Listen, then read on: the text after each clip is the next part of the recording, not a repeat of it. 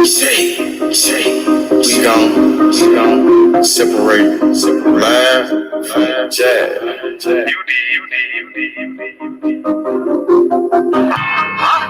You might understand me. Am is better than am. Ain't be better than no me. Trap. I'm on my motherfucking trap shit. I'm on my motherfucking trap shit.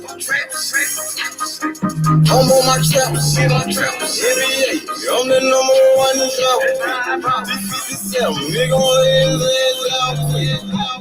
Nigga came at me about a fucking bitch. D57, I laid his ass down quick. Blah, boom. Yeah, all that shit. Niggas talking shit. On with all that shit. 20s, 50s, 100 shit, I want it all. First round draft pick, that's how I ball. Because she bad, but I put that hoe on pause. Trap. I'm on my trap shit. I'm on my motherfucking trap shit. NBA ballin', on that drop pick. 57 lay his ass down quick. Body found in the bag, laying in the ditch. I'm on my trap shit. For 48 a bitch. Nigga playing with the G shit.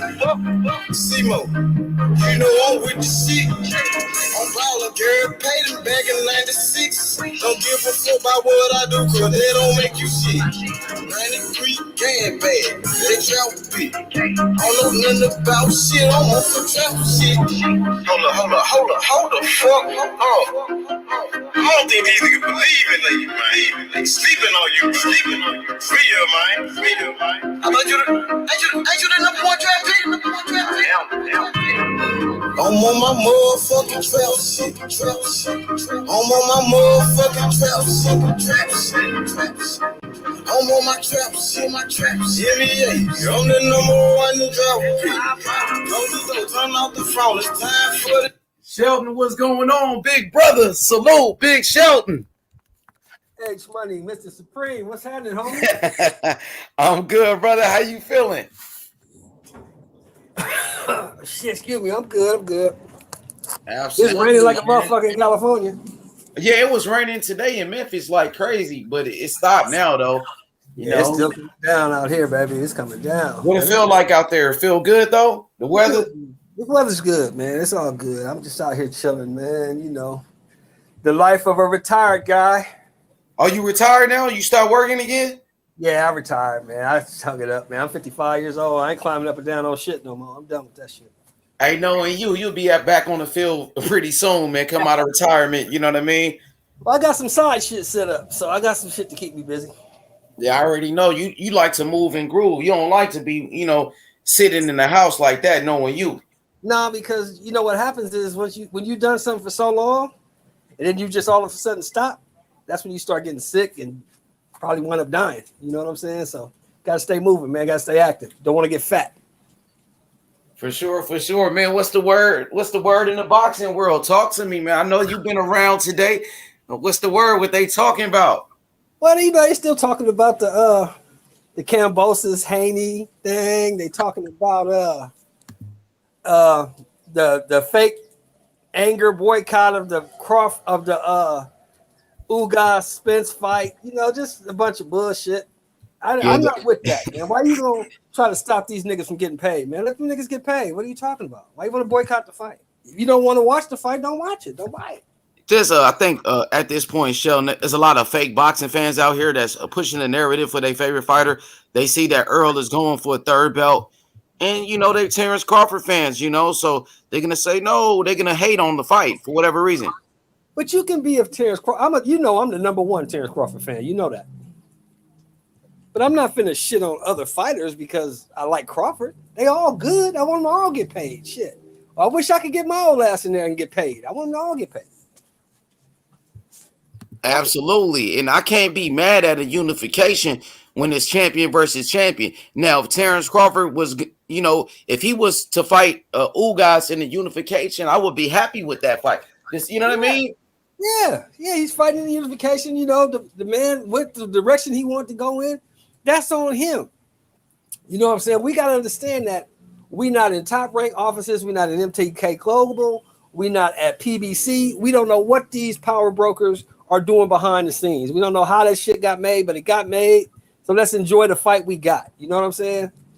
Let's enjoy what we got. Exactly. We really don't have no other big fights coming up in 2022. You know what? We got the rematch with Charlo and Castano. I don't think that's been announced yet.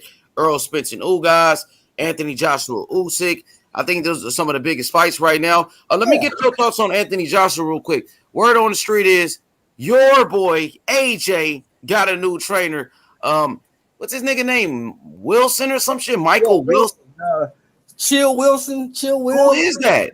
I never heard of him, bro. I looked him up. I never heard of him. They say he got 21 world champions. I'm like, I can't find him nowhere. So I don't know where this guy came from. Say he out of Detroit. Hey, look, more power to him, man. You picked this guy. That's on you. I mean, you know, maybe this guy can offer you something different. I mean, he needs a new look. He needs a new attitude because the going in there trying to box with Usyk, that was stupid. Now, I don't know if that was his plan or his team's plan, but whoever made that plan up was an idiot. You know, you don't try to go and box with a boxer. You're a big guy. Use your attributes, your size, your length, your strength. Bully that guy. You know, if you got to risk getting knocked out, so be it, but you got to go get that guy. You know what I'm saying? Yeah, absolutely. I mean, he met up with a lot of trainers, right? He met up with Canelo's trainer, Eddie Reynoso. Anthony Joshua met up with Ronnie Shields. So many different great trainers. He could have picked anybody. But do you feel like this brother right here, Anthony Chill Wilson, is the guy when he could have picked, you know, pretty much anybody? Well, we don't really know. I mean, you know, it's the same situation we had with Deontay Wilder. He could have picked anybody. He picked his partner. He picked Malik Scott. Now, yeah, we crucified Wilder for that, right? I mean, Wilder got crucified for picking Malik Scott by everybody, including myself. Yeah, we all crucified Wilder for picking Malik Scott. But then again, let's look at the fight. Turned out to be a great fight, no? Yeah, it was. It was one of the best fights I've ever seen in my life, to be honest with you. So maybe this guy, you know, look, when Tommy Hearns came out in 1980, nobody really knew who Emmanuel Stewart was. I mean, they knew he was an amateur trainer, but nobody knew who he was, right? Yeah, that's true. But the thing is this now. Be a great trainer. Wilder ended up losing, though. At the end of the day, Wilder came in with Malik Scott and got his ass whooped and knocked out, you know, so it was a good fight. But AJ, man, I don't know about this one, Sean. I got to be honest. Anthony Chill Wilson, no disrespect to this guy, but Canelo, he could have picked Ronnie Shields, Hall of Fame trainer, bro. You know what I mean? I don't know if this was the right choice, to be honest with you. I don't even know who this guy is. Anthony Chill Wilson. Come on, man. Here's the thing, though.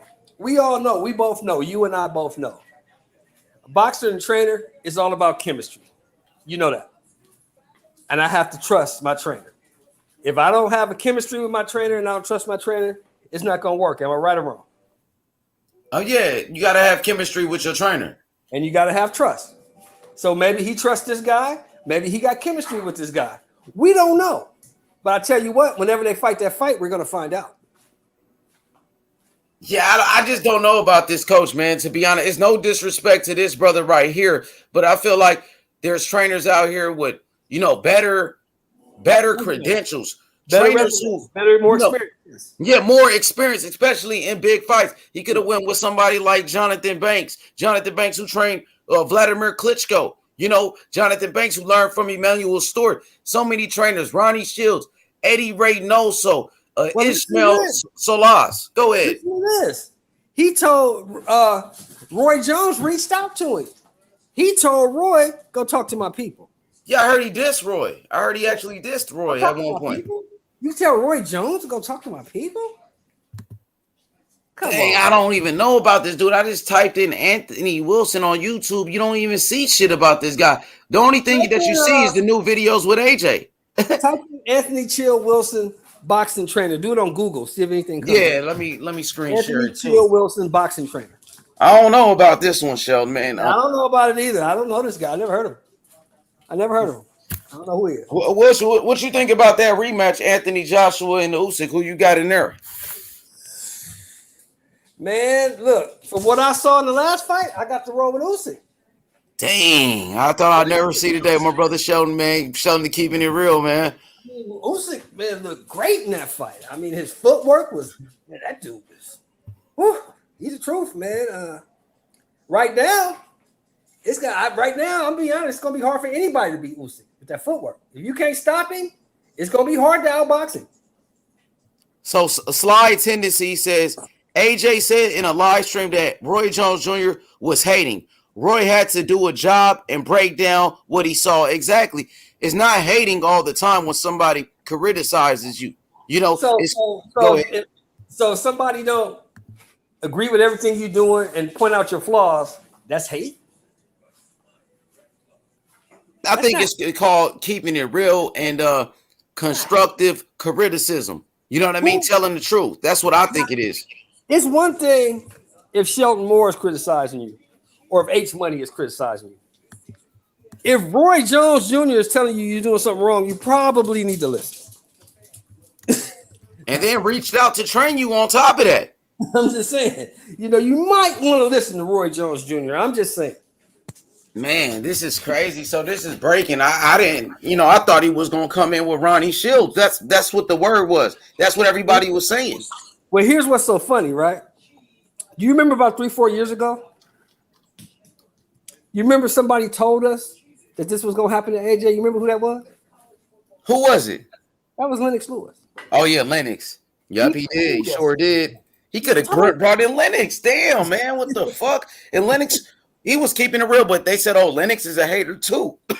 They say everybody's a hater, bro, when they tell the truth or they give you the truth. Last undisputed heavyweight champion of the world, probably one of the best heavyweights in the last 20 years, right? Yes, sir. Don't you think you want to listen to Lennox Lewis? You don't think he know what he talked about? Yes, who's been there and done that? Lennox Lewis, who, you know what I mean? He took losses, but bounced back and came back as a better champion, That's crazy, though, son. I ain't never heard, and I'm a hardcore boxing fan. Anthony Chill Wilson, who the fuck is that dude? Man, I'm about to Google this shit, bro. I have no idea who this brother is. And AJ fanboys, they just happy. Yes, he got this trainer. Y'all sure wasn't saying anything about Anthony Cool Wilson at first. You know what I'm saying? Nobody was, because nobody know who the fuck he is. But now they thinking this dude is the savior for Anthony Joshua all of a sudden because AJ picked this dude. This is crazy, dog. I think Anthony Joshua is in for, I still think he has the ability to win and beat Usyk because he's the natural heavyweight, but I don't know what to expect at this point. Right. Well, like I said earlier, in my opinion, it's just my opinion. I'm just one man. In my opinion, he got to go in there and bully that dude. He got to crowd him. He got to take it to him, work behind the jab, hard body punches. He got to rough him up and he got to knock him out because he's not going to outbox this guy. I don't see him having the ability to outbox this guy. You got to rough this guy up and you got to knock him out. He got to be a dog in there. Right. I mean, does he know how to be a dog, Sheldon? He used to. He used to. I seen the dog when he fought Dillian White. I seen the dog when he fought Klitschko. I haven't seen it since the Klitschko fight, though. Like he changed. He changed. It's not good. Here it go right here. I'm looking at his Instagram, Anthony Chill Wilson, so we can get a better understanding of who this brother is. Okay, so as you can see, he only has 6,000 followers. Followers don't mean anything. Right. Inducted to the Washington, D.C. Boxing Hall of Fame 2003. Okay. Worked with 21 world champions and a host of Olympians represented 4 USA nationals. So he worked with go ahead. Okay, so he worked with 21. He got some experience. If he's in the Washington, D.C. Boxing Hall of Fame, he's somebody because D.C. got some hell of a fighters came out of D.C. now. Yeah, but that's like, just D.C., but it's not like an international boxing Hall of Fame. No, it's nothing comparable to so that. he's out there in Dubai, this brother. Yeah, they're out in Dubai training. I don't like that. That's where he lives at. So he's out there in Dubai as well. Who lives in Dubai? Oh, yeah, because they got a lot of boxing things. So he been around Badu Jack. Who lives in Dubai? Badu Jack. H? Huh? Who lives in Dubai? Shit, a lot of people at this point, man. No, you said Chill Wilson lives in Dubai? I'm that's what I'm thinking because they out there training in Dubai, so I'm thinking he might live out there. Joshua was the one with all the bread. Maybe he wanted to go out there. Yeah, that's possible. So now I'm looking at who is this dude that got the belts that he with? Let me see. I wonder if those are actual world titles. Who is this dude? Let me see. So, okay, he's right here with Rashid, a.k.a. Young Cassius. Whoever this dude is. I'm just trying to see who he's around. What champions did he train? Who are those champions that he's talking about? So, he's right there with Roy Jones right here. So, yeah. I see that. He know him. So, he is known. Yeah. Chilling with Roy Jones. He might be out there in Dubai, though. Let me see exactly. So I think he does live in Dubai. He said it was really good seeing he said my boxing teammate, great friend, and legend, Roy Jones Jr. here in Dubai, UAE, at the Coca-Cola Arena. Great night of boxing. So he been in Dubai since 2 weeks ago. Yeah, so I guess he was on the team with Roy Jones. Okay, boxing teammate. So he must have been on the Olympic team with Roy Jones. Okay. Oh, here we go. Right. Oh, so he's around the dude I just mentioned. So look, he Muslim too. So he said Badu Jack with the fire emojis, the dream team, Alhamdulillah. So he's over here with so he's a Muslim brother. Okay, shout out to him. So you see him right here with who? Look who's in that picture. Jonathan Banks, Badu Jack. You see Jonathan Banks up top right there? Then you got he's from Detroit. Jonathan Banks is from Detroit. That's what it is. So that's that Detroit connection with Jonathan Banks. Now I see what it is. What up, Mehdi? Assalamu alaikum, brother. Wa alaikum salam wa rahmatullahi wa barakatuh. How you doing, my brother? Hey, I'm on the clock. I'm chilling. For sure. What you think about Anthony Joshua, Mehdi? Working with Anthony Chill Wilson. Are you familiar with this brother, Anthony Chill Wilson? Who is that? I have no idea. That's Anthony Joshua's new trainer. So that's him on the picture. In the middle? No, on the bottom, right? You see him right there with he's down. I'm zoom out. Jacking him. He's a Muslim brother. You see him right there with Jonathan Banks. They say he's from DC. I think he's from DC or Detroit. DC or Detroit. One of the two. Let me show you another picture of this brother. Maybe you know him. Here you go, right here. But they said AJ working with, I don't know if it's official or what, but yeah, he's a Muslim brother. They said he got AJ. This is you know what I mean? He might have been a good trainer this whole time. Nobody knew who he was, but he just needed the fighter to get that credit that he deserved, right? He just needed somebody like Anthony Joshua so he could get the spotlight on him. Go ahead. Sure, I was gonna say he probably can bring the best out of him. We just gotta wait and see. We gotta wait and see. It's like some fighters they got it, some of them don't. We just gotta wait and see if AJ really is what he say he is. He lost to an Olympian, both Olympians, but he lost to a cruiserweight, Alexander Usyk, and hopefully this trainer here can tap into him and bring the beast out of him. You get what I'm saying? For sure, Sheldon. What you think about what the brother Mehdi said? Let me see who else he training with. I really don't see him with fighters that I know. Because he's out there I think he's out there in Dubai. He's out there in the Middle East and shit. Oh, that gonna look like Chris Eubanks, huh? Oh, yeah, he with Chris Eubanks Jr. right there, ain't it? Look at Chris Eubanks doing that, triple left hook like fucking Roy Jones. Is that Chris Eubanks? Looks like his ass. Let me make sure. And I want to say this, brother. Yeah, that is him. Go ahead, Sheldon Cook. I want to say this, man. When Marvin Hagler lost to Willie the Worm Monroe the first time, he was 25-2-1. Right? Yes, sir. After that fight, he went on a 19-fight win streak before he got his title shot. So we got to stop saying since the guy lost 2 fights that he's done. We don't know that. Was Marvin Hagler done after 2 losses in a draw? No, sir, but I think he had some controversial losses, right? Hagler wasn't knocked out like AJ was. But it was losses. Yeah, there were losses, but let me say this. Now, when Hagler lost, he wasn't knocked out like Anthony Joshua was against Andy Ruiz. And then Anthony Joshua, he got his ass beat against Usyk. So, his loss has been pretty one-sided. Right. I get it. But there's only 2 losses. It's Yeah, not to that's say, true. That's true, Sheldon. You're right. yeah, it's not to say he can't come back. You know, we kind of stopped saying the guy's done. That's this new era of boxing where if you lose, then all of a sudden you're trash. Shit, I think Salvador it's the Sanchez thing. lost the fight. I, He got I, beat. I think the thing with AJ is his heart. You know, when we talk about Hagley, you know, he was just he was cut different. You know, he came through poverty. It's his entire upbringing. And then when his hunger was different, you know, he was like always hungry. It's like he never had a meal. You see what I'm saying? He never had nothing. Yeah, When it you was a hear him different speak type of of like, man. I get what you're saying. Different you type of know, man back then. he would have never put his belts in the arms of Ray Leonard. You know, he'd have never. It's just how you. It's times to be humble, you know, but then it's times to sometimes it comes off as cowardice. The way AJ talks, it sometimes comes off cowardice. When we see him in the ring, you know, I don't see that same intelligence. You know, Marvin Hagler also had intelligence.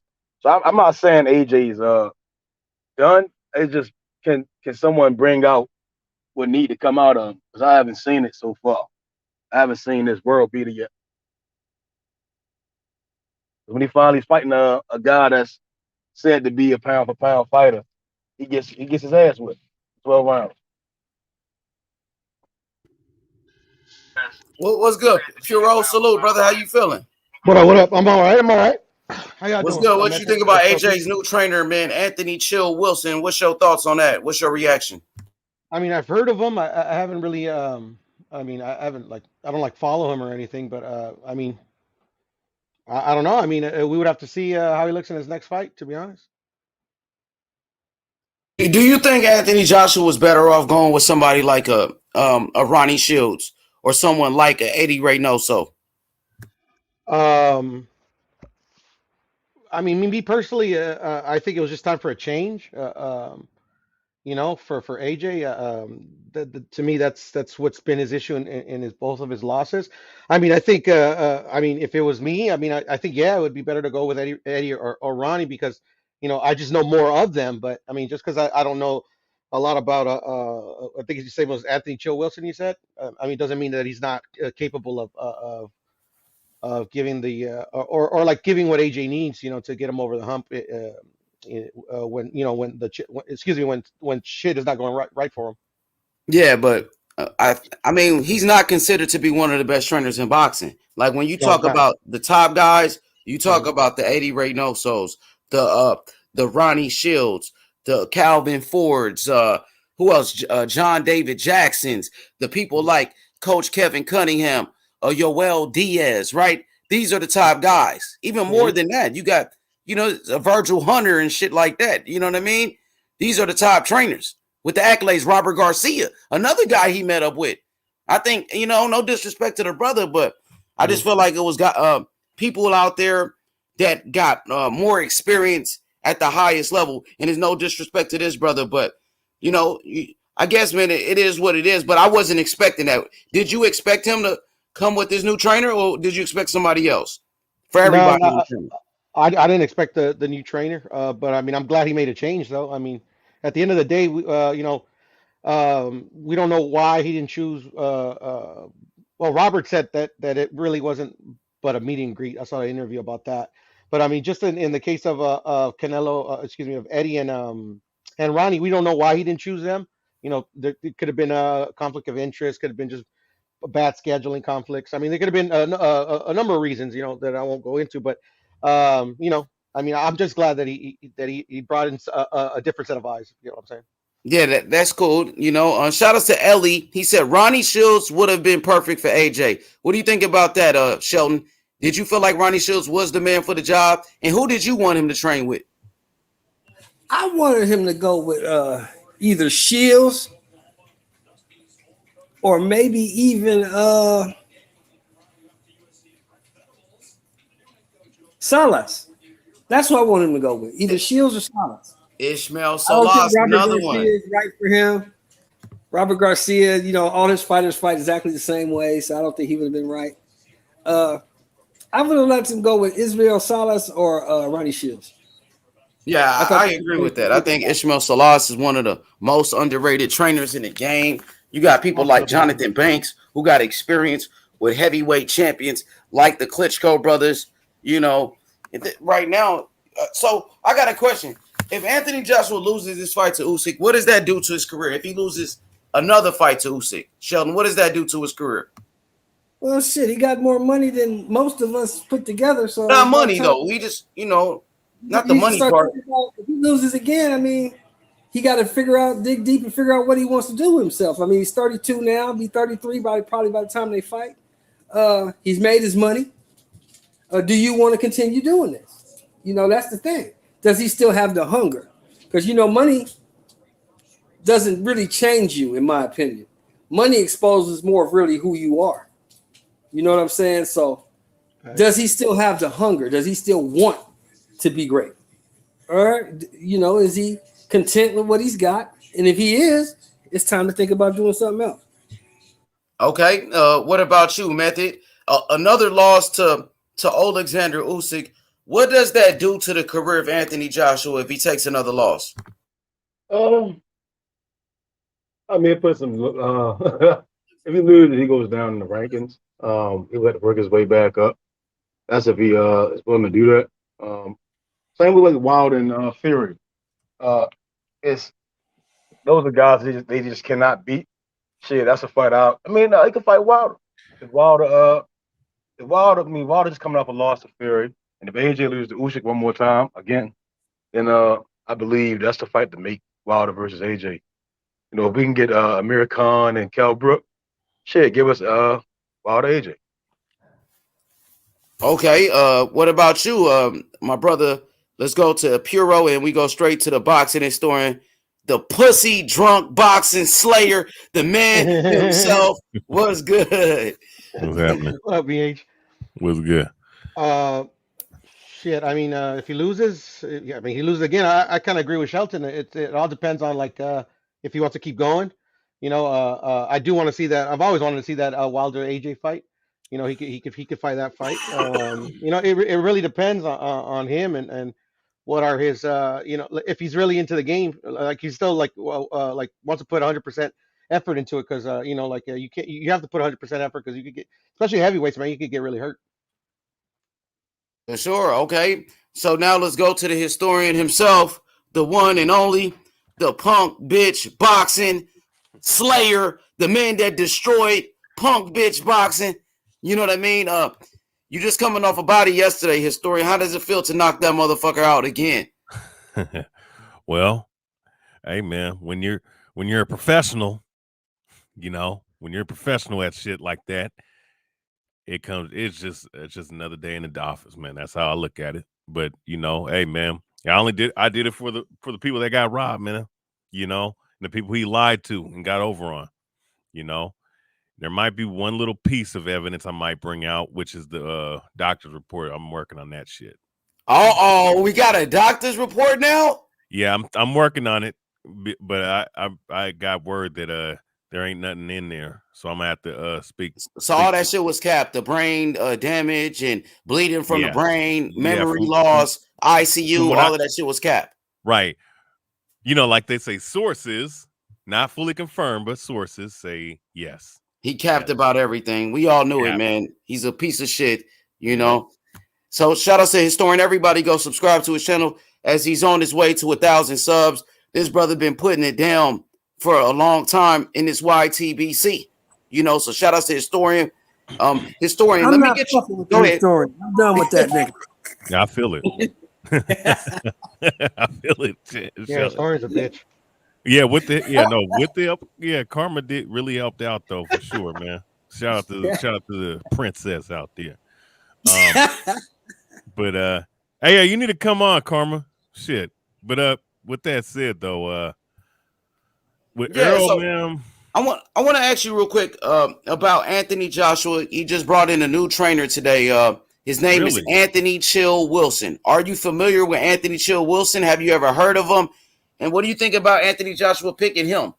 Rather than Ishmael Salas, John David Jackson, Eddie Reynoso, who's available, Kevin Cunningham, Robert Garcia, Yoel Diaz, Derrick James, Sugar Hill, Bo Mack, Ronnie Shields, Kenny Porter, Barry Hunter, Calvin Ford, Papachenko, Jonathan Banks, Buddy McGirt, Freddie I Roach. thought that would have been a good one, H. I Oh, I thought not Calvin Ford, Kevin Cunningham would have been a good trainer for him. I thought that might have been good. I think all of those Wait, I guys thought could have been Ronnie good. Shields, though. Ronnie Shields. What happened there? I have no idea.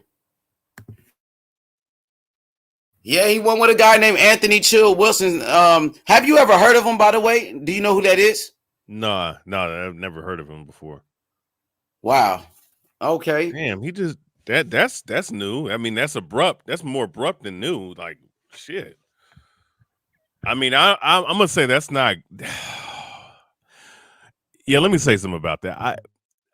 She'll come on. Hey, that's cool. That's cool. Up shit, man. I ain't gonna be working till Monday, so I'm gonna be on here for a minute. But I'll say that's not good.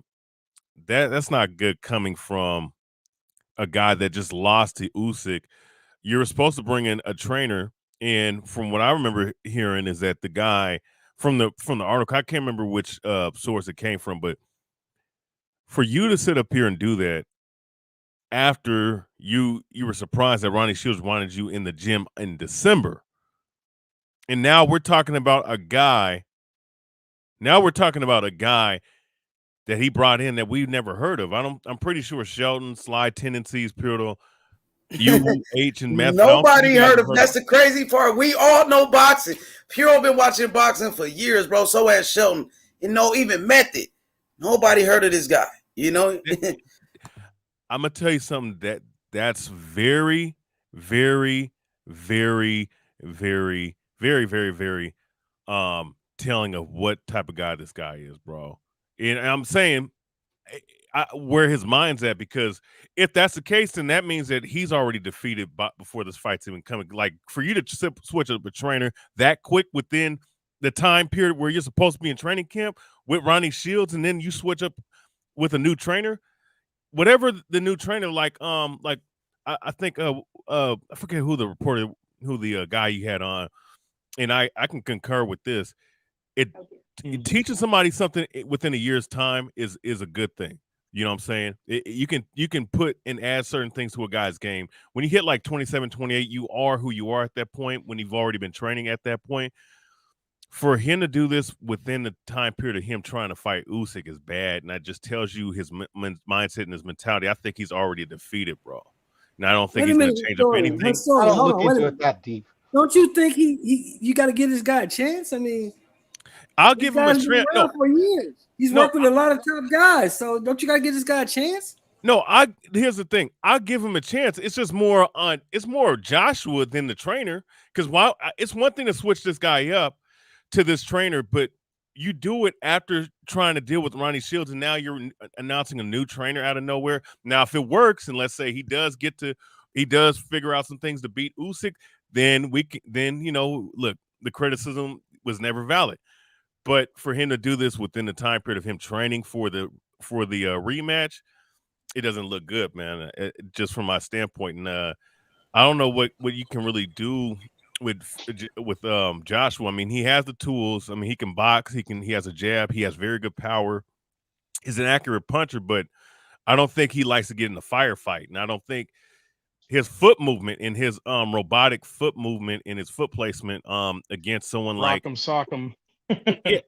it can be very rock'em sock'em, but he also can show a boxing ability. But it's gonna take more than that, and it's gonna take you actually digging deep against someone like Usyk and really making it into a real fight, because he doesn't have the skills to outbox Usyk, and Usyk's on another level when it comes to skill, so he has to do a lot more things. And I mean, for him to just do that and switch up now, whatever this guy has to teach him, I don't think he's going to learn in the next 3 months. That's why his career on being a top heavyweight is on the line in this fight, and it's in jeopardy. That's what I'm saying. You feel like Anthony Joshua is in a must-win situation in this fight right here? Yeah, and it's mainly because of his mentality. It just for him to do that's surprising to me. You know what I'm saying? I'm not saying you can lose a 3 or 4 fights and still be in the picture in the heavyweight division, because it's not like in the lower weight classes that you're like 2 or 3 fights out of the picture. But for him to do that in his psyche, I just don't like it, man. I just don't like Always it for him. one Well, knockout away BH, it from was the never top. confirmed that he was going with Ronnie though. So like, Oh, I think we're reading into it that like, because if it was confirmed, okay, I'm going with Ronnie, and then a week later, okay, I switched off, and then so everything you Yeah. say is valid. But I think we were reading too much into it. I preferred he would have went with Ronnie, but yeah, that was never confirmed. But that was Yeah. some people was reporting that. okay. Ronnie Let me gets get this out before the we dog out continue. in people. Let me get this out before we continue, because I got to get this out for my baby Candace Parker. Congratulations, AP Woman Athlete of the Year 2021. Got to get that to her. Big Shout up, out to Candace. Candace Parker. Cool. Candace Parker. Shout out Yo, Candace. Oh, Candace Parker? She's still good. She They just won the won championship. the WNBA title this year. It was Mhm. Chicago, her hometown. So shout outs to her. We got Sly Tendencies on the panel. Sly, Oh, man. what's your thoughts on Anthony Joshua's new trainer, Anthony Chill Wilson? Have you ever heard of this brother? And were you surprised that he picked this guy? And do you feel like he should have went with somebody like a Ronnie Shields, Eddie Reynosos, the John David Jacksons, Abel Sanchez, Andre Roziers, Virgil Hunter, Ishmael Salaz? One of those guys. What do you think? It seemed like it was a lock for Ronnie, and he could be still shopping around. Like I heard in the beginning that he was going to go with Garcia, but I don't know though. Maybe Shelton had said earlier. Sometimes you just you click with the right guy, and I think Historian was onto something though. And I'm not. It would be foolish to write Anthony off. I think the problem though, and this is what if you look at the Andy Ruiz fight where he got knocked out, he came back in the second fight with like a clear path to victory. Like he knew exactly how to beat Andy, even though Andy didn't come in his best shape. He knew to stick and move. Don't inside fight with a dude with T-Rex arms and he's faster than you. He had a clear path. With Usyk, you can't outbox this dude. And that's why people were like, look, man, I don't think he's going to get enough time to train you can't learn to outbox. You know what I'm saying? You got to go in there and slug with him. But even then, that's something I think a lot of people don't know about Usyk. He can slug too. Like he can bang. He's one in there with, he was pound for pound when he came to the heavyweight division.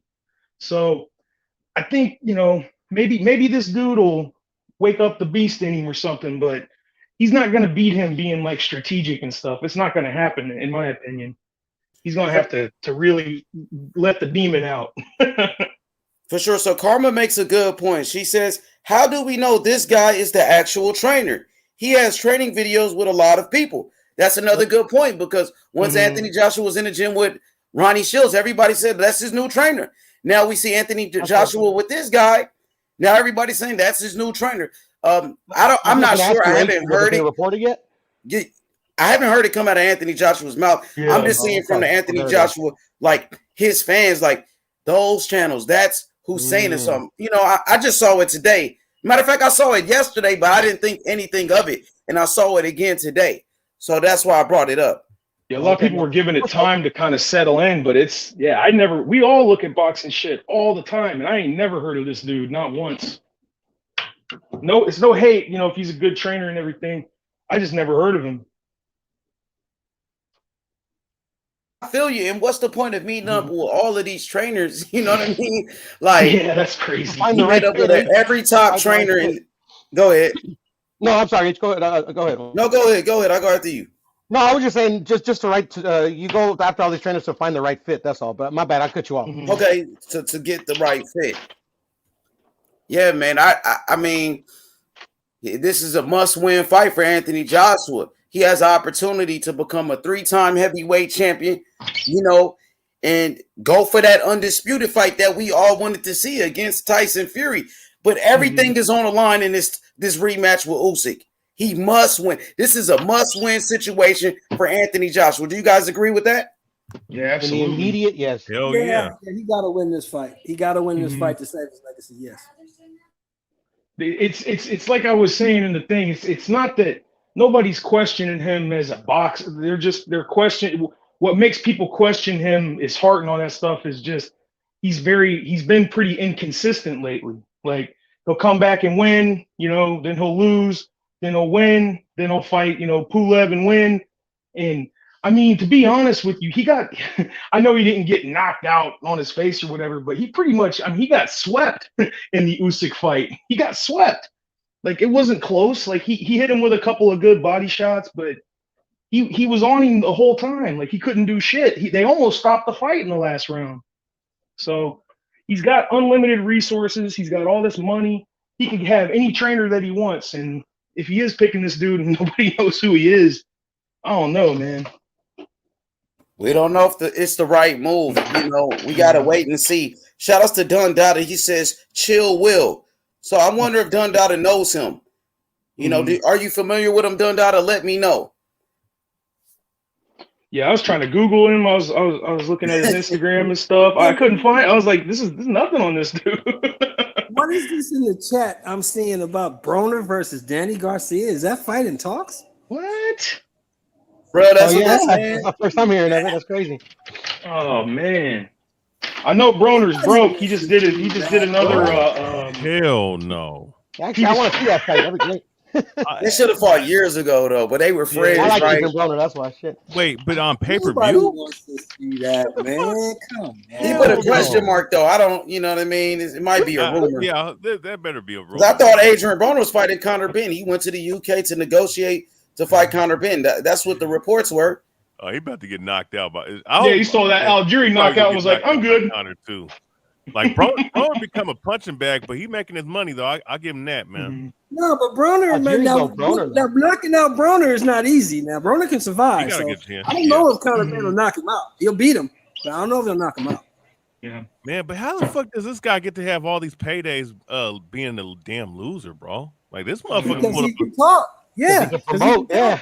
Yeah, it's true. He can talk. Yeah, and all the shit we talk, motherfucker can fight too. So. How the fuck? Well, he could fight. I mean, if you want to ask that question, historian. If you want to ask that question, how the fuck does Danny Garcia keep getting opportunities? All he does. No shit. Is average, man. All he does is lose. I mean, how the fuck does Sean Porter keep getting opportunities? All he does is lose. He's not great, Oh man.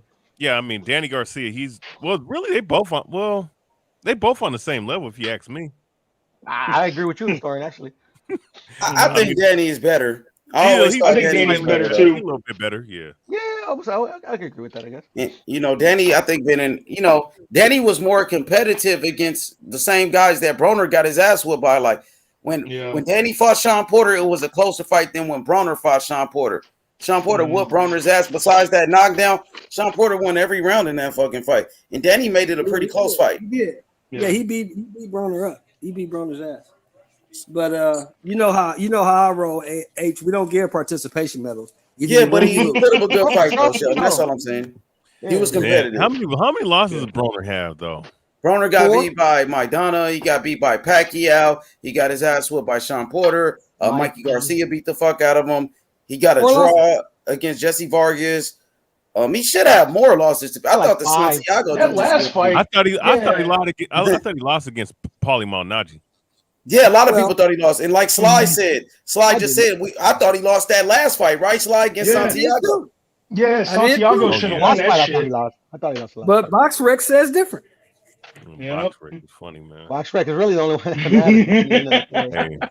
They say he got a draw. It is. Oh man, Broner is such a disappointment, man. God. Yeah. My man Jed, is that Jed? Jed left us. That's my man Jed. Oh, Jed, yeah. See Jed in here? Y'all see him? There you go. What up, Jed? Salute. What's going on, bro? What's up, Shelton? What's up, What's going on, man? JK. What's going on, lads?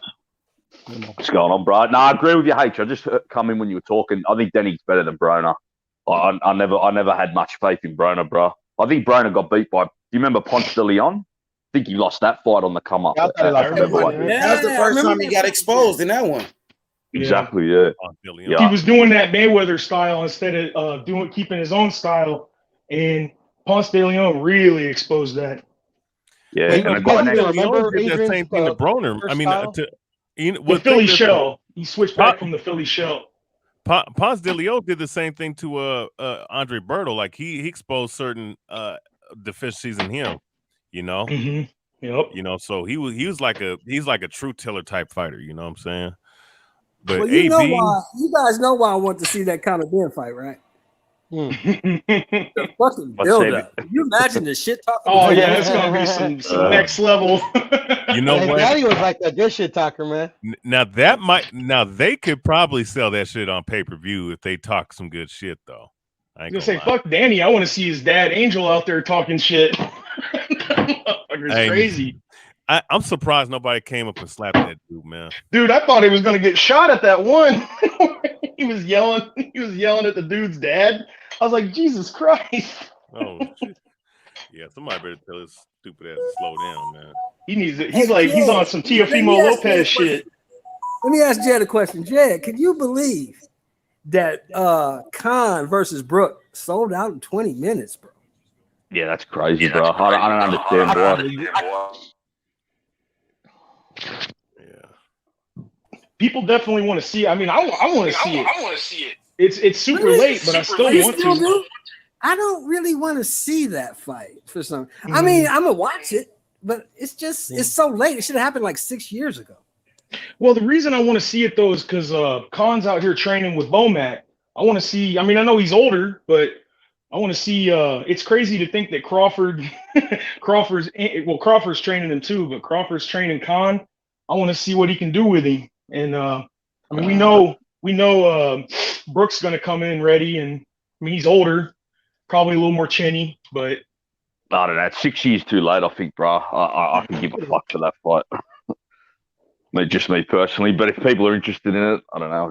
I guess they definitely are. It's sold out in what, like Shelton said, 5 minutes, which is bad blood. crazy. Yeah, they're very popular in the UK too. I don't know how many people like other than like going to see it live want to see it like on television. You get what I'm saying? Mm-hmm. Yeah, and they're from the same region in the UK, so it's like someone being from. Oh, they are. You're right, Sheffield. Yeah, from the same. Yeah, so it's like people being from two parts of California close to each other, for example. It's like that, you know. Yeah, I forgot they were from the same area. Yeah, you're right. There's like a little rivalry. It's like a local rivalry as well. Yeah, but it's a derby, as they call it. A derby, exactly. Yeah. Exactly. But it's too late, bro. I mean, it should have been 2015 when Brook beat Porter and Khan beat Devin Alexander. That's when they should have fought each other. You gotta blame. I mean, I don't know personally. I like Khan better. I think he's more fun to watch. But at the same time, you got to really blame Khan because he was a lot more inconsistent. Every time he get close, he get knocked out. And that's true. Brook was able to hang on to it longer. So that's why I think it didn't happen sooner. Well, I think Khan didn't want to fight him in his prime because he couldn't handle losing to Brook. Like, he didn't even want to give him a chance. He's got to see the dude like every day. Yeah, his ego couldn't allow it. Yeah, in my personal opinion, I don't think you could blame both fighters. They just kind of both went their separate ways. You know, like Brook went up and fought Triple G at one point. Khan fight Canelo. I mean, they just kind of went their separate ways, in my opinion. Yeah, that's crazy that these motherfuckers fought. And that's crazy, man. Like, these guys really, really, really fought, though. I mean, it's been how long? It's been how long with these guys, man? 6 years. This is what Jed was saying.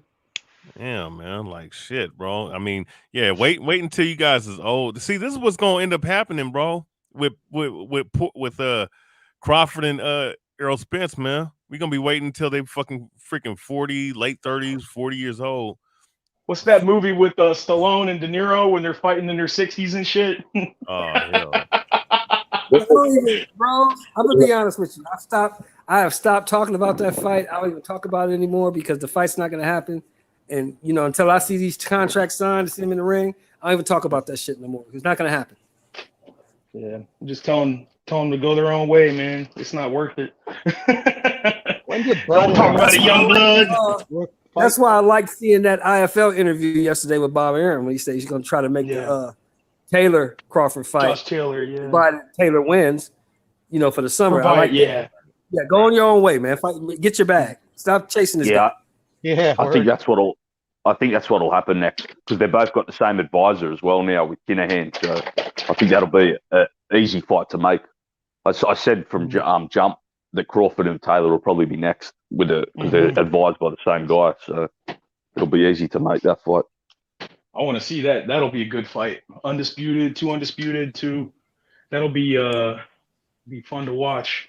And Josh, you know and you're Josh going to make a Taylor can shitload of fucking money fight, bro. too. Yep. And Josh Taylor Taylor, can fucking I'm not writing him off for 1 second. He can scrap. I still think Bud stops him, but I think it's going to be very entertaining as long as it lasts.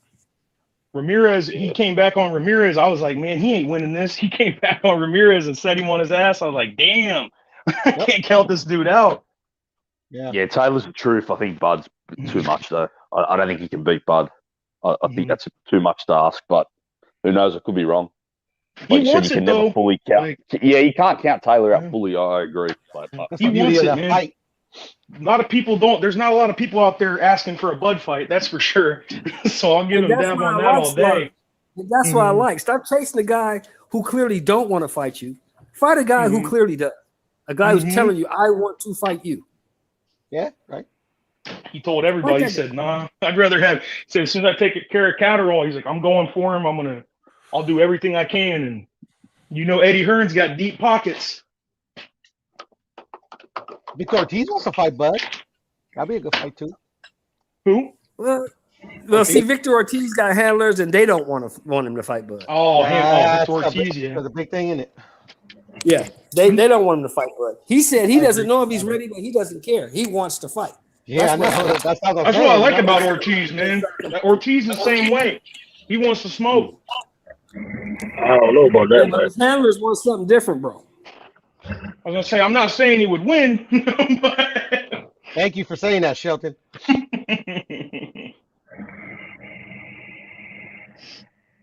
His handlers are like, whoa, let's not get ahead of ourselves, son. His handlers are retarded, man. I heard he went back with Garcia. He left him and then went back to him. Y'all know me, man. I'm old school. Put his ass in there. Put his ass in there. Yeah. He can put who in there again? Ortiz and Bud. Virgil Ortiz. I said hey, look, Victoria Ortiz, Boots. I don't give a fuck who it is. Put their ass in there. Who has a better chance though against Bud, Ortiz or Bootsy? Neither one. Neither one of them have a shot. Yeah, I wish they both fight each other. Who has a better shot? I think Boots, just because he's so athletic and explosive, he can maybe catch Crawford early. But I think Boots too. Boots trains like. What was you saying, Jed? No, I just said probably Boots because he's so athletic and explosive. He can maybe catch Crawford, you know. But I think both too, inexperienced at this stage. I get it. Like they want big fights, but I think it because they're young and shit, and they don't have a lot of experience. I think really they just want to get more money quicker, and I understand that. They're doing good too. They're flatlining people. I think Virgil's a little more susceptible to being hit, though. He kind of runs in with his guard down sometimes. I could agree with that.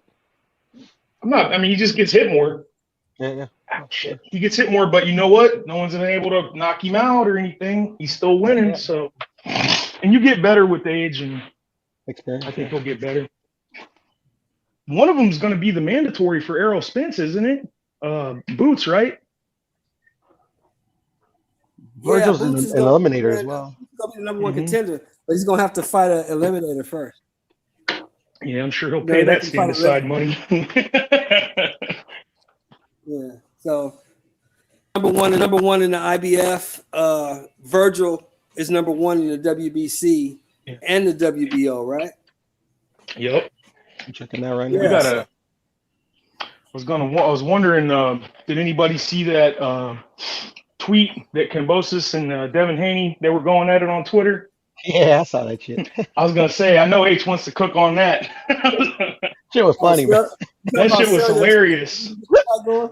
Yeah, he said you gotta sell your jewelry or some shit. I was like, what the hell was that? Shit, but he's saying that shit because he's saying that, but I just feel like he don't want to fight Haney. I I don't think he wants to fight Haney. I think he thinks that. Well, look, guys. Don't have the title. What, 30 days now? Yeah. You got people coming at him from all directions. Give him man a little chance. Let him calm down a little bit. You know what I'm saying? He just got the title. Give him a chance to settle in. Because, right now, everybody's his friend now. They shooting shit at him, do this, do that. Here's some money here, here's some money there. You know how it goes when you become the champ. You got a million friends that you never had before. Yep. Give the man a chance, let him settle down, figure out what he wants to do.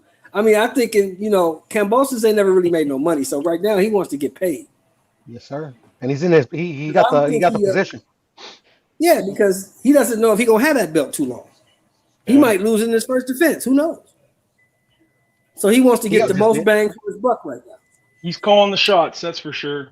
Yes, sir. Exactly.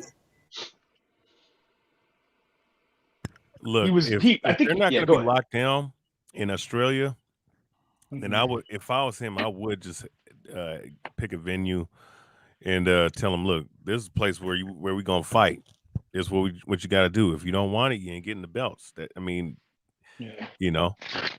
That's he owes the belts. He can say that. So he's gotta. It's gonna be on his terms. That's for sure. I think the jewelry reference though was that. Whoa! Somebody's phone's up. Oh. Yeah. Yeah, the jewelry reference though. I think it was when Haney he uploaded a video with the watch or something. So I think he was just making fun of him or something he said, you're going to have to sell some of that jewelry to fight me because he said something about flying 8,000 miles away or something. Yeah, because I think he spent like $14 million on that fucking watch. Oh, my God. Real? Crazy. That's fucking I didn't think that shit was real. Like, come on, man. 14 million? Jesus. Yeah, I don't even know if Mayweather would spend that much money on a watch. That's dumb as fuck. Yeah, I don't think Mayweather spent that much money on a watch. 14 million. Fuck, that's crazy. Somebody's that never had money before, bro. Because trust me, I probably would buy something like that. I got a fucking helicopter seat in my house, and I don't own a helicopter. Jeez. Yeah, I thought that shit was funny. I feel like they're trying to push Kambosos into a fight. It's going to be Lomachenko or Haney. I'd be happy with either two, to be honest. They're both great opponents. But it has to be one of them, though, because he said he'd fight a top lightweight on his first fight back. So, he better back this talk up, He said he's going to fight. He's not going to take a tune-up, so he better back up what he said. Yeah. I was going to say, I don't know. I'm pretty sure that isn't Lomachenko the WBO mandatory?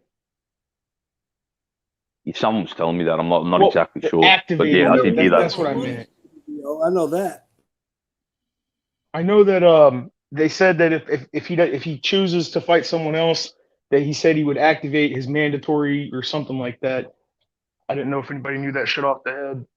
I mean, I know he has two. I know he's number one in two sanctioning bodies. So I mean, shit. Yeah. There it goes. He has two avenues two mandatories to activate for the same dude. I'll tell you what, man. I feel bad. They should fight. The reason I want him to fight Haney though, because then we got a real undisputed, not this franchise undisputed shit. Like, let's get the real undisputed fight out of the way for once. We can finally have a I'd agree with that. Dude. Let's just we've already had two, in my opinion, but But let's put it all to bed. Put all the debate to end. I agree. Put that shuts up all the talk, and on top of that, it gives if Haney's the WBC champion, then why can't they're basically telling him that he's got like a junior belt. What I'm saying, that's the thing. But either Haney or Loma back here in Sydney would be huge fights. I wouldn't be mad. Fight. Yeah, and lockdown's been over for months now, so there's no excuse why it can't. You know what I mean? It's easily done. So the crowds are back and everything, so there's no reason why it can't happen. Any of those two fights, man. Fuck it, man. Let's just get it on. Yep. They won't make it wait too long. They're gonna. I know Loma. He'll definitely activate that shit if he has to. But I think that I'll tell you what though, Eddie Hearn, he's got a lot more money to spend. I think, and he knows he's going to make money. Like whether he thinks he can win or lose or whatever, if he takes the Haney fight, Eddie's going to pay him what he wants because that's going to make a shitload of money. So that's why I think it still will be Haney, bro, because they're looking to launch the zone down here. So I think Eddie Hearn's really going to push for that Haney fight, you know, to have it here in Sydney and bring the zone to the country. And if Hearn can't make this fight, bro, he's really dropped the ball because he needs to make this fight for Haney and himself and the zone. So, I mean, someone just said in the chat, they said that Eddie's got the biggest bag for him. He's right. That's true. He does. Like he's gonna get the most money from Eddie, and he's got the most to push for it. You know, like I said with the zone and everything, and he needs to get Haney a big fight. Haney's been asking one for years. Last couple of years, and this is Hearn's time to produce. When did Eddie get all this extra influx of money?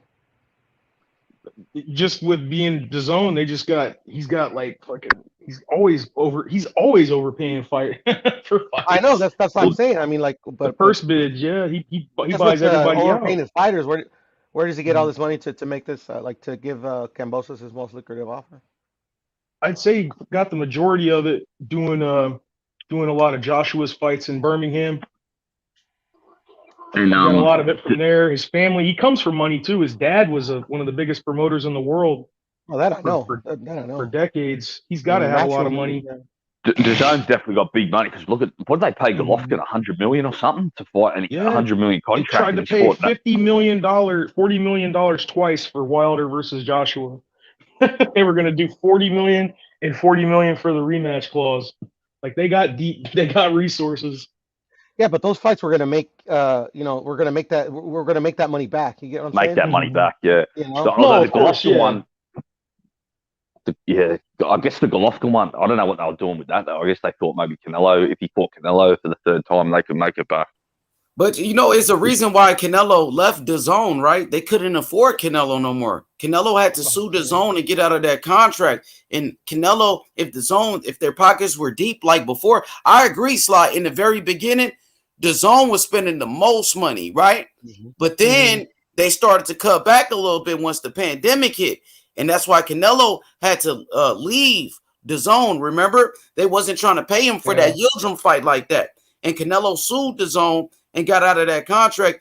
Then he went to go fight Caleb Plant on the PBC for his biggest payday. I don't think the zone has really spent the money like they was in the past. What you guys think? True. Yeah, I think Golden Boy as well. Point, they upped the price too for their. That's a great point, H. I forgot about Canelo suing them. Yeah, so they might not have the pockets to spend on boxing that they did when they first come in the game.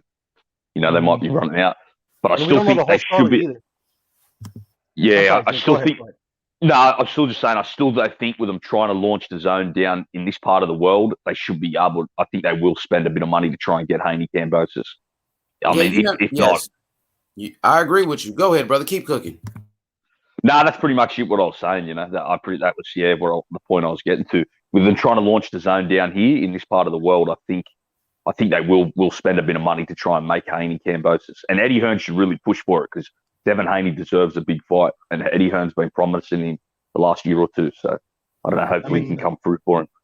Makes a lot of sense. Go ahead, Puro. Go ahead, brother. No, I was just saying that H. Don't forget he also sued Golden Boy, and also there's a lot of stuff we don't know because there's a gag order on the Canelo side. He can't say nothing about it. Oh shit, that's right. He signed an NDA.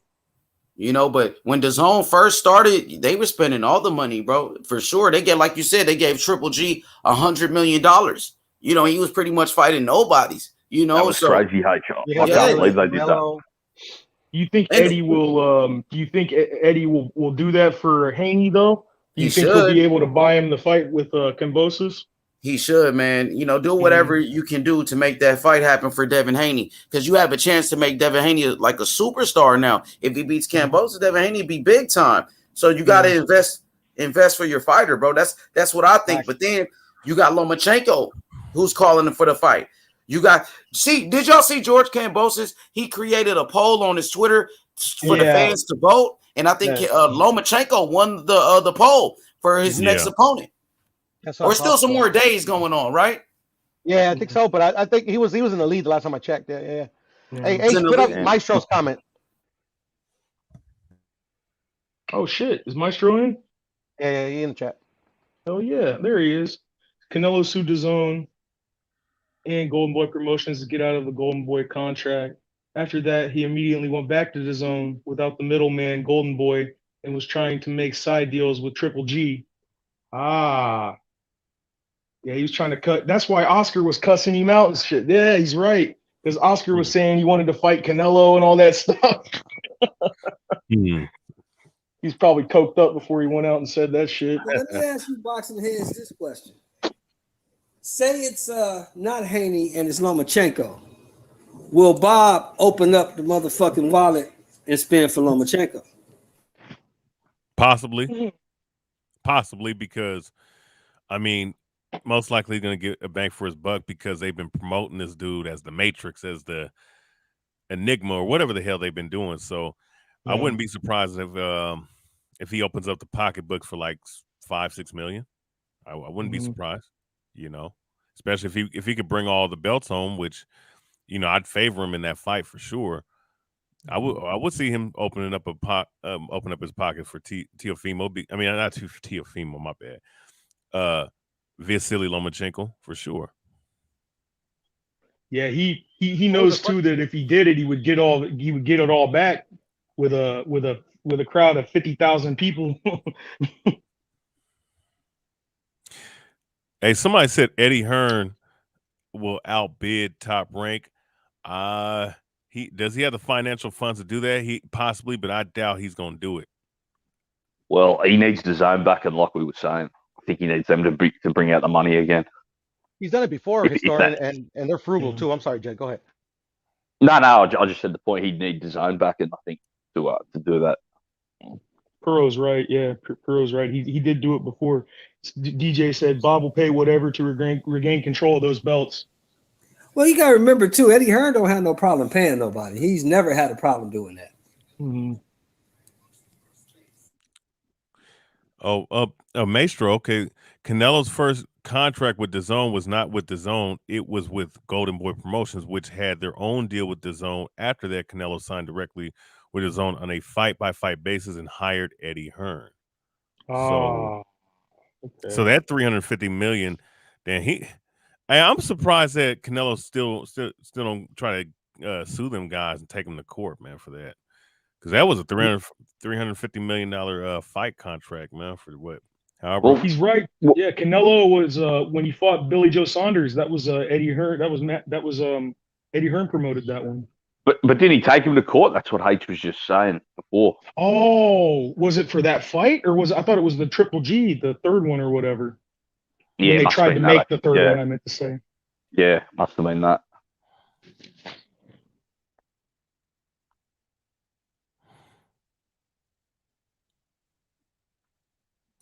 Hey, WBO will mandate now. Wants to make Devin Haney a star. Yeah, it's gonna go. Yeah, they're gonna have to bid for that shit. It's not that. See, it's not that. It's not that they don't have the money, but whatchamacallit has. I mean, he has money. Don't get it twisted, Eddie Hearn in the Matchroom, but ESPN has more money to offer. To whatchamacallit has ESPN on Top Rank to offer. So I think that. And especially if I'm Kambosos, I'm like, okay, I'm gonna look. I'm fighting for. Well, it's not gonna be for the undisputed against Lomachenko, but I'm fighting on ESPN as a title defense against the guy they've been propping up. I think money wise, it probably would make more sense money wise. Even though I'd rather see the undisputed fight, it would make more money sense for him to take the fight with Vasily Lomachenko, just given the hype machine behind ESPN with Top Rank. So that's definitely a something to look. Here's a hypothetical: if Lomachenko gets the fight, like let's say he activates his mandatory or whatever, and he gets the fight, and Devin Haney just says fuck it and moves up to 140, why not make his first fight at 140 him and Tio? That would be pretty fucking cool. Yeah, I can't see it happening though, but Oh, I don't see it Yeah. happening either. But that's it's more like a fantasy fight, I guess. Hey, didn't Yeah. we get some kind of info last night? It's a rumor that T.O.'s first fight at 40 gonna be Postal. Damn, that's a tough fight. Victor Yeah. Postal, though. Come on. I heard, Victor Postal. That'd be weird. I don't know. Well, Yeah, I we think were talking about that last night, wasn't we? He Yeah, arguably but just beat Sly, Ramirez. let me ask you this, Sly. Yeah, Postal got 3 losses. Mhm. Who did he lose to? Yeah, the best. Crawford. So he he lost to the Crawford, best. He lost to Ramirez, and he lost to fucking Taylor. So, And he arguably beat Ramirez. right. So I don't know why people are saying that Postal's washed up. I haven't seen him washed up yet. He's Yeah, coming it's off like a win Porter. victory, isn't Like he? his losses are against the best. Like it's not like he went in there and they were close fights too. It wasn't like he didn't get bodied. He didn't get washed out by him. So I don't know though. Like T.O. can't be doing what he did last time, going in there just trying to get a knock. Like he's gonna get destroyed, especially when you get heavier, man. Oof. Yeah, bro. If T.O.'s power doesn't carry up, I think he's in trouble at 140. He needs to hope his power even carries up to that weight class as well. He's gonna have to up his power, and he's gonna have to. I don't know what happened with his lungs, but he's gonna have to get checked out. Like they said he almost died in that fight. He couldn't breathe or some shit. Yeah, Wait, who? Can't be. Bob. They had 2 doctors. Wait, one who? of them was on ESPN. Oh, Yo. Teofimo. Okay. Yeah, T.O. They said that, I don't know what the hell it was. He said he had an air bubble in his lungs or some shit. And I love what Bob Arum said. Bob Arum said that if I was promoting that fight, that shit would have never happened. He goes, I don't know how the hell he passed. Like he said, I wouldn't even have let him fight anyway because he didn't cut the weight right and he was going off on him. That's why I think Junior came out and said we should have stayed with Bob. Yeah, he's because they would have got a He was pissed. That's Yeah, he probably what he was saying. He was. I don't know, man. He was on something that night. I think a lot of. Go ahead, Jeff. No, you go, Pure. Go, brother. No, you good. Go. No, I was just saying. I think a lot of T.O.'s flaws got exposed that fight as well. You know, I think he's still kind of an inexperienced fighter. He's in a lot of ways as well. So I think he's still a work in progress.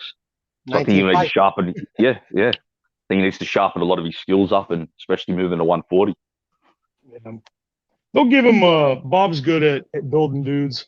He'll give him somebody and who's. I don't think he's not going to give him anybody where he's not going to give him somewhere where he can't swim. I think Postal is a perfect fight to start your career at 140. You see what he's got. Good name, man. You get past Postal, then we'll give you Zepeda or Ramirez, or maybe we'll throw Matias in there. You know. Can't remember what old dude said. I think he said, "What makes people forget a bad loss is a good win." I'm giving him credit for Postal though. I think that's a really good opponent.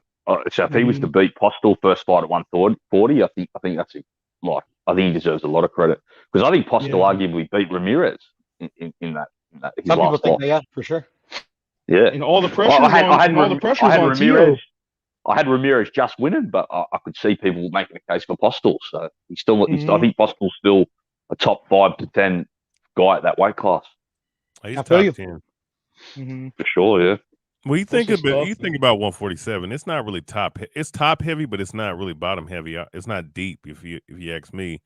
But Victor Postal does stand out. Oh, my bad. Yeah. I'm thinking of 140. I'm 140. I was like 147. Yeah, I know what you meant. I knew what you meant. But even 140 though. Think of this though. 140 is not that deep either. But so I think Postal's still top 5. Yeah, top 5 to 10. Yeah. Oh yeah. Why not? I mean, who's the top 5 guys at 40? Give me the top 5 guys at 40. I'm looking that up right now. Let's take Josh Taylor out the mix. Let's take Josh Taylor out right now. Catterall. Well, we still got to put Taylor though because he's fighting there next. So I don't know if we should still. Right. Okay. You're right. I'd say Catterall's number 5. Nah, I think Postal's done more than Catterall. Okay, well, no, that's fine. I'll give you that. Yeah. He's just. I think I keep including him because he's the mandatory. What is he? The IBF mandatory? Yeah, I don't know what he did to deserve that though. Really, IBF has the worst mandatories, bro. I got the top 5 up right now, fellas. There we go. Y'all ready? It's Prograis 1, Ramirez 2, Cepeda 3, Postal 4, and Barboza Jr. 5. I'd Forgot all agree. Yeah. about Zabeda. If you're not including Taylor, that's my exact order I'd have. Yeah, My no, boy Taylor's did. the champion, yeah, so I didn't Yeah, include yeah, him. yeah. I think that's the perfect. That's exactly how it is. I think Postel's Forgot all probably the about fifth. Zabeda. Yeah, Jose Zabeda is a beast. Zapata, Postel, Ramirez, Prograis, Taylor. That's a top 5. Yeah, that's I according got to the ring. I could break I down the got other functioning what rounds as well. I got. I got Regis. I got Ramirez. I got Matias. Then I got Postal. Then I got Zapata. Yeah, that's good as well. That's good. Mm. I like it. Yeah, I favor. Matias is- Okay, here's my top 5. Regis Prograis number 2, or number 1. You talking about because we're talking about okay. Number 1, Whoa. Ramirez What? number 2, number 3. Number 3, Victor Postal. Why not? Zapata number 4. Facts. And then number 5. Shit, man. I think you can just throw these guys' name in the rabbit hat and just pull them all out. Like, Yeah, Dundada mentioned Matias. Montana Love. Matias is good. He's good. Antoine. Wait, is Russell in there? Yeah, I think he is. I think he's a Forgot about 140. Russell. Yeah, you know what? I do. You know what? Russell got talent. He got talent. That motherfucker can fight, Astoria. That motherfucker can fight. Yeah. So, yeah, I put him in there. Fuck it. I put him in there. Number 5. I'd love to see him fight Matias, Shelton, Gary Russell, and that's a hell of a fight. I would love that. I would love that fight. But Matias got to go ahead and avenge his loss, so he's doing that in his next fight. Oh, is he fighting the Eastern Russian guy that beat him? No, What's up, Bill? What's up, y'all? What's up, y'all? What up, What's YB? up, bro? What's up, How y'all Billy? feeling, man? What's up, young Billy? I like y'all boys in here tonight. 140. What's up, JK? How you doing, brother? Hi, bro. Yeah, Billy, we're doing our top 5 at 140, minus the champ, of course. But what do you think? Who do you think's the best at 140? The top 5 at 140 right now? Regis, Ramirez, Zapata, Barbosa, and Matias, number 5. Matias. So we heard Bob Arum yesterday saying that they might want to do they might want to make Tio's first fight at 140 against Victor Postal. That ain't a bad fight. That's a pretty good opponent for his first fight at 140. I like that fight. Oh shit, yeah, DJ. Don't sleep on Pedraza. Forgot about that too. Oh no. No. DJ Pedraza's fighting Jose Ramirez. It's not Zapata. Yeah, it's the other way. He got it. Yeah. Yeah. DJ thinks it's Ramirez versus Zapata. It's Ramirez versus Pedraza on February 9th. Mm-hmm. What do y'all think about that up and comer Montana Love at 140? He looks pretty good. Yeah. Montana Love is pretty good. I like Montana, but I think Tio could be right back in the mix at 140, man. I really do. I don't like people putting too much stock in his loss. Like I'm not putting too much stock in his loss. I know the kid it can bounce back and be a star at 140. Like he got all the tools to come back and beat anybody at 140. I'm not putting it past him. I agree. I'm not putting it past him. The dude was making weight for 6 months, knowing he had trouble making weight. The date got moved 8 times. So, and part of it was his doing, and a lot of it was his doing. So ain't no excuses there. But when you having trouble making weight and having to stay on weight for 6-7 months, I mean, like you're not gonna be as explosive as you could be if you just had a regular 8-week camp. You got to overtrain to stay at the weight. No rest in between. Yeah. No rest in between. Yeah, multiple training camps. And he's and see Kambosos is came up from 130. Tio's a huge 135. So he had been saying it was gonna be his last fight at 35. So for him, and I think one thing people just keep ignoring too, like it wasn't like it was a blowout. I mean, I definitely thought Kambosos won, but it wasn't like there was people in there saying like, oh, he won 10 rounds or something. Like, what are you talking about? Man? He dropped him in one of those rounds. Yeah, Kambosos almost got knocked out. I had it 5-all going into the last two. Yeah, I think it was Kambosos winning close. 11-12 is what won him the fight. I think it was And a I ain't draw taking going shit into away the from championship round. Kambosos. Yeah, I ain't taking nothing away from Kambosos, but that wasn't like a, like a lashing or some shit. It's ironic because I thought that Kambosos did what Tio did against Lomachenko in rounds 11 and 12. He The pulled it out biggest at the last minute. The There you biggest go. mistake that T.O. made was not taking that fight in April.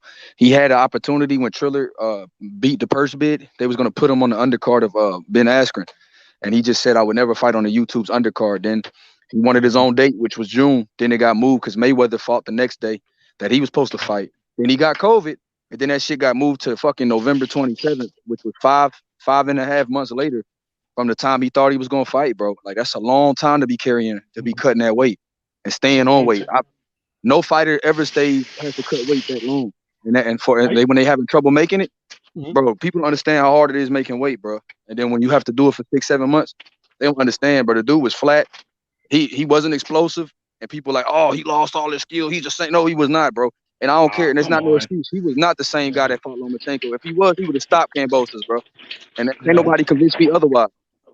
And I agree with you, Beans. The only thing is I do respect Tio for not letting a YouTuber try to take his shine, though. Yeah. He was just, having a little bit of pride. Like when Clarissa Shields said, I'm not fighting on the fucking Jake Paul undercard. I'm a champion. And I don't blame her for feeling, they were saying, oh, you need to do what the money says to do. And she's like, no. She's like, I'm a champion. I'm not going to disrespect my belt by fighting under some punk's card. Ain't nobody going to look out for you but you, So at 140, bro, T.O. got a chance with any of them dudes up there, bro. Watch what I tell you. That's what I tell you. He just gotta get his shit in order. He just gotta get his shit in order, I'll tell you, I wrestled when I was in high school. I wrestled at 189, and I walked around at like 215. When you made weight in wrestling, you could rehydrate. And you can. It's a nightmare. Because you know what they do in wrestling, they like to stack, man. Like they'll stack up meals and shit and get big. Don't do what, Danny? Don't do what, bro? Don't do what? Like my boy Danny telling me not to do something. What I do, Danny? Tio got his ass whooped, bro. You said something nice about Teofimo, so you're no good now to Danny. YB, you're another Teofimo fanboy, ain't you, huh? Right? Jeez. I said Tio looked good in one fight, and Danny's like, yeah, you love Tio, man. Teofimo can bounce back, but it's just he said out of his own mouth after the fight that I'm not going back to 135. It's killing my weight and all this other stuff. At the end of the day, he better follow through on 140. You know what I'm saying, at 140, because Victor Poso is a dangerous fight. But if he wins, he bounced back to me. Mm-hmm. Yeah, if he can, that's a hell of a first fight to have. But if he can come in there and especially knock him out, that would be crazy. It wouldn't even be like he lost before. A good win erases a bad loss.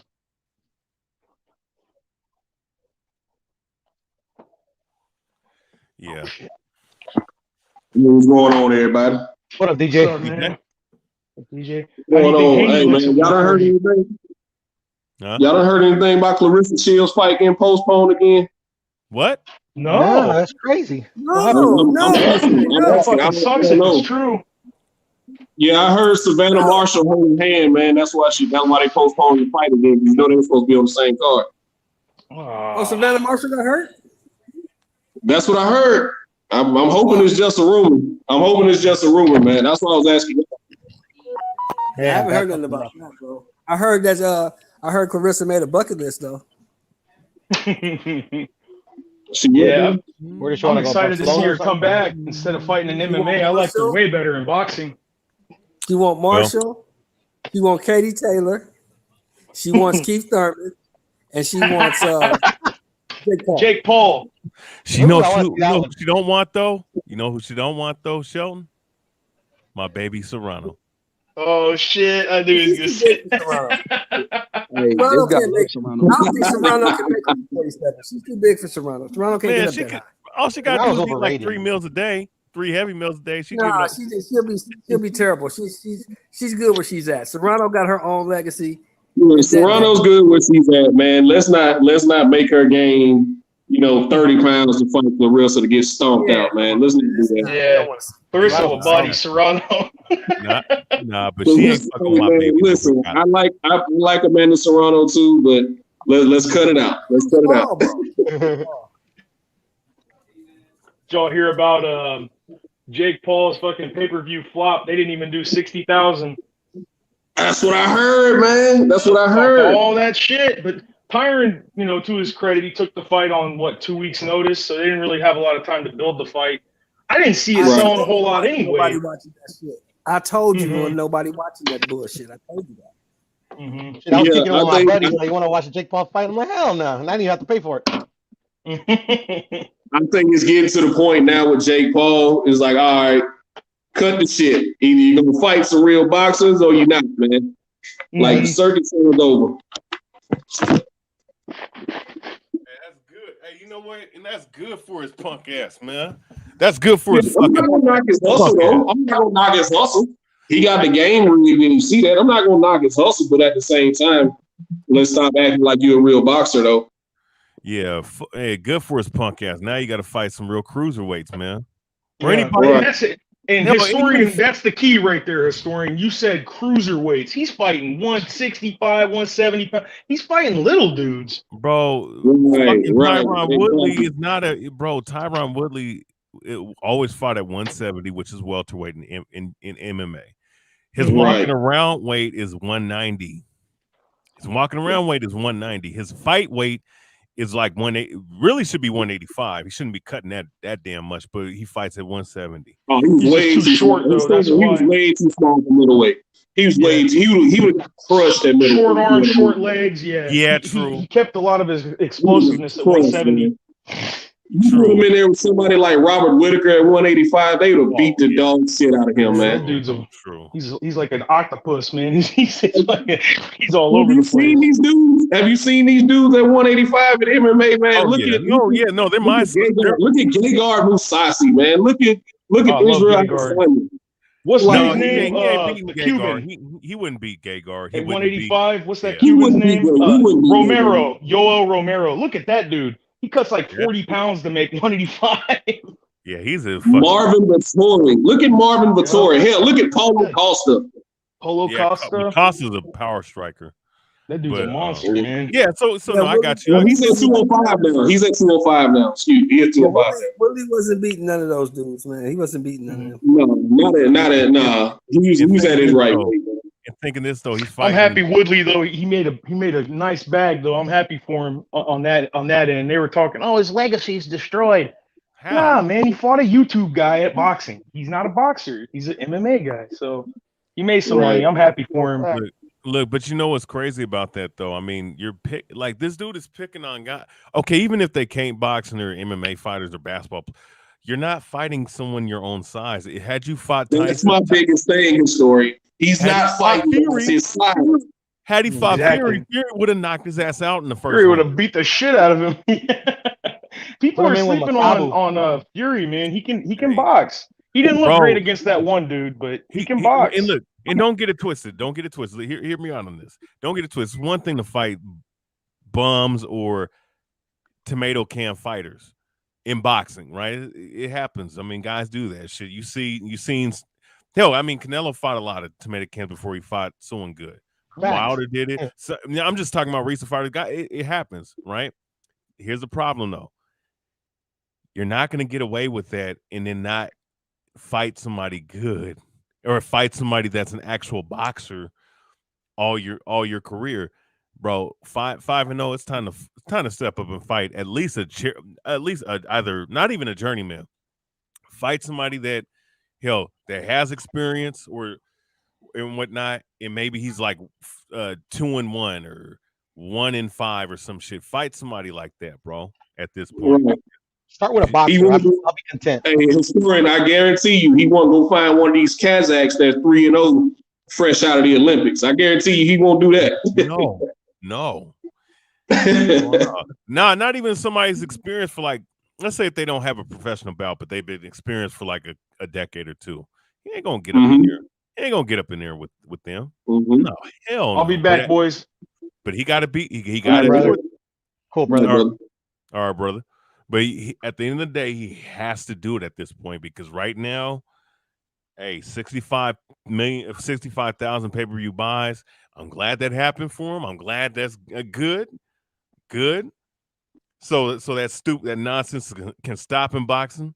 But at this point, he better do something now because and you know what's so funny? I saw that he said he's going to put his little career on a 7-month hold to promote the Amanda Serrano, Katie Taylor super fight in women's boxing. So what that tells me is that he knows that the gig is almost up. You better fight somebody decent, and you better fight a real fighter, a real pro boxer at this point.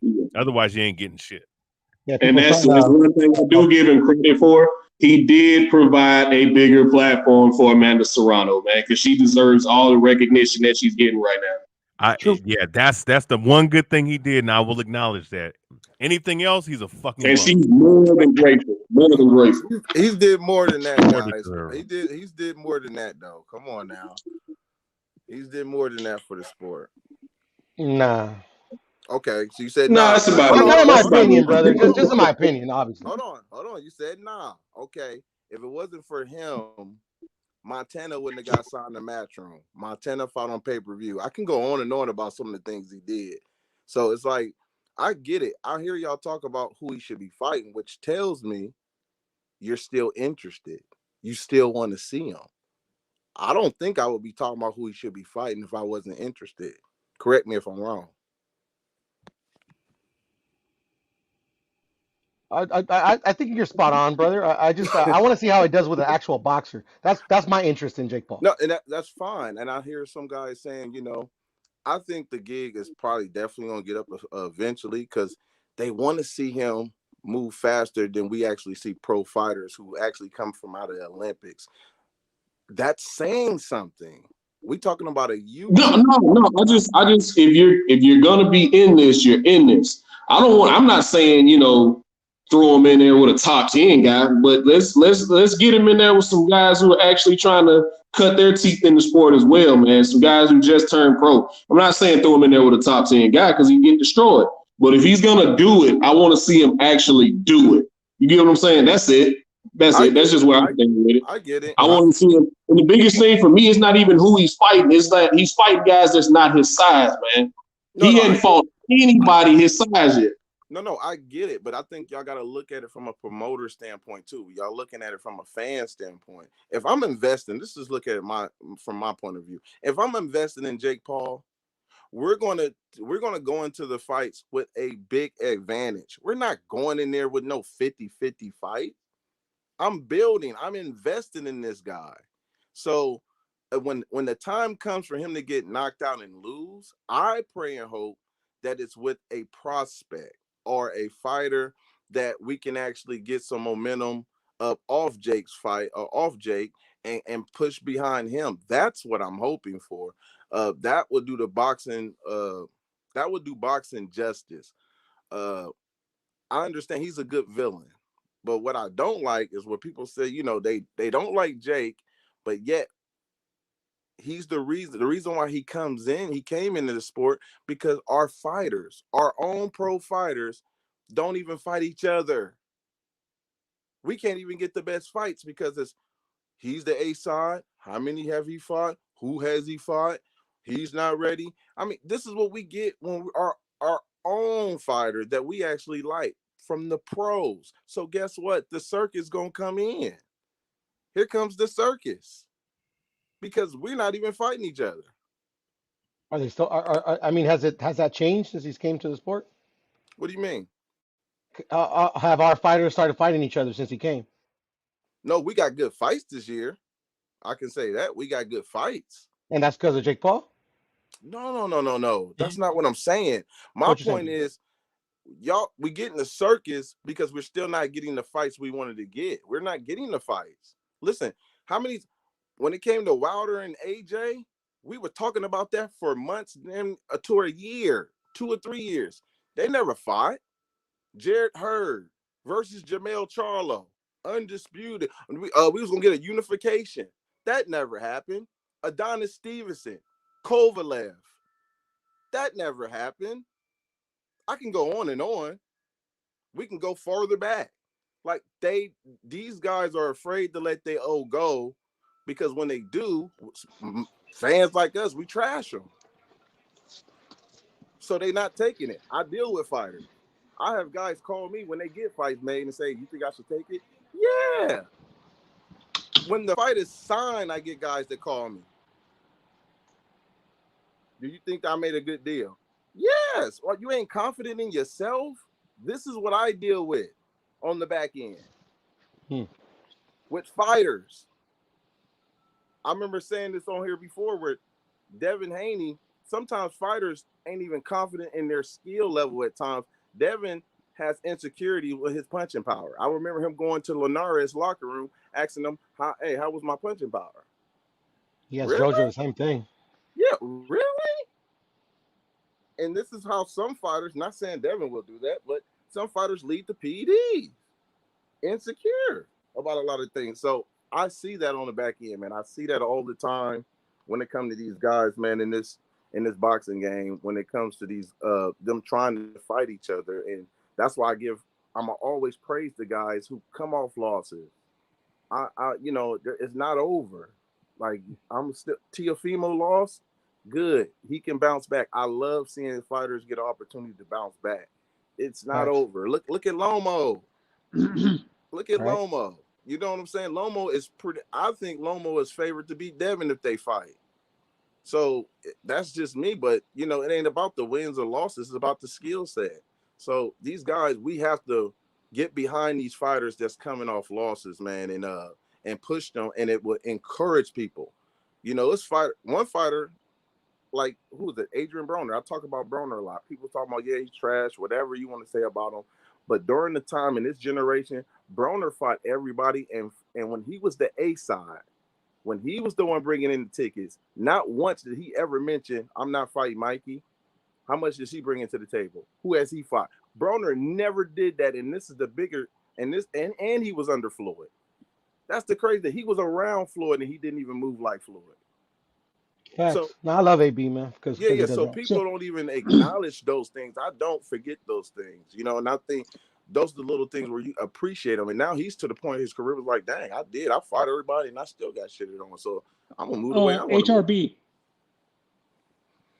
I have a question for you. Do you think some of these young fighters are trying to become Floyd without doing all the work? That's why you see them they're trying to become Floyd to the point where they're trying to copy what Floyd is doing now without doing all the work that goes into what Floyd got to where he was, the position he is in now. That some of these young fighters are trying to copy that before they did all the work.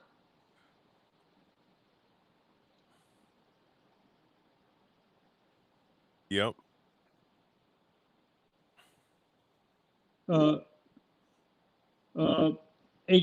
Ohioans boxing. You there? Yeah, I'm here. I was on the mute. I was just letting y'all rip. Yep. Yeah, I've always said this, bro.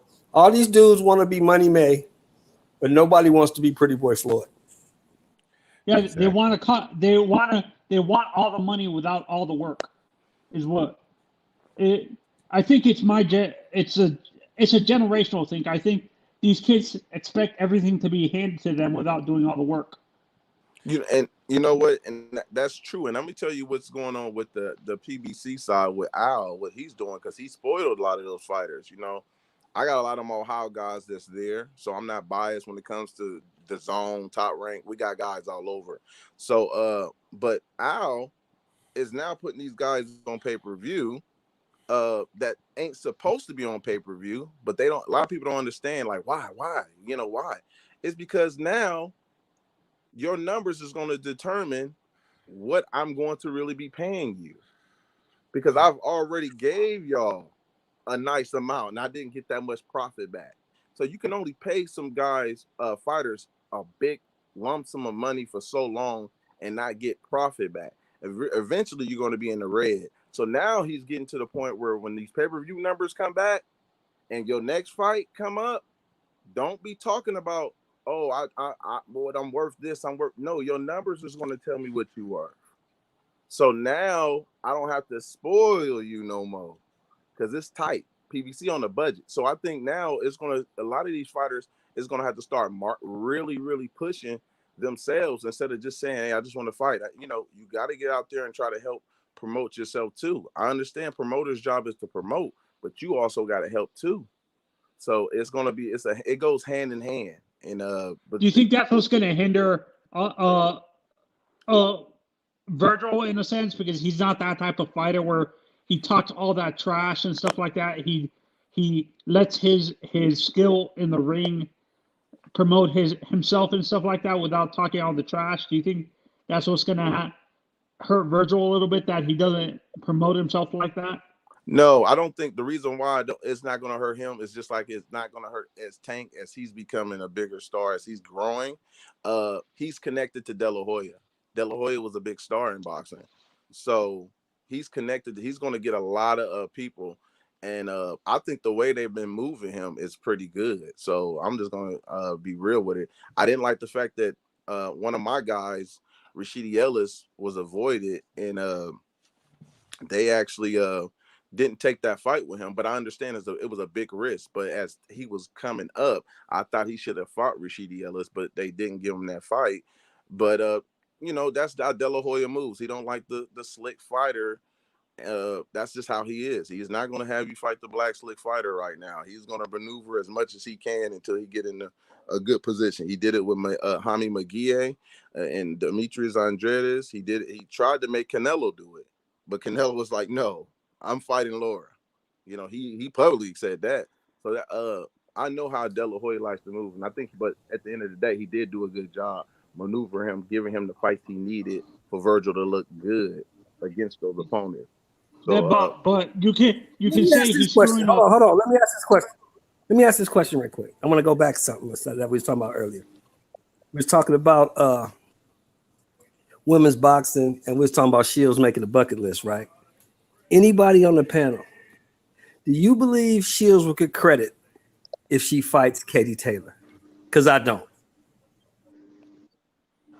She waited too long. I'm not too familiar with women's boxing, but aren't they like five weight classes apart though? Yeah, she's way bigger. She's big. She's bigger than Katie. I think, there's about 5 weight classes difference. She needs to fight the other girl. What's her name? Is it Savannah Marshall, or the one that beat her in the amateurs, isn't it? Marshall got hurt, so that fight's been she's postponed. from the UK as well. Got hurt. Credit from who though, Shelton? I mean, Katie Taylor. That'd be like Gary Russell fighting. I mean, she's going down to fight a smaller girl who'd have to move up. Katie fights at 35. She'd have to move up to 47. Clarissa would have to come down to 47. That's why I don't think she would get credit. They would say she beat up. Wasn't Chris's last fight at super middleweight? They both have to give up. They both have to give up. Yeah, last fight was at. One has to go up, one has to go down. The last fight was at 54. I think. Okay. Clarissa. I guess it's the same credit that Errol Spence would get for fighting Gary Russell, isn't it? It's one of them. I don't know. I mean, one's a lightweight, the other one fights at middleweight. I mean, historically speaking. So, I mean, a lightweight versus a middleweight. I mean, how much credit would you give that? Well, I posed the question. I said she won't get credit. That's why I don't think she should take the fight. That's why I was asking the panel. It's already stated. I wouldn't recommend it. Wait, who are you talking about? You talking about Shields? Yeah, I don't think she'll get credit for fighting Taylor because they'll say she beat up a little girl. Taylor would have to come up to 47 from 35, and she would have to come down from 54 to 47 so they can meet. So I don't think Shields gonna come down though.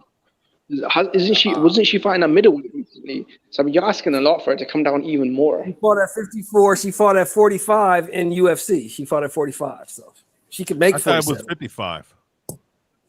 Oh, it was 55. That's right. It was 55. Yeah. Still around the same, but. Yeah, because I think Shelton, you got them weight classes mixed up. Shelton, I think you got the weight classes mixed up. So she's undisputed in her last fight at 54. Jimmy, she fought at 154 pounds. That was her last fight. So wait. I don't have anything mixed up. Shelton, is 154 for women the same weight class for men, or is it a little bit lighter? Like, are they the same weight class? It's 154, bro. I saw Katie Taylor fights at 140. Oh, sorry, 135. Taylor fights at 135, bro. Yeah, that's what I'm saying. At 135. So for her to go up to 140, No, 147. that's what I'm wondering. She moved up, bro. She moved up to lightweight. She moved up to lightweight. Yeah, that's what I'm saying. That's why I don't think Shields will get credit. Are the weight classes for men? Why is that and by women's announced? boxing? No, that's just she made a bucket list, Jimmy. She said she wanted to fight Marshall. She wanted to fight Katie Taylor. She wanted to fight Thurman, and she wanted to fight Jake Paul. Thurman? Oh, come on, man. She's on some bullshit. I know I like Krista Shields, but she needs to stop calling men out because this is ridiculous. Yeah, right? yeah. I don't like women's boxing, yeah. First of all, I don't like women's boxing, yeah, because I don't want to see women fight. Number two, it's not even fucking real. They fight for 2 minutes and it's only 10 rounds. Yeah. So fuck women's boxing. Hey, I said the same thing when she called out Jake That's Paul. stupid to call out Thurman. No, listen, even Jake, listen, I make an argument for Jake too, because what people think is, she got skill. No, you don't have punching power to keep him off. It would look like Sean Porter versus Paul Malignaggi, who had great skill. It has nothing to do with it when you're fighting a physical man. That man would knock her out, and you know what happened? What happened after that? We would have Black Lives Matter marching outside the arena, talking about who sanctioned this fight. We would get so much press behind it. Yeah. Not even Black Lives Matter. It'd be so many women's rights groups on their ass. Like, who sanctioned this shit? Movement bitches, man. Fuck them, man. Like who sanctioned this shit, man?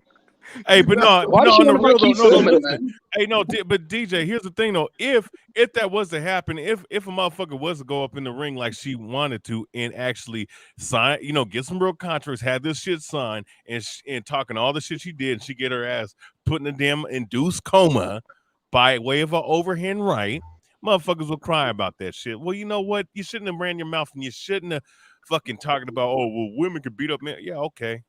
Bitch. Let's just call it what it is, man. It was just shit talking. Hey, you know what actually happened? What's her name? But why Thurman though? But she's been getting wet over Thurman for a long time now. Now what's that about? She's been calling him out for a while. No, she actually said she can beat Triple G, and she said Sean Porter. She said, Did Keith Thurman fuck her? I don't know, her lesbian lover or something. Now what's this about? Well. But we actually had that happen in history of sports, where I forgot her name. She was actually a pro fighter. She signed up in a Muay competition. I think it was Kid Park. No. Yeah, you can look. Yeah, no. It was an MMA. Go ahead. That was Lucia. There you go. And he had and it was no holds barred. He wasn't gonna hold back, and he knocked her out. But wait a second. Yeah, but what kind of pussy? Now imagine this, real quick. Being the first man, yeah. Imagine Jimmy, this. real quick. Being the first man, Let me tell a story. Jimmy, let me tell you a story. You can go look this up. A woman fighting a man in MMA over there in Russia, right? I don't know if she went into Bellator against some woman. She ended up getting gassed now and got her ass whooped, but by some other chick. But she fought some 300-pound or morbidly obese dude in an MMA bout, bro. You know what I'm saying? And I'm like, what the fuck, man? You know what I'm saying? But hey, you keep fucking around, man. You're gonna get your ass whooped like the dude, like Ohio Box was talking about that Muay Thai guy, man, beating the shit out of her, man. Stupid, man. Hey, story. I got one for you. It's bad for the man as well. What about imagine the memes we made about the dude that knocks out a woman on national television. Hey, what kind of man would sign up to? Story. What about Jermaine Day Randami? What about Jermaine Day Randami knocking that dude out in a kickboxing match? Hey, it happens, man. If you hey, you know what? Listen. Yeah. Christian Shields probably likes it rough, innit? I bet she likes it rough. Hey, but you know what? Listen, I'm gonna tell you something. I love Serrano. Kay Taylor look nice. Tanisha Estrada look nice. But listen, you want to get up and spar, man. Look, I'm gonna hold back. I'm gonna hold back 25. I like Christina Hammer.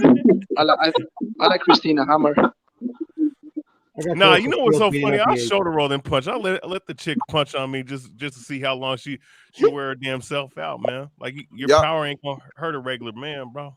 Y'all forget one of the girls, man. She's from my state, Alicia Bogardner, who got that knockout She's Oh good. yeah, she nice. Yeah. I would like to see her and Katie try to work something. What's her name? What's her name? Michaela. You know, Michaela Meyer. Yeah, Michaela Meyer. Yeah, so Yeah, there's a couple fighters out there. they actually, you know, for what it's worth nowadays, they've been talking shit to each other on Twitter, man. So we'll see how that works out. We'll see if that materializes into a fight. Yep. Hey, no. What about that chick, Miss Gill? What's her name? McCaskill. She's at 147, right? Yeah, she's undisputed at 147. Is she? Man, bro. You fine. I mean, but every time she's not. She looks incredible outside the ring, but when she gets in the ring, she does look a little like a tomboy, man. She's supposed to sometimes. She's studying it out, man. You talking about Jessica McCaskill? What's her name? I think her name is Lady Hammer. Yeah, you know someone called Lady Hammer. I think her first name's Christina or something. She's all right. Christina Hammer. Yeah, she's at 154, ain't she? Ain't she still at 154 or 160? I think she's at 154. That's who she beat at 54. Yeah, so she beat her going undisputed. Frank Sanchez is fighting next, isn't it? No, that's Christian Hammer. I'm talking about Christina Hammer. I think the nickname is Lady Hammer. She fought Christian Shields in the unification. Yeah, Lady Hammer. She's trained by James Ali Bashir. Do you remember when Christian Shields' brother knocked out James Ali Bashir? He was training Lady Hammer. Yeah, he's still in jail for that. Oh, really? Yeah, that was fucked up, man. That actually made me sick to my stomach. He actually knocked him out cold, put him in the hospital. That was fucked up, man. Yeah, he's still locked up for that. I felt sad for James Ali Bashir. Boxing historian. So, I never saw her fight in her prime. How good of a boxer was Layla Ali? she was amazing as a women's Better boxer. than everybody she fought. Better than everybody.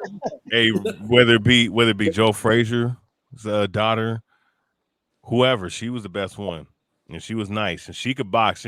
She had a little bit of hereditary DNA from her father, obviously, because she had a little bit, not the fleet of foot, but she had that warrior. She had that warrior's mentality like Ali though, and she banged with the best of them.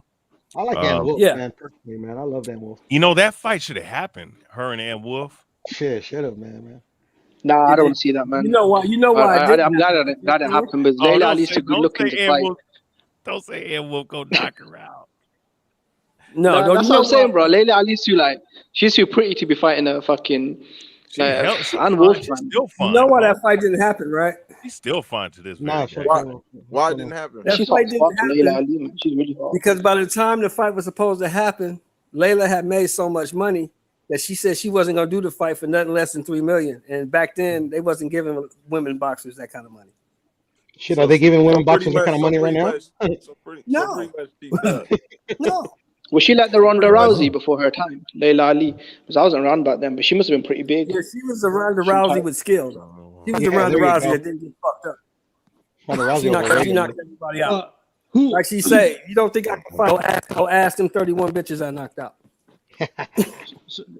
So do you think Clarissa would get destroyed by Layla? Clarissa's too small for Layla. Layla's too big. Layla had to cut to make 68. Right. She had to cut weight to make 68. It'll be a good fight, though. It'll be like a boxer versus puncher. You got Layla Ali, who's a boxer, puncher, more of a puncher than anything. And then you got Clarissa Shields, a two-time Olympic gold medalist, some of the best skills in women's boxing ever. You know, so I think it'll be a close fight, to be honest with you. Who you got? If I had to pick one, I just think she's too good. If I had to pick one, I'd probably go with I gotta go with Layla, man. She's bigger though.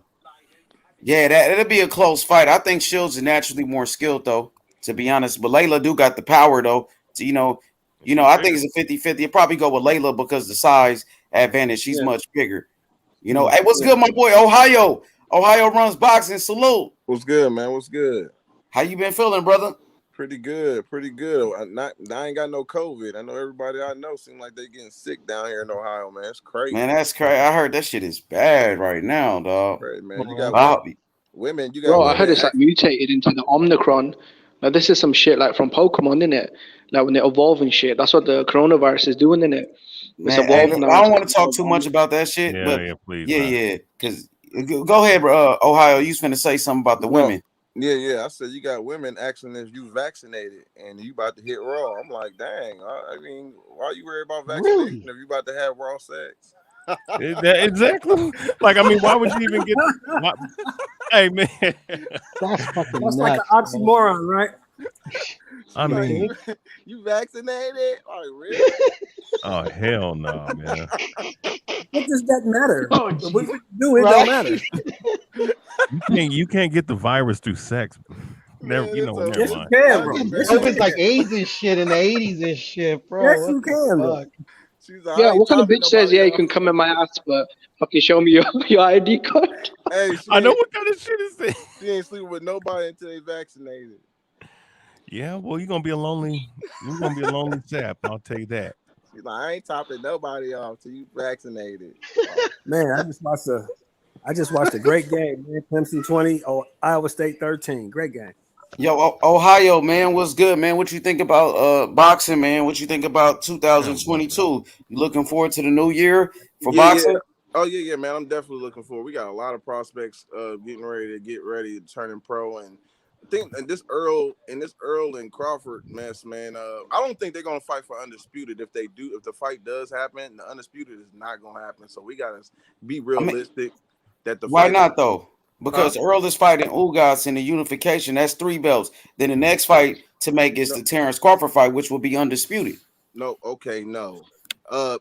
If Crawford doesn't fight, if he just wait for Earl, because he's fighting in the voluntary, right? Yeah, then that makes sense. Yeah, they can go into it. But if he fights somebody before that, guess who's gonna get that shot before him? Who? Thurman? Nope. Josh Taylor is coming up after he dropped those belts, the same way Earl Crawford came up and fought Jeff Horn for that WBO. And guess what? He is not going to take no step aside money. Did you see what Crawford did to Bob in the press conference?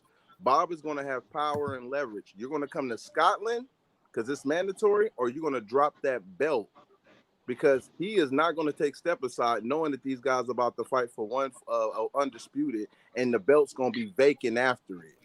What about knowing that What about knowing that unifications undisputed trumps a mandatory? Knowing that the sanctioning bodies could allow an undisputed fight between the Earl Spence and the Terrence Crawford rather than the mandatory and the Josh Taylor. Great comeback. But who's connected to the WBO? Who got a better relationship with the WBO? Yeah, but bro, he just fought his mandatory last month. And they don't do back-to-back mandatories like that. We just thought that Earl would have to. I mean, we thought Ugas would have to fight Stanionis, but then they, let these guys unify. The WBA allowed it, right? And so then you're gonna have double step aside, which I don't think they're gonna do that. You still got Enos, who's gonna be going to be right there for his mandatory. And he's coming for all the smoke, man. I think Boots got the skills to beat any one of these guys. Yeah. I think Boots got the skills to beat a Terrence Crawford. I think Boots can knock out Terrence Crawford. I think Boots can beat I think he could beat Earl Spence as well. If Terrence Crawford go into a Boots fight the way he did with Sean Porter, Boots gonna beat him. I promise you that. What do you mean? What do you mean going in there with Sean? The way he went in with Sean? No, because I thought Sean was low key. It was a close fight. I thought Sean could have been winning, right?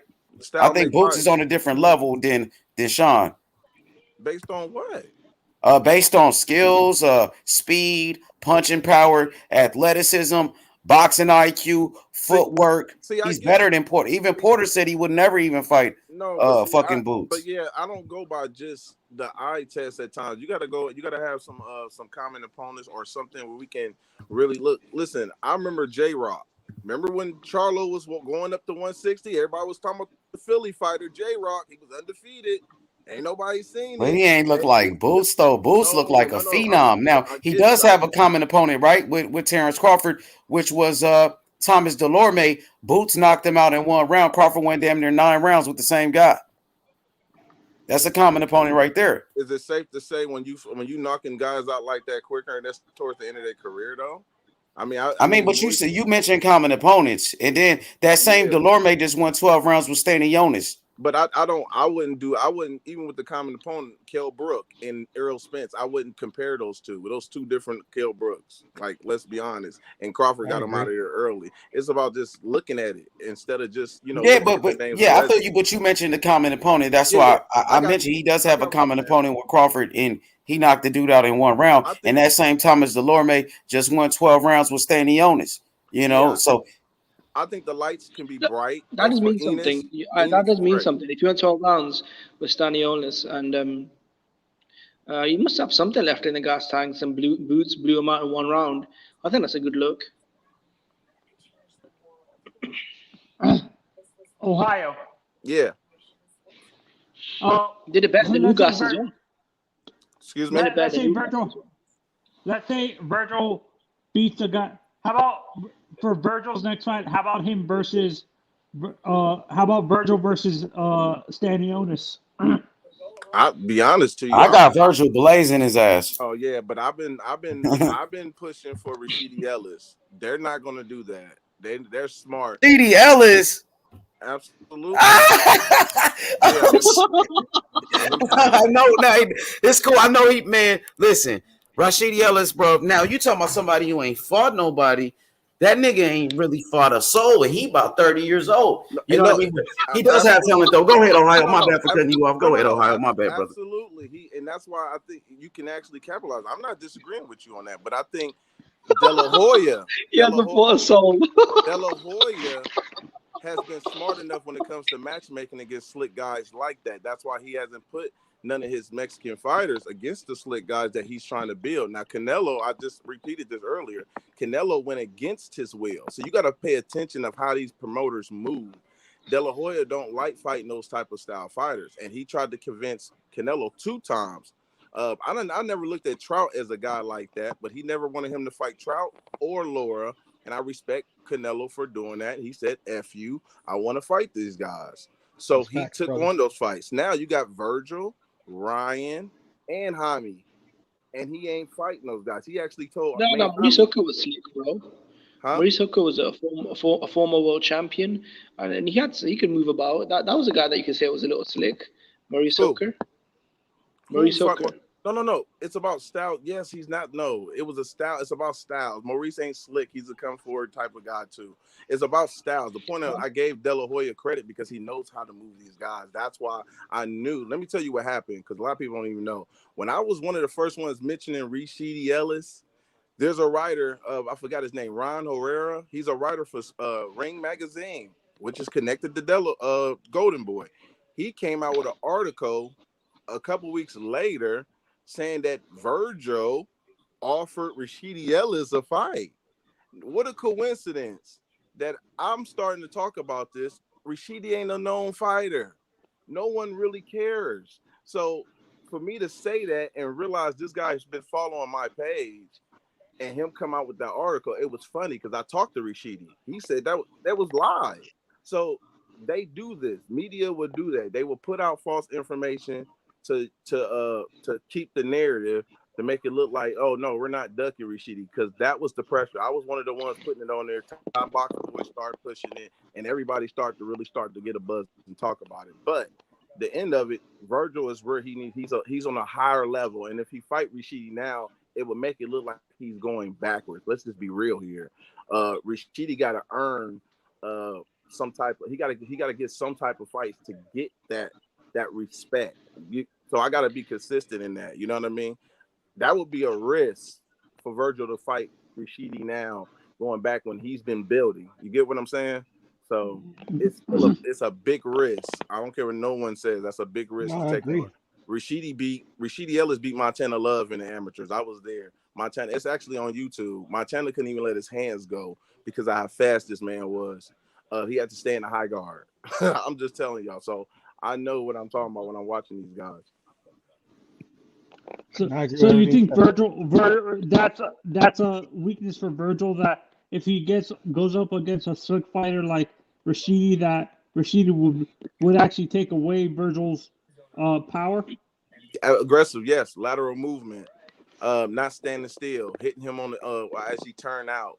Those type of things they haven't worked on. And in order for you to prepare for that, you gotta pick a sparring partner like that. That's why I told people when Canelo had Rashidi in the training camp, I said Caleb Plant ain't got a chance.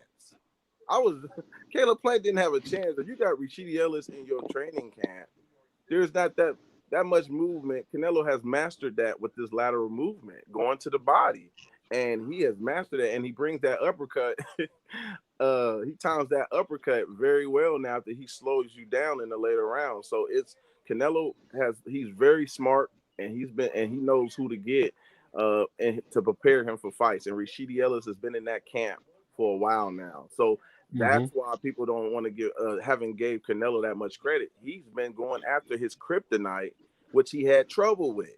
It was lateral movement. Boxers, slick guys. Canelo had problems with that.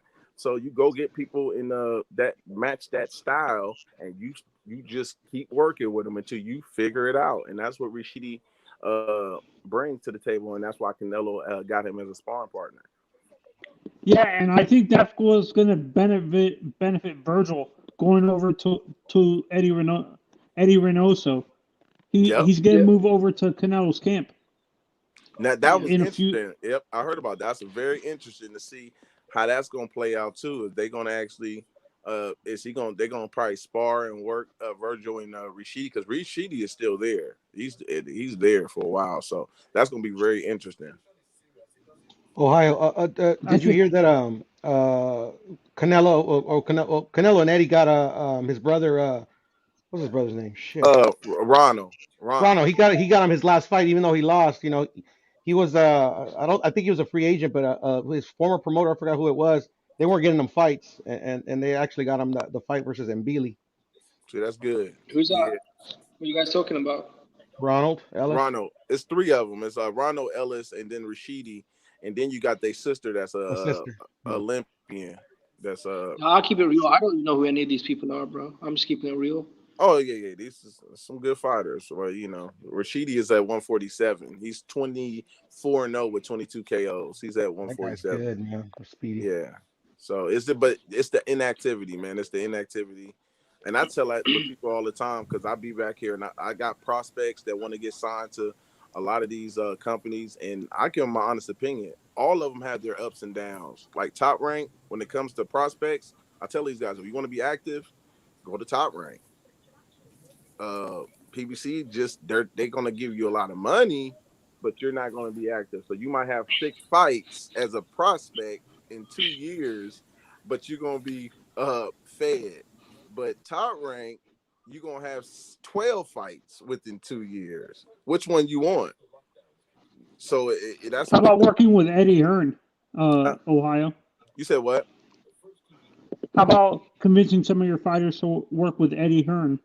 Oh, see, it's only when they come to me and ask me that. I don't really, I don't just put it on them. It's just when Eddie is definitely good. He got Montana. And I'm going to be honest, I was kind of upset with Eddie coming from the UK, seeing that we have talent like that. It took Eddie to sign Montana when he was fighting on Showtime a couple of times. He didn't fight on Showtime 3 or 4 times. And it pissed me off that they didn't sign him. Like, Montana is a superstar. I don't care what nobody says. He has all the potential to be a superstar. And I think Eddie is going to move him right. He's already doing his first 2 fights. His first fight signed with him, and they're going to come to Cleveland. And I'm prepared to see him fight for a vacant belt next year. When Josh Taylor's belt, when he moves up, there are going to be 4 belts that's going to be vacant. I'm already getting hearing that Robert Easter going to be a part of one of them. And like I said, I think Eddie got his hands on a few of them too, because he's trying to get the Broner. So I think Broner and Connor. I actually don't think that many belts will become vacant, because at 140 you'll have I think Devin Haney and Teofimo Lopez. Because Devin Haney's spoken about going up to 140 and grabbing a belt if it becomes vacant. Teofimo's already wanting to jump up. So that's 2 out of the 4. And the 2 that are left I think they'll probably elevate Tank to super champion, and then you've only got one left, the IBF. I think So they might You Devin. can't I think elevate Tank anymore. it depends Hmm? on the situation though. I think Devin and Robert Easter might fight for the WBA. So yeah, you might have Robert Easter and Devin fighting for the WBA. They have a little Yeah, that's a history good too. fight. So that would be probably because Hope I thought Regis Progress gets in the mix yeah, because I think definitely he might. progress. But Broner, I think Broner, it would be done to fight Conor Ben right now if he don't have a belt on the line, and I think that's what they're waiting for. So a lot of these fights ain't really they're waiting. These guys are waiting for Josh Taylor, like he's Floyd Mayweather right now. So they're waiting for him to hopefully win his fight, and then he say bye bye because he's letting those belts go. I really don't like Undisputed's defending it. I've never been a fan of that, but he's gonna Why? defend them. I've never been a fan of that. Here's my question, Ohio. Why? Here's my question for you. Do you Well, think why not Broner can? defend it? I don't get it.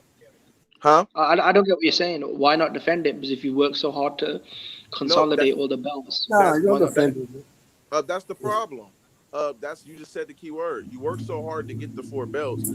Do you think there's anybody in your division that have worked and fought all 4 different styles that deserve that shot? Absolutely not. That's like if you think about it, look at Marvel. Thanos had to go get all the stones. You think the superheroes was gonna come and just take it from him after he worked hard to go get each stone? That's why he was able to snap his fingers. They had to go back in time to do that. That's just being realistic. I've been It's a good working. Yeah, metaphor. yeah, but what would be yeah, but what would be the point then? Say like if you spent so long and you wasted, unless you want to move up in weight. Outside of That's moving up in weight, if you can stay at the division, I mean, what would be the I point just of spending all that time, money, energy, collecting everything, and then just letting it go? no because the Well, he belts already doesn't make said it, the belts doesn't Jimmy. make He said the he's belts having doesn't make a trouble person making 140. He says he's right. having trouble making 40. So Yeah, he the Yeah, already belts Josh said that. Taylor. doesn't Yeah, make. yeah. No, Go ahead. no, I was speaking in general. I was talking about in general. But as far as the Taylor situation, yeah, I agree. I agree with Taylor. I mean, that dude is probably bigger than Terence Crawford walking around weight. So But Mm-hmm. what? Here's the question, Jimmy. What does he yeah. have left to prove at 40? Nothing. No, He's proved it mate. all. You guys don't get what I'm saying. I wasn't speaking about the Josh Taylor situation. I was talking about generally when you become undisputed, unless you want to move I'm up. saying anybody. I'm asking you the same question for anybody who becomes undisputed. What is there left to prove? I proved it all. Well, I beat then every champion in the what? division. There's What's nothing the left to point? prove. No. But then why did Marvin Hagler and Bernard Hopkins? Why did they have long Marvin undisputed Hagler didn't titles? move up. He didn't want to move up. He wanted to stay at 60. He didn't want to move up. He And didn't want to move down. He didn't want to move up. you got to understand too. They was fighting more actively too. They was more active fighters back then. They fought the Uh, Bernard Hopkins. I don't know how many the title defenses did he have? Like 20. 20. 20. 20, Was it 21? 21, I think. 20. Yeah, 20. More active. You can't be an undisputed fighter fighting 2 times a year, and then I Yeah. call it a risk. And let me tell you what backfires when you defend undisputed. Why I'm against it, because you get guys like Buster Douglas, who not a star, just get this opportunity, and then he becomes the undisputed, but there's no money behind him, so he goes looking for the next fight, and he pretty much shopping them. These guys who become undisputed or unified with 2 or 3 belts, they give them up the next fight, they lose. I don't think Kambosos was going to win his next fight. I think he's shopping, but that's just my opinion. uh Rosario, he I got mean, two look at belts. Usyk though. At Look at least no Alexander more. Usyk. He became undisputed, and then his last fight was against Tony Bellew, the only champion he didn't fight in the division. Because obviously Tony Bellew vacated his belt to move up to fight David Haney. So that was the only top guy left in the division. So he just made sure all business was finished in cruiserweight before he moved up. Yeah, I get that, and that's fine. You can have that fight. It still can be a risk, though. But that's nothing wrong with it. I don't have no problem with a guy that want to defend it. I just said, me personally, I wouldn't recommend my guys to go out there I'm and saying fight. 4 belts. Put your 4 belts on the line for a guy who just haven't deserved it. It was almost similar to but Ugas. that's why you should fight people that deserve it. That's why if you Absolutely, fight credible opposition, yeah. yeah. So that's Here's that's my just what I. question Not for against that. you, Ohio. Here's Yeah, my question for you. Do you think Broner can make 140? absolutely not. Who's that? Adrian Absolutely Broner. not. He will I be a agree. catch weight, but it will not be at 140. That's his only A side that he does use to his leverage is the catch weights. Now, if he did, Conor Yeah, Ben's at 'cause 147 though. he can't make 40 no more. Conor no. Ben's at 147. That they're gonna fight at 147. Oh yeah. So yeah, Conor Ben wouldn't be on that list then, because I think that's what Broner is waiting on. I don't know if he will fight Conor Ben unless there's a belt. I don't know if it's going to be for a lot of money. I think Adrian Broner is going to be that guy. If he fights Conor Ben next, he's going to be that fighter. And I'm gonna say this because I'm from Ohio. I'm here. I'm with these guys. He's going to be fighting till he's 45. That's where it's going to head, because that's not a smart fight to take right now. Conor needs him. Broner don't need Conor. Yeah, but the problem is PBC don't give Broner fights though, because he keeps begging on Instagram for fights. But Al Heyman just ain't picking his phone up and giving him the fights. I think the Regis Prograde is going to be on pay-per-view. I think that's what he's going to get pay-per-view. Broner hasn't been really good with money outside the ring, so it's been he should put that Rock Nation deal. The Rock Nation offered him like $50 million, isn't it? Yeah, they did. But you know what? He could have took that, I still think he would have blew it. But that goes to show you, Rock Nation didn't even know the business, because they was just throwing money out, and they just wasn't getting it back in return. Even Eddie Hearn, when he came to America, the first time he got to America, he offered Adrian Broner $10 million for 2 fights, and he turned it down. Yeah, because Broner was making more. The way I think it was more than that. I think he was like, I forgot what he offered him, but yeah, he didn't know Al was giving him more than what was being said publicly. I don't know, bro. He's crying on Twitter saying Al owes him money. No. I don't know about that. No. Trust me. Yeah, he me. got a shit ton of money for that Pacquiao fight. I know that for sure. I can tell you guys that Broner gets like a promotional. He got a couple checks, but what people don't know, that he was borrowing money and being on allowance because he's abusing money. Right. So when he's getting checks, Al got to take half of that because he didn't loan it to him. Because he got a shit ton of money for that Pacquiao fight. I know that for sure. Mm-hmm. So he said he hasn't still been paid for the Pacquiao fight. He said Al Heyman hasn't paid him for the Pacquiao fight. That's what he was saying on Instagram. A lie. He ended up apologizing too for that. Yeah, no, that was a lie. Al's a great businessman, and one thing about Al Heyman, which I love about him, is his reputation speaks for itself. That's why he never had to do interviews or nothing. It's the relationship. I think that as well, until I heard Broner cry, because he keeps saying Al Heyman won't pay him his money. He keeps sending him $2,000. Like he wants, like but don't that make sense? But I just told you, if he's abusing money, it's almost like a fiend getting upset and saying, "Look, Al is this and this and this," but no other fighter has really said nothing bad about him. The last fighter said something bad about Al was Manes Monterosian, and he came back apologizing.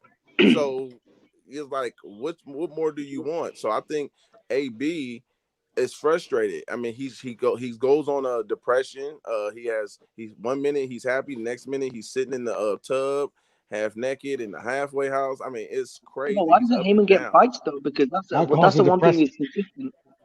He keeps saying, "I want to fight, keep me busy. I want at least 3 fights a year." Absolutely. But the PBC won't give it to him. Absolutely. No. It's not that they won't just give it to him. I think Al has a plan where he's trying to set it up with him, because I think the walls is closing in on Broner. His last performance against Santiago.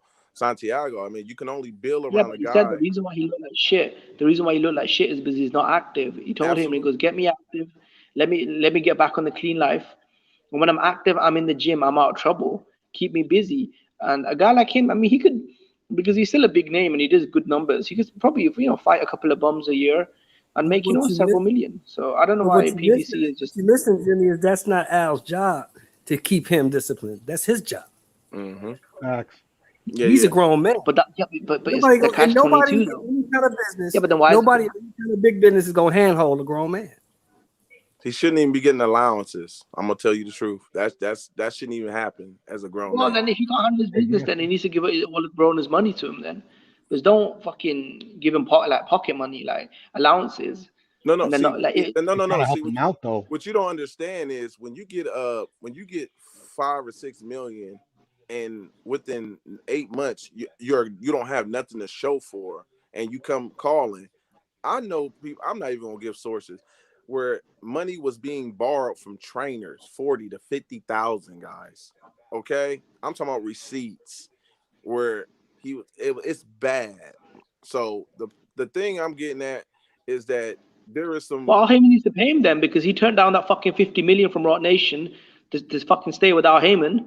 So Al Heyman needs to open his fucking bank up and pay him. No. So whose fault is it going to be if the other is doing good with their money, and then so it falls back on Al because he's not he is. It's not like he's no. It's not. I'll tell you why. Because Adrian Broner turned down $50 million, but Al Heyman advised him not to take the deal. Yeah. So you can't have it both ways. You can't not give Broner money. No. It's the reason why he turned down the Eddie Hearn contract. Hold on, let me finish. What was he gonna do with the $40 million? I'm asking you a question. What was he gonna do with the $40 million?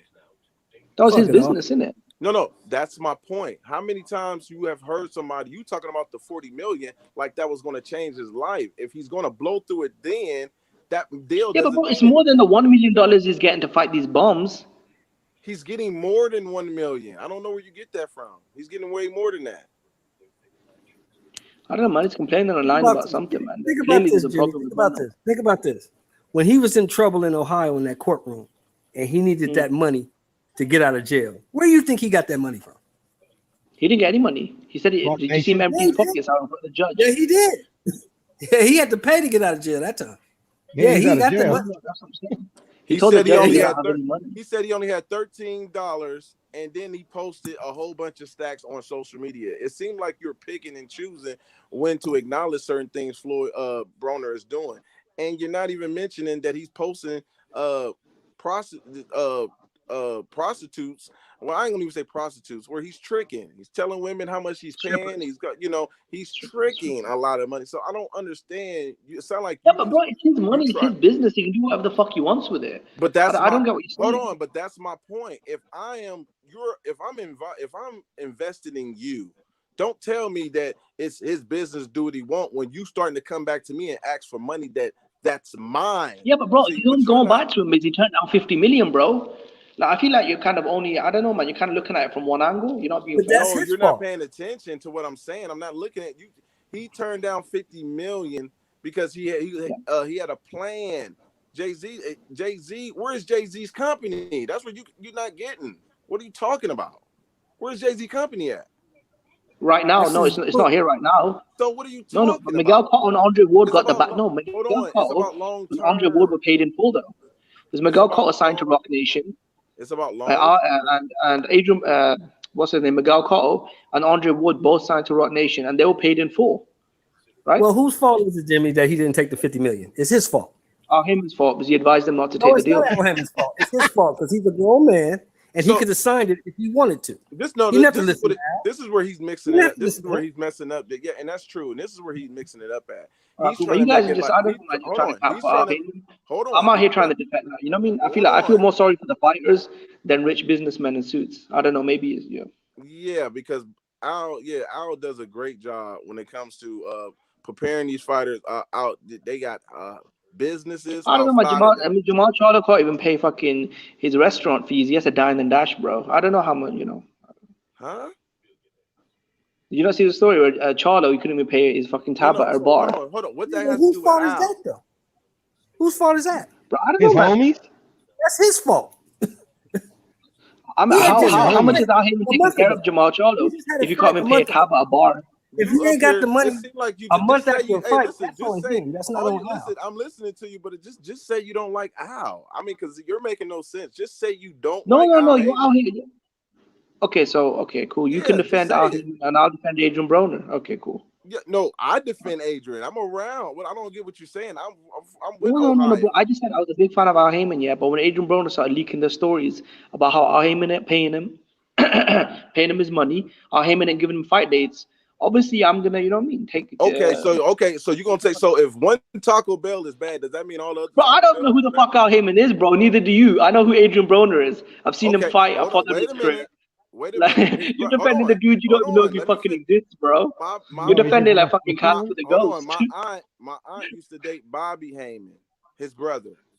Why would I dislike Al Heyman? I don't know who he is. I've never seen him. I'm just letting you know. So you so fast to just say certain things, man. Calm down.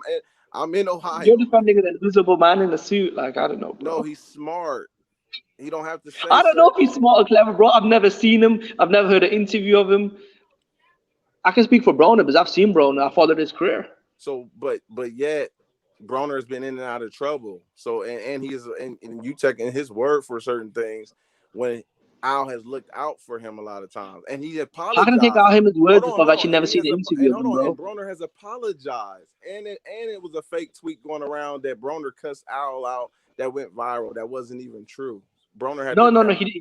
Adrian Broner has a history of saying the PBC don't give me fights. He has a history of saying that, bro. You can't be making up lies now. All right, this is well documented. BH, what do you think? Is Adrian Broner in the wrong for asking for more fights to be active? According to these guys, he is. Who said he was wrong for asking for more fights? That's why I'm like, I'm confused. No, you're saying Al Heyman has a business plan and he's a smart businessman, and I'm like, no, hold on. Let me ask you something before we even keep going back and forth because it's a waste of time. Do you think Al Heyman is a smart businessman without take Broner out of it? I think, didn't he graduate from Harvard Business School? So he's a smart guy. But smart people do dumb things. We don't know if that's true. Hold on, we don't know if that's true. So let's not talk about his Harvard and all that. We don't know if that's true. From what I've heard, okay. So what are we talking about? All I'm saying is I'm feeling a bias. Bro, all I said was Adrian Broner's got money problems. PBC should give him more fights. And you're out here capping for Al Heyman saying he's a smart businessman. And I'll be honest, you're out a dick right now, Heyman, bro. I'm just keeping it real, bro. You're out now, dick right now. Okay, yeah, I'm just making sure because like I said, I like Bob, I like Eddie, I call them all on their BS. I don't like any of them, bro. Frank White. I don't like any of the promoters, bro. You know. I call them all. I only follow the fighters, bro. I don't follow the promoters. I'm not one of these weird fans that like fucking like promoters, bro. Oh, I just follow the fighters. I get you. I'm just saying I don't jump on it's DAZN against PBC. I got fighters in DAZN. I got fighters on Top Rank, fighters all around. So I'm not biased to none of them. I call it out. Top Rank is one of the best places you go sign to build a prospect, but once they start getting up, that's when what you're saying, that's what they start doing with their fighters. Bob Arum doesn't do good when they starting to get a lot of fame and they cross over. They start waving their hands and say, I'm going across the street. So I call everything out when I see it. I'm far from Eddie Hearn's the best because he can keep you busy and he can also pay you a lot of money as well. Would you say Eddie Hearn's probably the middle ground? Yeah, Eddie is the middle ground. But Eddie's a good guy, and he also has his times too where he didn't do some things. So, but like I said, they all have their strengths and their weaknesses. All of them. I think PBC need to be a little active more, and some of them guys, like I said, you giving these kids a lot of money like that, and some of them ain't motivated, man. They're missing weight, and so they're getting a lot of money. So it's give and take, man. At the end of the day, it's give and take. When it comes to those companies, but yes, AB is you said helping homeless kids. AB is he do a lot. AB didn't give people 10 stacks that just hanging with him in the crew. Here, you take 10. He's very giving, very, very giving. That's something a lot of people don't know. Broner is very, very giving, and sometimes that can come back to honey. Look, I think the problem is with a lot of these promoters, the reason why they overpay the fighters is because of the competition. Because if they don't overpay the fighters, then someone else will. Because of the competition. But it's going to come to the point. What happens, and let me tell you what happens with that. The company, their budgets start getting tight. And see, when the fighters like, hey, I'm going to come over here, you ain't paying me. And they go across the street, they go be like, we can't do it because we've been giving out to. DAZN did the same thing. DAZN had to tighten up on their budget. They was throwing money. They had to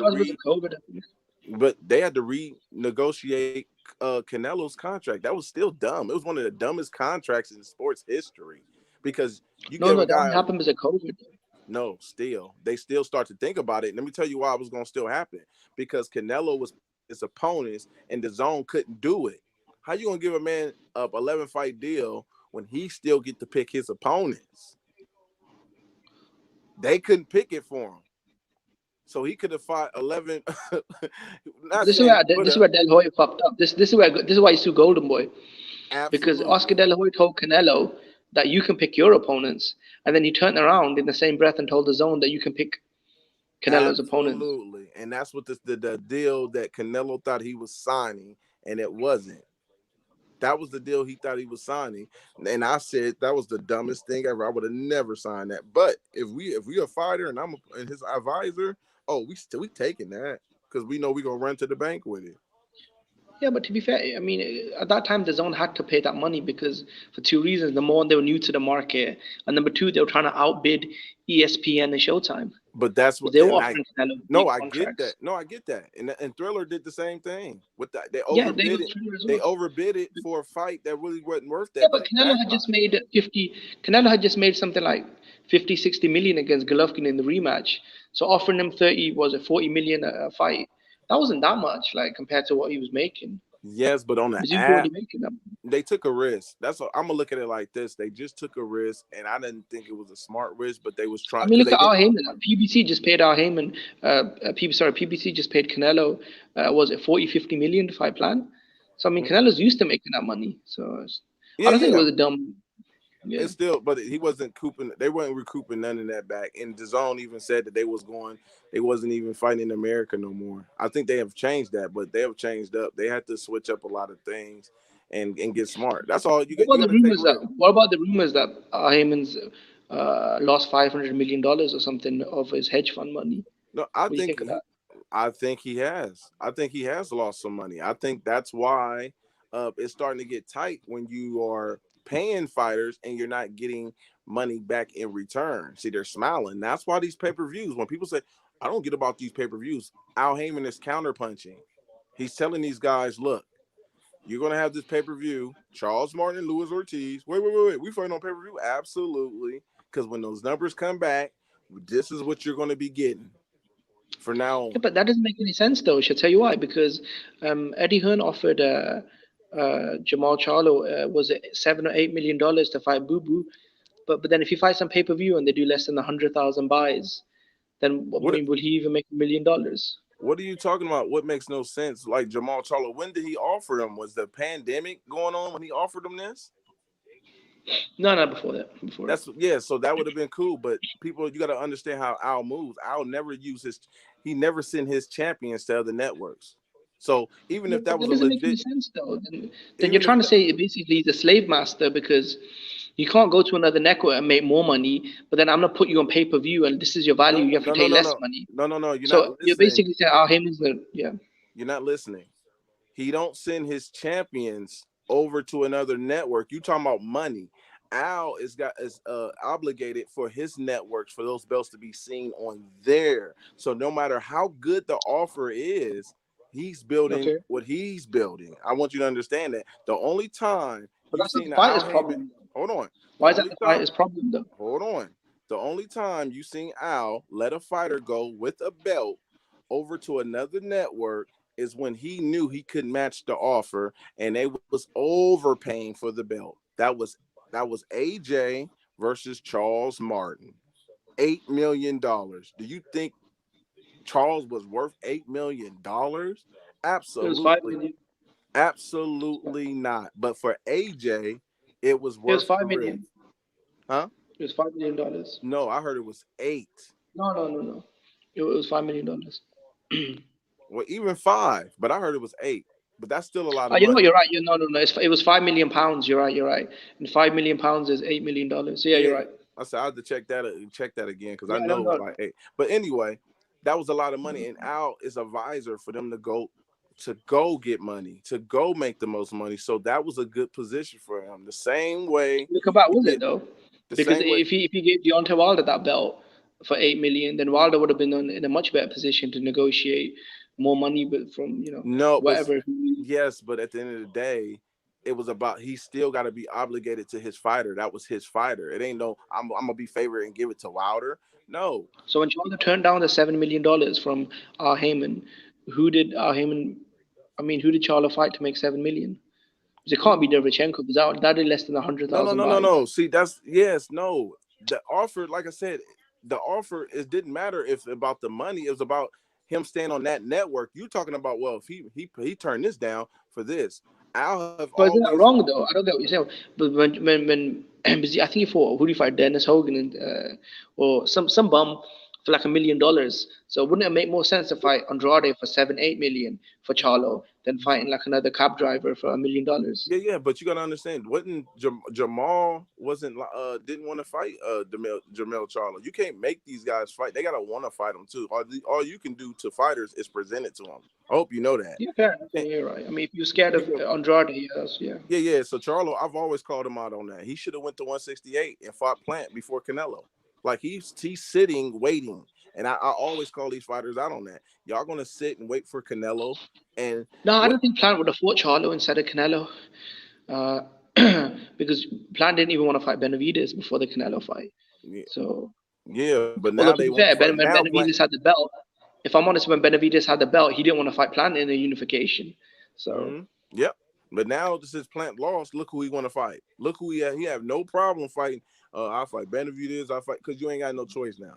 Now but Plant, I don't blame him for not wanting the Benavidez fight because he proved on Instagram that Benavidez is his own manager. When Benavidez had the WBC belt, right? I know Benavidez is a warrior now and he wants all the smoke, but when he had the belt, he did become a cherry picker and he did not want the unification. Benavidez is his own manager, even sent Plant a message saying, "Look, man, that's it. That's still a fight that could be built into a mega pay-per-view." Benavidez has got the WBC belt. You've got the IBF belt, Caleb. And when we guys unify, let's turn it into a big pay-per-view. Yeah, I just seen a comment. I forgot who said it. Said Mel got paid too much money. He's not aligned no more. That's a good comment. Yeah, sometimes, man, that money, I tell you, I see it on these fighters, man. Because I mean, why is it okay for Benavidez to be a smart businessman and build the fight, but with Caleb, he can't be a smart businessman and cash out against Canelo? So it's the same in it. Who said it was a bad business about Benavidez? I'm lost. Like I don't know what you're talking about. Benavidez got a lot of fans were saying to Caleb Plant he needs to fight Benavidez. Instead of waiting for the Canelo fight. No. But he took a risk because he had that belt. That was still a risk because you got a belt. Just because you got a belt don't mean you're gonna get fights. Look at Demetri Andredes. Look at Charlo. Belts and look at Josh Taylor. He got 4. Ain't nobody calling for Josh Taylor. He gotta make stuff happen. So he's moving up to 147. No, he's made big money though, Josh Taylor. He fought in the World Boxing Super Series where no. I'm not talking about the finals. He made $10 million. Listen, I get that, but we're talking about being a superstar. That's not a track. That didn't resonate over in him fighting in small arenas. Like, yes, he probably getting some money, but and if you keep that up and you're not getting money back by the fans coming in, you're going to be losing out. Josh Taylor will be in the same situation Terrence Crawford was in. He's going to. But when he fought Jose Ramirez in the Undisputed fight in Las Vegas on ESPN, then they do like 3 million viewers. I don't know if they did 3 million. Yeah, but I know that they didn't fight in a big arena. They didn't fight in a big arena. I don't know about, but the point I'm getting at, because I don't even know about all that. I just know that he's not a guy that people is like, oh, you got to fight him. He's the A side. He's not the A side. So no matter what, he got 4 belts. Not the A side. Josh is not the A side. Teofimo Lopez is calling him out. Yeah. But my point is, like I said, he's not. Right, if Terence Crawford fights, if Bud Crawford fights Josh Taylor in the UK, that would sell out a soccer stadium. I think so too. I definitely think that would sell out. I definitely think. Probably on UK paper on Sky Sports, it'd probably do over 1 million pay-per-view buys. Yeah, I think that fight does do good if he fight him. If he want to keep the belt. So I think that if he don't, and that Earl Spence fight is right there, you just drop it. I think the fight is still going to be big. I'm tired of these undisputed. Everybody's undisputed. I don't think so, because then he fight. Sean Porter was his mandatory, right? He just fought his mandatory a month ago. The mandatories are only called once a year. And I don't get it. Why would he? Because when Usyk moved up, he became AJ's mandatory, but it took Usyk over a year before he got the call. Who? Alexander Usyk. But the rules doesn't always work. They can change it anytime they want to. So that's not. We can't fight back-to-back mandatories though. Who does that though? Fighting back-to-back mandatories. No. I didn't say he was gonna fight. He was gonna fight a voluntary now, unless he's gonna wait for Earl to fight Ugas, and then then he can go into that fight. That's different. But if he got to fight a voluntary, then he's set for the mandatory. And Bob knows that. Unifications override mandatories, don't they? Yeah, So I mean, it'll be tough, man. It'll be tough. But I don't think Bob Arum's that invested in Taylor though. Because it's like you said, he's not really a big star. Who? Josh Taylor. He's not a big star. Not yet. Yeah, that's something. No. So I don't think Bob will really push that hard for the Taylor mandatory against Crawford.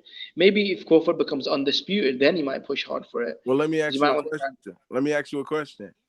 You don't think Josh Taylor is in the same situation Crawford in when he moved to 147? Where's all the fighters at? PBC. My point exactly. He's in the same situation. Because PBC, they did the Wilder Fury fight. That was a cross promotional event. They did, Mikey came over as a free agent. As a free agent, they let Mikey fight Broner and Errol Spence in 2 big fights. And then the fight after that, Mikey ran off to the zone. I mean, they do have, the PBC, when they want to, they do free, they do the cross promotional fights when they want to do it. Andy Ruiz against Joshua, they did that. They did Charles Martin against Joshua. They did again. Mikey came over for Bronner, for Robert Easter Jr., for Errol Spence. Took 3 big paydays and ran off to the zone to get more money. The same with them. Isn't Brian Castano when he went over to the zone to fight for the WBO belt? So even Chavez Jr. Chavez Jr. is a PBC fighter, but when he fought Canelo, it was on HBO instead of Showtime. Danny Jacobs is on the zone right now. I think it's more about the fighters. If the fighters have the courage. Hold on, you sound like a top ranked promoter trying to sign a fighter over again. That's probably one of the reasons why Terrence Crawford re-signed with him and thinking he was going to get those fights. Bro, I'm giving you facts though. These are facts. You do know these are facts, right? I'm not denying that, but what I'm saying is you can't try and false claim me. These are very cold facts. No, what I'm saying. Mikey Garcia was a free agent when Al Heyman opened the PBC doors and said, "Here's a big fight with Errol Spence." That was a big pay-per-view. How do you make a fight? Hold on. So who's going to give Josh Taylor the fight? You think Al Heyman is just going to open up the door for him? That's not his priority. No, I'm saying if he becomes mandatory, though, then he will be.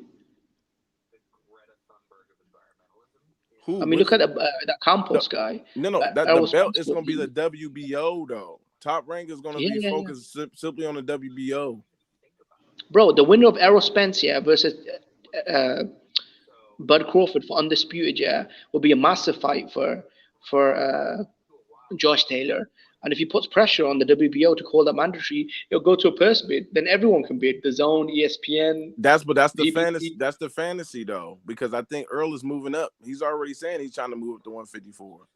They're going to drop the belts. Whoever when they fight, they're going to drop the belts. Josh is not going to get a piece of that. So Josh will have to intervene before that. That's why I think that really. I mean, you can still fight for the vacant belt though against like a bomb, or against the other guys.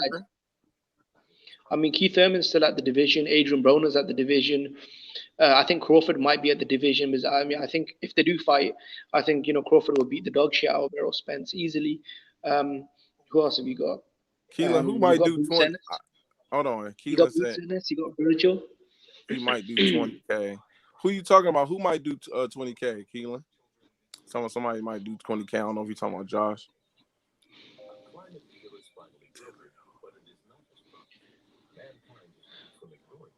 He said Taylor go up and take 2 voluntaries, then call his WBO mandatory at 147. I don't think so.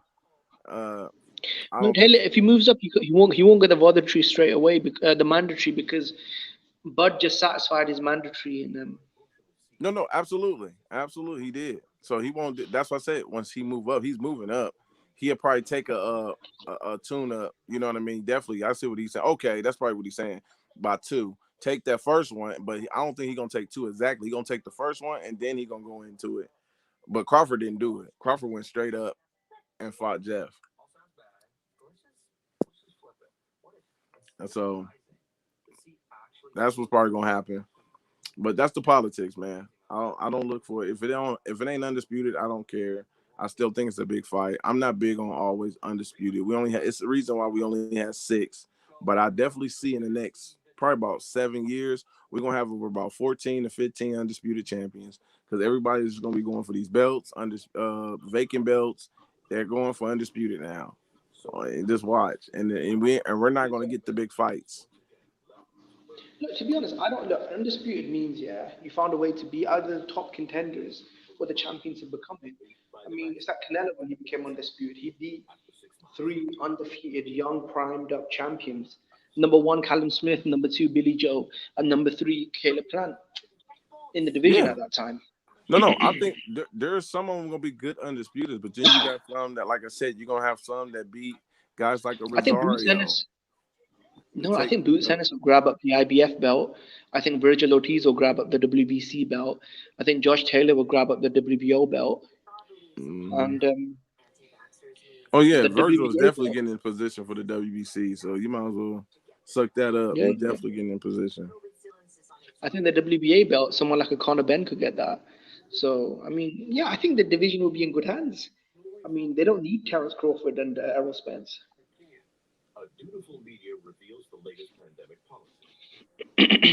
Like Josh Taylor used to beat the shit out of Ugas in sparring. He even said in a Sky Sports interview, he made Ugas cry in sparring. Who did? Josh Taylor. He made Ugas cry. I mean, yeah, in sparring, yeah, he used to beat the shit. Yeah, I like Josh Taylor. I picked him against Regis Prograis. I respect Josh Taylor. I actually like him. He beat one of my Ohio guys, Ron Martin, who was undefeated. So, and he beat Ivan Balachick when he was the monster and undefeated. I can go on for days about Jose Josh. Ramirez. Yep, Jose Victor Ramirez. Postal. Yep, Victor Postal. Yeah, he also beat an undefeated, O'Hara Davis. He was like a British, British level power puncher. He was undefeated. That was like a 50-50 at that time. A lot of fans actually thought O'Hara Davis would beat him. It was like an all British clash for the British title. Josh Taylor got the goods. A lot of some people don't give him the respect he deserves. I think he's a great guy, a great fighter, and he's proven, in my opinion. And he only 17, 18 fights. He got one of the best resumes, man. It's crazy, in my opinion. So yeah, Josh Taylor is definitely respectable. I like him. I can't wait to see who he's gonna fight after. He got a tough fight against what's his name from the UK? Yeah, he's fighting his mandatory. He's 26. Yeah, he's undefeated. He's his WBO mandatory. He's a good boxer. I think it'll be a tough fight for him because he's got like an awkward style in it. He's got a difficult style. Great, yes, he has. He said Josh beat up all the ones he fought. Yeah, and that's very special. He has, man. I give him respect. I ain't got no hate in my blood. And when I see a guy who's talented and winning the way he does, I like Josh, man. His fight with Regis was close. I still had him winning. Very close. I had him Yeah, winning. that's a very close fight. I'm really high on Regis as well because I think he's really good. I'd actually pick Regis to beat most of the guys at 140. I mean, I think if Teofimo Lopez moved up, I think Regis would probably beat the shit out of him. Mm-hmm. Because Regis, I mean, he's a southpaw. He can be slick if he wants to be. He's explosive. He's got speed, power. I mean, I think Regis is a very underrated fighter. Wouldn't you say? Who? Regis Progress. Oh yeah. I like Regis. I like to see him and Broner. I think he needs a big fight, another big fight. He deserves it, man. He's sitting. He was waiting for Mikey. Mikey got upset. So I'm really. He's got the worst luck though because the reason why he fell out with Al Heyman was because he was supposed to get the Mario Barrios fight at 140 for the regular belt. Yeah. He was promised by Al Heyman and PBC that he was going to get the Mario Barrios fight for the title, and then last minute they fought Tank instead for the belt. That's why he got upset, and then he was waiting for the Broner fight on pay-per-view, but PBC couldn't deliver him that, so that's why he left PBC to fight on Triller. Did you hear him say that? He said that he was never promised that. He actually came out and said that.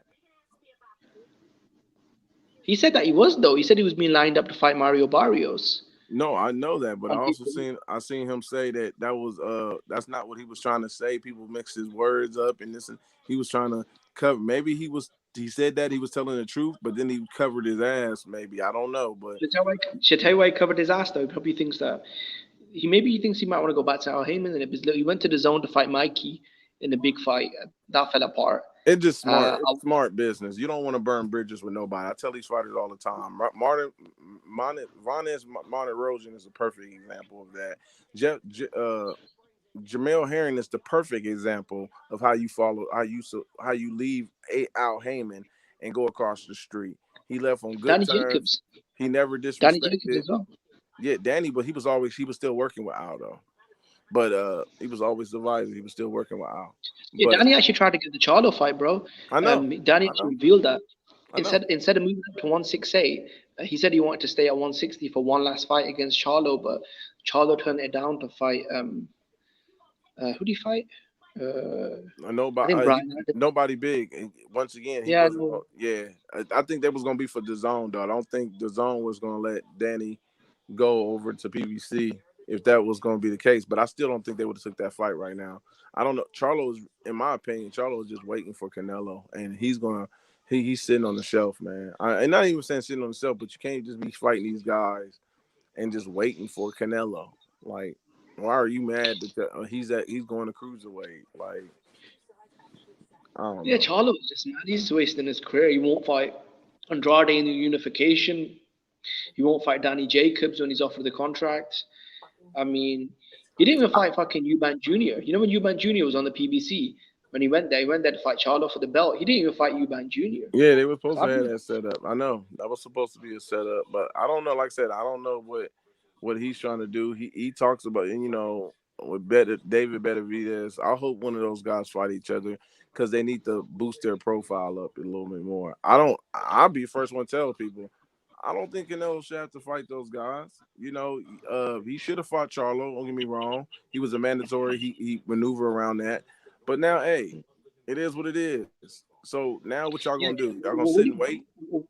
Yeah, what do you think about the fans saying that Canelo needs to move up to 175, fight Bivol, Beterbiev, Joe Smith, and then move back to 168 and fight Benavidez, Charlo, Morrell, and then also fight Andrade, Triple G? Like, Canelo can't. Is this boxing or is this that goes to tell me that they love Canelo, because you wouldn't get mad at him moving up in weight if you wasn't excited and like watching them. So people expose themselves all the time. All I do is sit and listen to them. But Canelo to fight Charlo, Andrade, Triple G at 160, and then move up to 68, and then fight Benavidez, Morrell, and then move up to 75 and fight Beterbiev and Bivol. That's just too much. Beterbiev and Bivol should be fighting each other, man. Absolutely. But my thing is, I get tired of hearing fans. I get into it with fans like that too. It's like, y'all think Canelo have to sit there and just fight one guy at a time when these guys are not fighting each other. That's not fair. I said, I asked a good question. I said, who is Demetrius Andrade, Charlo, and Benavidez? Who is their Erison Miranda on their resume? Who is their Erison Miranda who people was feared, didn't want to fight, but they took that fight? Who is that? Who is it? Because I know Kelly had to fight Erison before he fought Jermaine Taylor. It's like you said about the undisputed thing. It's not fair. Like, Benavidez didn't want to unify against Caleb Plant or Billy Joe. But when Canelo moved up, he cleaned up all the divisions, unified it. Now Benavidez is crying, saying that I deserve a shot at all the belts. Crazy, ain't it? Crazy. So. And the fans believe him as well. They're like, yeah. Canelo's ducking Benavidez. Yep. It's crazy. But I don't get caught up in that, man. I trust me, they come for me too when I'm standing out. I speak up for all of them, man. But I call them out on their BS too. Triple G don't want to fight. He's another one. I think Triple G is skilled. I think he's one of the best middleweights. But he's ducking, bro. He's been ducking Andrade for the longest time, bro. Listen. I know, but my thing is this: I still would favor Triple G in some of these fights. I don't care what nobody said. When they were trying to have him fight Laura, I said Triple G would break that man down. Laura will be moving, and Triple G know how to cut the ring off. His team just didn't trust it. And I actually think Andrade. I think Demetrius Boo Boo Andrade actually beats Triple G. A lot of people don't. No, I think I don't know about that one. I just don't know. I don't know about Demetrius doing that. I just don't know. I like Demetrius. I just don't know. He could probably beat. No. Let me reverse that. I think he could beat him now, but back. I'm thinking of the Triple G a couple of years back. No, so let me rephrase that. Yes, I think he I'm beats saying him to fight now. next year. Yes, I think he No, beats him fight now. next year. Yeah, he beats Triple G now. Triple G waited a whole year just to fight in Japan. Like these guys kill me. Like you an A-side guy, but you gotta go all the way to Japan so you won't have to fight Jamal Charlo in the U.S. You don't have to fight. To be honest though, with the Japan thing, because that fight in Japan, even though I don't like the fight, I think he's ducking. Because I mean, come on, Golovkin, Andrade, they're both on the zone. They're both under Eddie Hearn. That's an easy fight to make. Unification, number 1 versus number 2. What's the problem? It's probably the biggest money fight in America at 160. But the zone will probably overpay him. And Eddie Hearn's. I don't know about the biggest money fight. I don't know about the biggest money think fight. he'll make more money fighting Andrade because I think Andrade isn't as greedy as Charlo, and it's also not a cross promotional where the promoters have to split the money. It's all in house now. Yeah, but I think the purse is gonna be as a whole. I don't know how much that fight is worth as a whole because Demetrius, it ain't like he's doing great numbers. Like, and he's on the DAZN app, so he will be fronted. What? Neither is Charlo though. Maybe I mean, 3. I think both Charlo brothers. I think both Charlo brothers fight on pay per view and then do less than 100,000 though. Absolutely, so I don't think the bigger stars than Andrade. Who? And I think Andrade's minimum on the zone is at $3 million. So whenever he fights, he gets paid $3 million to fight. How much money do you think? I hope you don't think that these fighters, what's being promoted, that these fighters is getting that, because they're not. If it says that Charlo's getting 1.5, best believe he's getting 4.5 or 5 in the back end and certain things like that. I can tell you that right now. They get 3 different type of checks. They do not get what people think is put out there. Yeah, but at the end of the day, bro, all we can go is by the Nevada Commission. Legally, that's the money they get paid. Any bonuses they make off sponsors or backing, it can't be too much more. Because, I mean, what you file with the commission is... not even, I get what you're saying, but it's more to IRS tax purposes. You don't need to know how much we're really getting. That's why that's why Eddie, when he offered Broner that amount, he thought it was a good deal. But he didn't know that Broner was getting more. That's why Broner turned that down. To be fair, at that time, I feel like Broner was smart to turn it down because he got the Pacquiao fight, didn't he? Where he was paid, I think, $5 million. It says 2.5 on the commission. Yeah. I think he made like $5 million in it. Yeah, he made a little bit more, over 5. Mm-hmm. Yeah, $5 million. So and his promotional company got a couple, so I think about 7. Yeah. When he came back and he fought, his last fight, his tune-up, he probably got $2 million. So yeah, but I think right now he probably needs a couple of fights because, I mean, look, Adrian Broner is still one of the biggest names PBC has. He's got links with TMZ, he's got links with World Star Hip Hop, and he's got a really strong sort of following in America, especially on Showtime. He used to break records on Showtime. Even when he fought Paulie and Maidana, he was breaking Showtime TV records. Mm-hmm.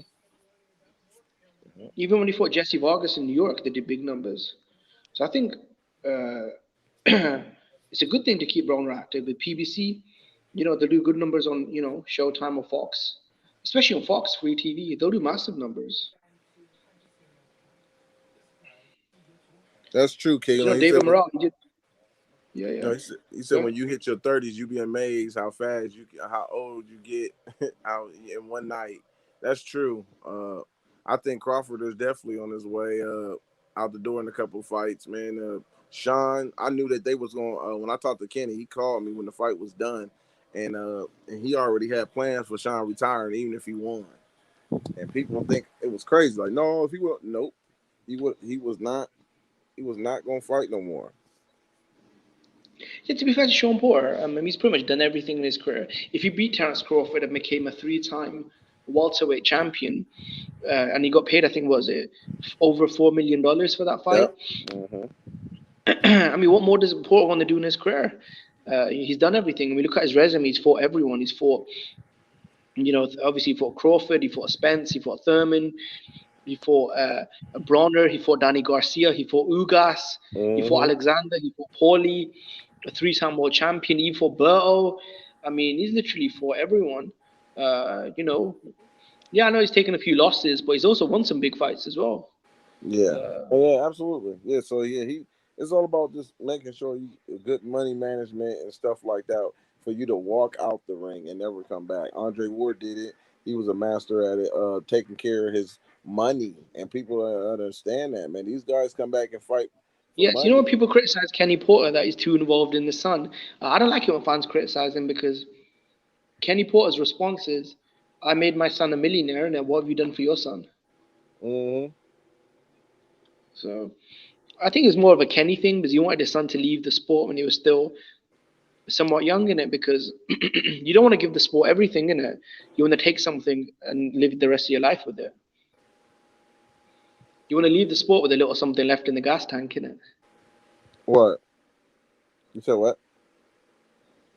No, I'm saying that with a lot of fighters, they give the sport everything. The best way to leave the sport is to have something left in your gas tank, because then you could use that to live the rest of your life. You don't want to waste all your health in the sport in it. Yeah. Absolutely, absolutely, man. It's all you gotta have a plan, man, and that's what you gotta teach these boys, man, and mentor them. They gotta have mentors, man, and I think Kenny definitely was a good mentor to Yeah, for Sean. sure, was And a I'm bright telling, future. I mean, and I'm he telling could you, do bro, commentating on Fox. He could do, his podcast. He's doing that. He's probably got business interests outside of the ring, so he's got a good future. absolutely. Well, yeah, man, I'm gonna What get do off this. Off this. I got my phone about to die. I need to get my charger over here. So I'm gonna talk to you guys, man. It was good talking to you. I'm about to head up out. Y'all can follow me All right, on bro. Good boxing talking. IG. Man. Take care. Jump on if you got time. Oh yeah, definitely, You get free in the definitely, future. man. Jump on, bro. I appreciate it. All right, bro.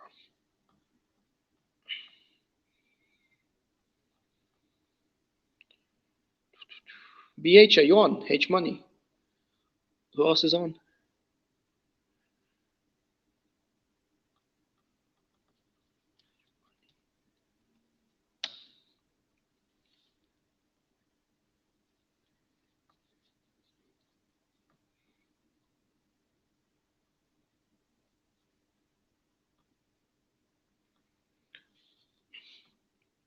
All right. Is anyone on?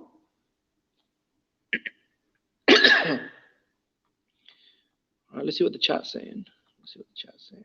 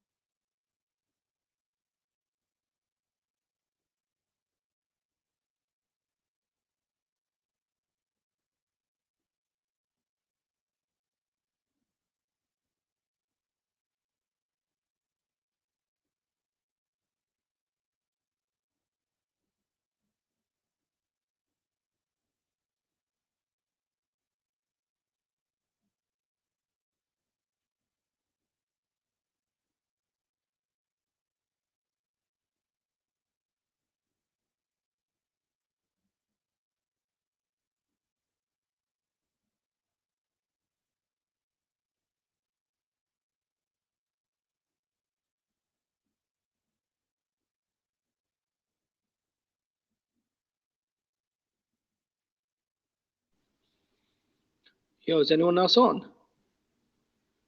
Shit, is it just me?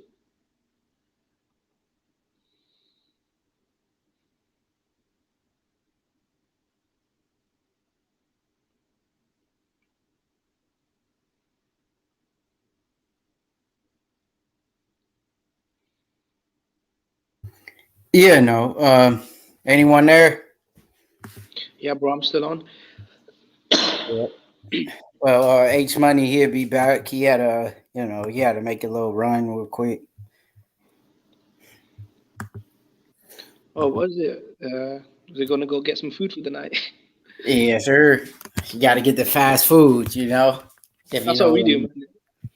Because I feel like go grabbing something to eat as well, innit?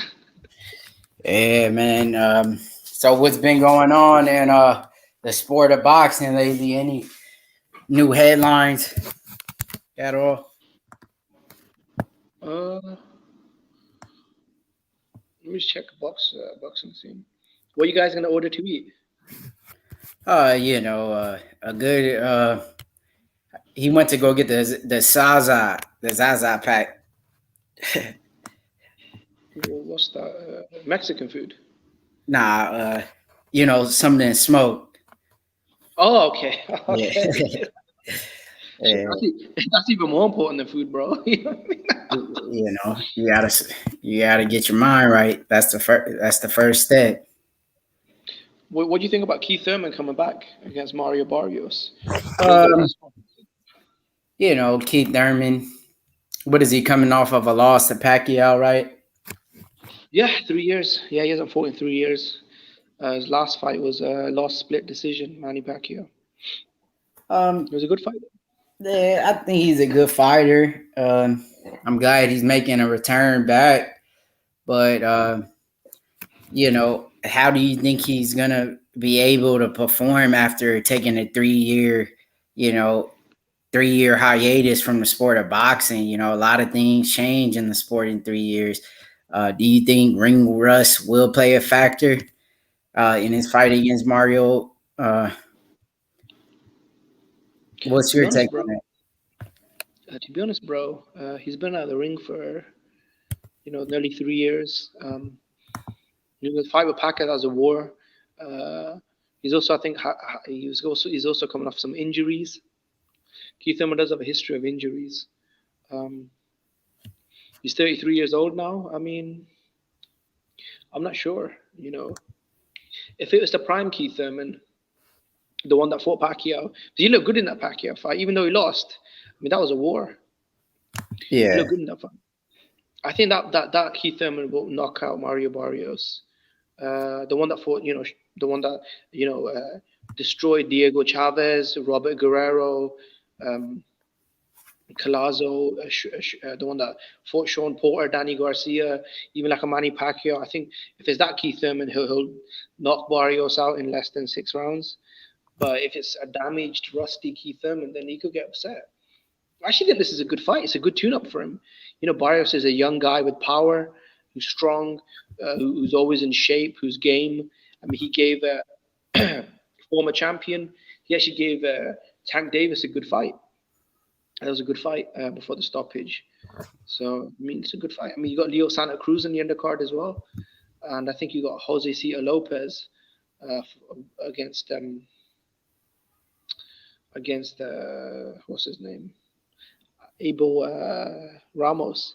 You know the guy that Ugas fought for the belt? Before the Pacquiao.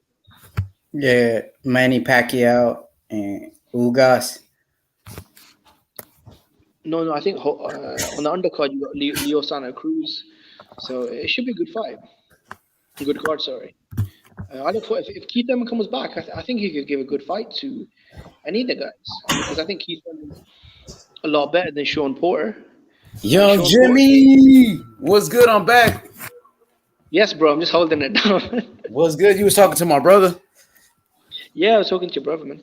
We were just talking about boxing. Keith Thurman's comeback after 3 years. What do you think Keith Thurman's got left? Man, I don't think he got much left. I mean, to be honest with you, that type of layoff, bro, that should have taken away from anybody. That's damn near 3 years. And then the last time we seen him, he got his ass whooped. In the fight before that, he didn't look good. That fight before that, he didn't look good against Jose Cito. Yeah, injuries, bro. Keith Thurman has a history of injuries, isn't it? So that's why I'm saying this Barrios fight actually might be upset because Barrios is a young guy. He can punch. He's been a lot more active, and he gave Tank a good fight. So this could be an upset if Keith Thurman is shot. Yeah, I don't know though, because Barrios is not a welterweight, right? Barrios is coming up a weight class, and he's coming off a knockout loss. So, I mean, if Tank Davis was able to beat him, you don't think Thurman can beat him? Oh, if Thurman is still Keith Thurman, then I think he'll knock him out in 6 rounds. But if he's not, then he might, one of those shocking upsets. That could happen. Do you think Thurman is the same Keith Thurman? Do you think Thurman is good enough to beat a Barrios at this point? I'll be honest, bro. I don't even know. 3 years. Such a long time. He might come, bro. He might come in there and be shot. There's 3 years of inactivity. Then he's had surgery as well, and coming off of the Manny Pacquiao loss as well. That was a tough fight. I hope he's still a Keith Thurman because Sean Porter gave Errol Spence and Crawford tough fights, and I think Keith Thurman's better than Porter. So he could give them good fights. I think I'd favor them to beat him though. I think Crawford and Spence would beat him at this stage, but we can still mix it up. Yeah, man. Thurman, bro, I think he got 1 foot in boxing, 1 foot out of the sport. And you can't do that with boxing. You can't be half-stepping with this sport of boxing, bro. The sport will pass you by. All of the years this guy has been inactive, it takes its toll on a fighter. And like you said, those injuries, dealing with serious elbow surgery, it took a lot out of a Keith Thurman. Yeah. Yeah, he had surgery on his hand as well. And he had issues with his shoulder. I mean, his body's falling apart, isn't it? I know, man. I think Keith should just retire, to be honest with you, bro. If he loses this fight, he might as well retire. Oh, he's done. You think Thurman will fight one of those top guys like a Terrence Crawford, a Jaron Ennis, or a Earl Spence, or even a Virgil Ortiz? I mean, bro, that's what he's promising. He says, look, if I get back, this is just a tune-up. I need it because I've been out so long and dealing with a lot of issues, injuries and stuff. But if I look good, I knock Barrios out, I'm back on winning ways, then the next fight has to be either Ugas, Crawford, or Errol Spence. Yeah. What did you think about Thurman not fighting Earl Spence? I mean, I had mixed views on it because I really wanted to see the fight. I know Keith Thurman, he beat Sean Porter and then he unified against Danny Garcia, so he had 2 belts. But he was blaming it on injuries, isn't it? That's why he was. But a lot of people thought he was ducking Errol Spence. So the energy was never there. Like he wanted to fight Earl. When it came to Earl, the dude was acting all weird and shit. You know what I mean? Like, come on, bro. He didn't have no energy for Earl Spence. Oh, he said Earl Spence got to get a belt first, right? The same thing that Earl told Terrence Crawford. You got to get a belt first. Or Earl Spence needs to prove himself and all of that bullshit, right?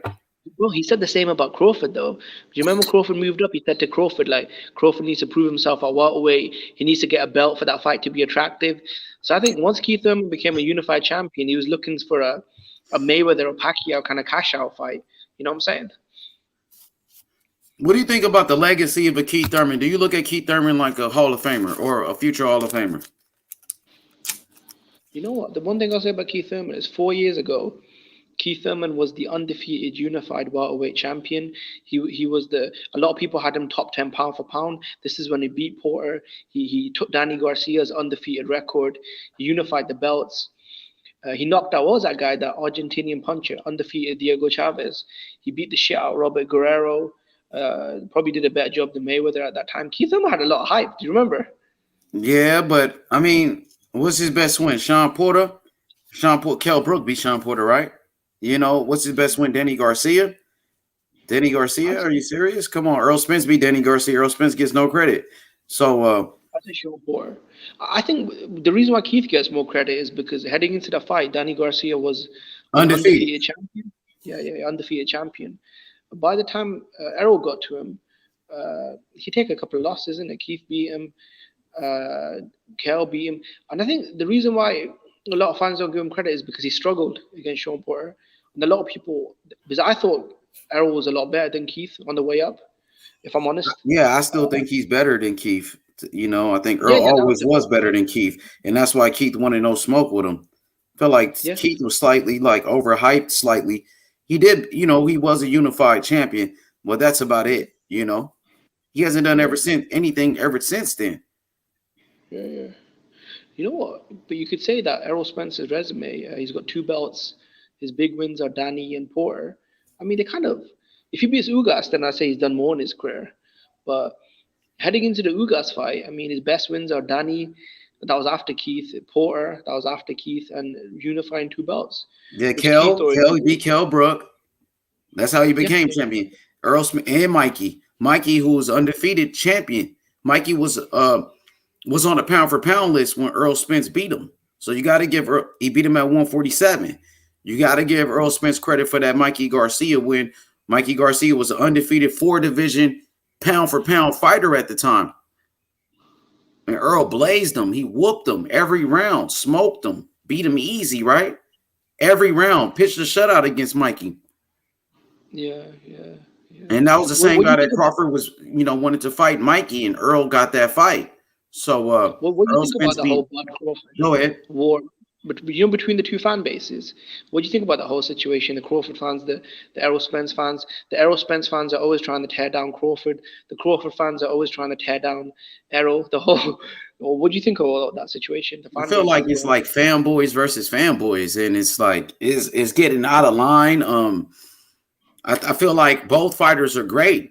I respect both of them. Earl Spence, I think, is a great champion, unified champion, undefeated champion. Then you have Terrence Crawford, who's a 3-division world champion, former undisputed champion, who's on the pound for pound list. I like both of those guys. I think the fans are, out of line. Fans are doing too much. That's what I think. What about you? Do you like them the same, or do you have a favorite? Who do I like more between those two? Yeah, if you had to choose one. I like them equal, man. I'm not gonna lie. I like them equal, man. If I had to choose one, man, it's gonna be tough, man. I mean, I think when they fight, may the best man win, and I think at the end of the day, the fans will be the biggest winner. What about you? Bro, I tell you what, I think the best thing for both guys would be, imagine if they had like a fight and it was a war, and they could do like a trilogy, like Ali Frazier or something like that. I wouldn't mind I seeing like that. both of them, Jimmy. I don't like one more than the other, to be honest with you. I think I like them equal. With me, I like Errol Spence, and I know I do troll level Spence. That's what's the fucking fanboys. They annoy me, Yeah, what about the Crawford fanboys, dude? They do the same shit. You know what I mean? They doing the same thing as the LDBC. Just they doing the same thing, being fanboys for their favorite fighter. So they're all doing the same shit. Crawford fans are doing the same thing as Errol Spence fans. Yeah, they are doing the same thing, but I think the difference is on YouTube, the more videos are kind of pro Spence, in the comments they're pro Crawford, but a lot of the Crawford fans, they don't really make videos like kind of like attacking Spence.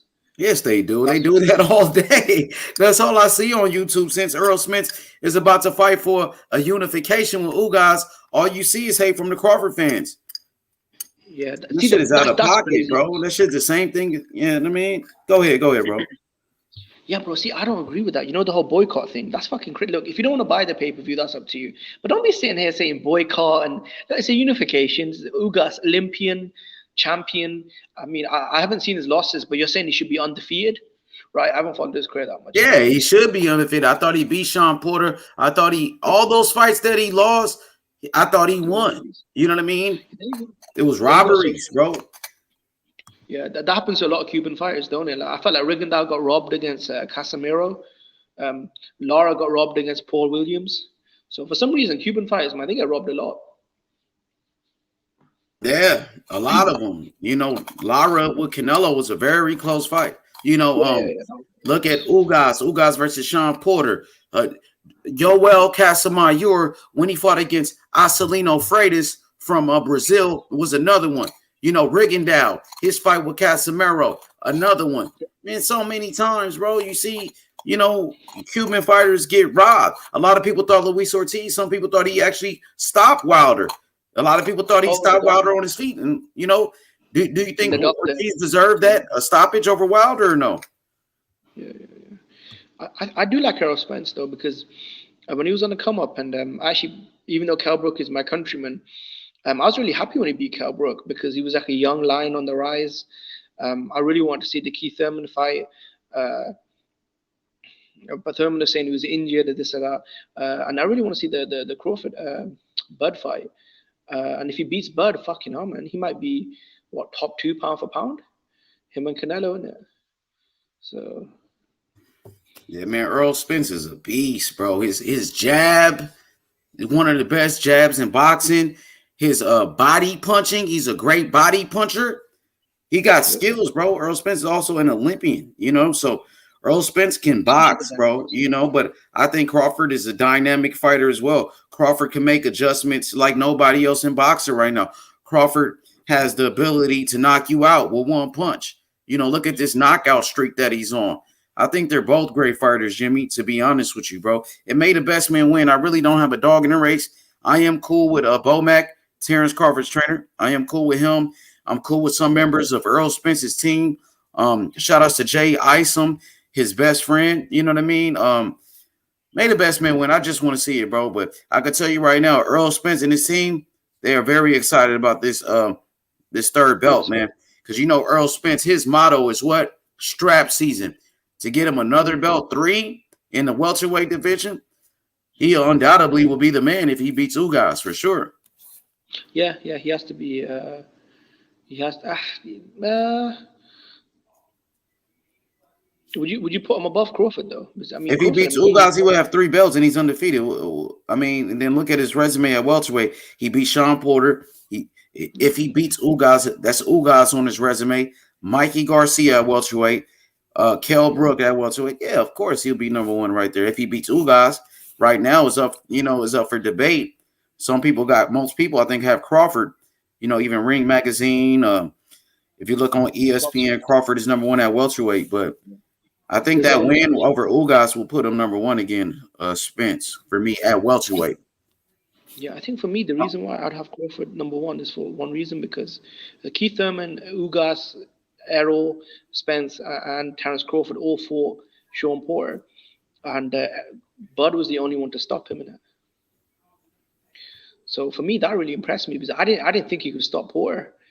Even though I was saying, like, I was picking to swap Porter, but to actually see someone stop To Sean actually Porter, see him do it is something like it's different, huh? It's more impressive when you actually do it. Yeah, in the last few rounds, he just started beating the shit out of Porter in the last couple of rounds. And yeah, he ended Porter's career. So when I saw it, I was just like, because I saw Ugas, like, that was a tough fight on both guys. Thurman, that was a war. Spence, that was a split decision. And Crawford went in there and just fucking smoked him. So for me, I mean, I felt like that. I mean, that should. But Crawford. I mean, Porter was giving Crawford a very tough fight at first, and even like before the knockout, his corner was saying that they had somebody had Sean Porter winning the fight, and that's why Crawford went out there with a sense of urgency like that. Is that right or wrong? Yeah, bro, I agree with you. It was actually. You seen the video, right? When it was like, oh, you're down, you're losing, or whatever, and he went in and knocked him out in the next round, right? That's correct, right? I think so. To be honest, you didn't see that video? Nah, bro, I didn't see it. But no, I believe you. I mean, definitely, that was a very tough fight, and Porter actually did a lot better than I thought he'd do. That's why when people are saying that Porter was past his prime, I'm like, bro, that's the best Sean Porter has looked in years. Yeah, he looked good though. I ain't gonna lie, he did look good. Yeah, he was fucking up Crawford at some parts, man. That's why when people were saying that Sean Porter was past it and didn't train for the fight, I'm like, bro, did you see fucking Porter's performance? I think some haters are probably saying that because he knocked Porter out and Earl wasn't able to do that. So I guess that's their comeback. But nah, man, you got to give the dude full credit, man. Porter came in there and was actually, man, I thought it was a close fight. I had it even before the fucking stoppage. So Porter had to be doing something right, man. He was all over that boy, man. He was all over fucking Terence Crawford at first, bro. But yeah, that's why, like, when they were saying, like, oh, Sean Porter's washed up, I was like, bro, Sean Porter fucking was giving Crawford all kinds of hell. But eventually Crawford obviously adjusted, broke him down, and stopped him. And I think the same thing will happen in the Spence fight. I think it'll be a tough fight. I think it'll be close. But I think eventually Crawford was just like, he's like a little fucking supercomputer, isn't it? He just reads you, he figures the angles, then he breaks you down. He did the same with Gamboa. He did the same to Jeff Horn. He did the same to Sean Porter. But all those guys you mentioned, Earl Spence is better than all of those guys. So Earl Spence is better than Sean Porter. Earl Spence beat Sean Porter first. So we got to give credit when credit is due. Earl Spence is a different type of animal. I don't think Terence Crawford could afford to fall behind on the scorecards like he did against Gamboa with somebody like Earl Spence. Or he can't afford to, be down on the scorecards like he was against Sean Porter, against somebody like Earl Spence, bro. Yeah. That's my one thing that's why I want Bud to be more active. Because when he comes and fights once a year, I don't like that shit. Because I think it messes up his rhythm. When he's more active, he's just more of a dog. Bud Crawford fights 2-3 times a year. He's way sharper. This whole thing about fighting once a year, which he's doing now, I don't like that. I just want him to sign, but I'll be honest, bro. I just want him to sign to PBC, bro. That's all I want. Then he could fight. You could fight Errol Spence. You could fight Ugas. You could fight Thurman, and then move up to 54. You could fight Charlo. That's where all the belts are, isn't it? PBC.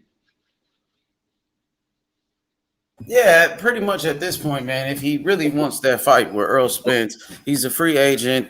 He could do it on a Fox pay-per-view. That'd be the biggest thing possible, man. Do the same thing that Canelo did with Caleb Plant and go for that undisputed. That's what I think. Yeah. Mikey went there and he fought Errol and Bronner. Canelo went there, so yeah, go there. For a couple of fights. Fight, Errol, fight Thurman, fight Boots. Those are some good fights at welterweight. And then move up to 54, which he said he wants to do, and fight the winner of Castano or Charlo for undisputed. Hey, bro, isn't that what Manny Pacquiao did? Yeah, he fought. Who did he fight? Bronner, Thurman, and then he signed to fight Spence, but then Ugas, isn't it? Yeah, man, this is boxing, bro. You got to make your next move your best move. Go for the fucking undisputed, bro. You know what I mean? Go for the undisputed. Go for the legacy. You know what I mean? It's time. Crawford, he got to make the right decision for his career, bro. Don't let the pride get in your way. And both of them, this for both of them. Same thing with Errol Spence. Yeah. Don't let your pride get in the way. Let's make this fight happen for the fans, bro. Boxing needs it. Oh, yeah, definitely. Boxing definitely needs it. Because for some people, it's not only the best fight in the welterweight division. A lot of fans think it's the best fight in all of boxing, innit? A lot of fans think Crawford Spence is the number one fight in boxing. So, I mean, a lot of fans are angry because they're not getting it. But I'd love to see that fight, man. I hope it happens next year, preferably, because once it goes to 2023, then they're kind of pushing it a little bit, innit? Because they're kind of both in the mid-30s now.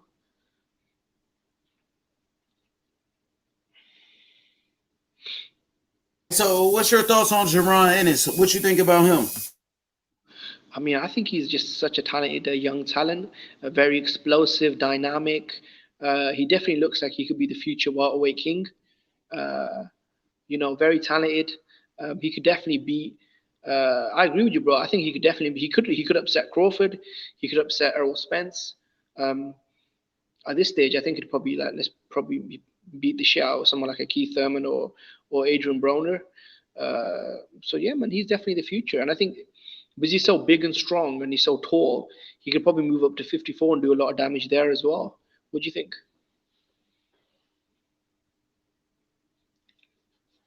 What about Virgil Ortiz? What you think about him? Oh, bloody hell. You know what? I actually take that back, innit? Because fucking Virgil's my boy as well, innit? So it's between them two, innit? Because Virgil is very technically sound. He's like a little fucking bulldog, innit? Like he's got power, he's got speed, he's got heart. He's got skill. He's got a perfect. He's got perfect knockout percentage. I think he's probably fought better opposition as well than Boots, if I'm honest, because he fought Mauricio Herrera.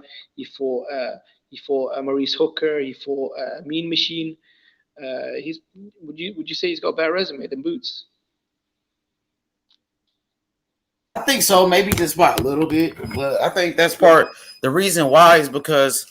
He signed with Golden Boy Promotions, and you got to understand, Jaron Ennis, when he first started off as a professional, he signed a contract with a local promoter, and they wasn't able to get him those type of fights. Jaron Ennis, he didn't have a Golden Boy Promotions supporting him.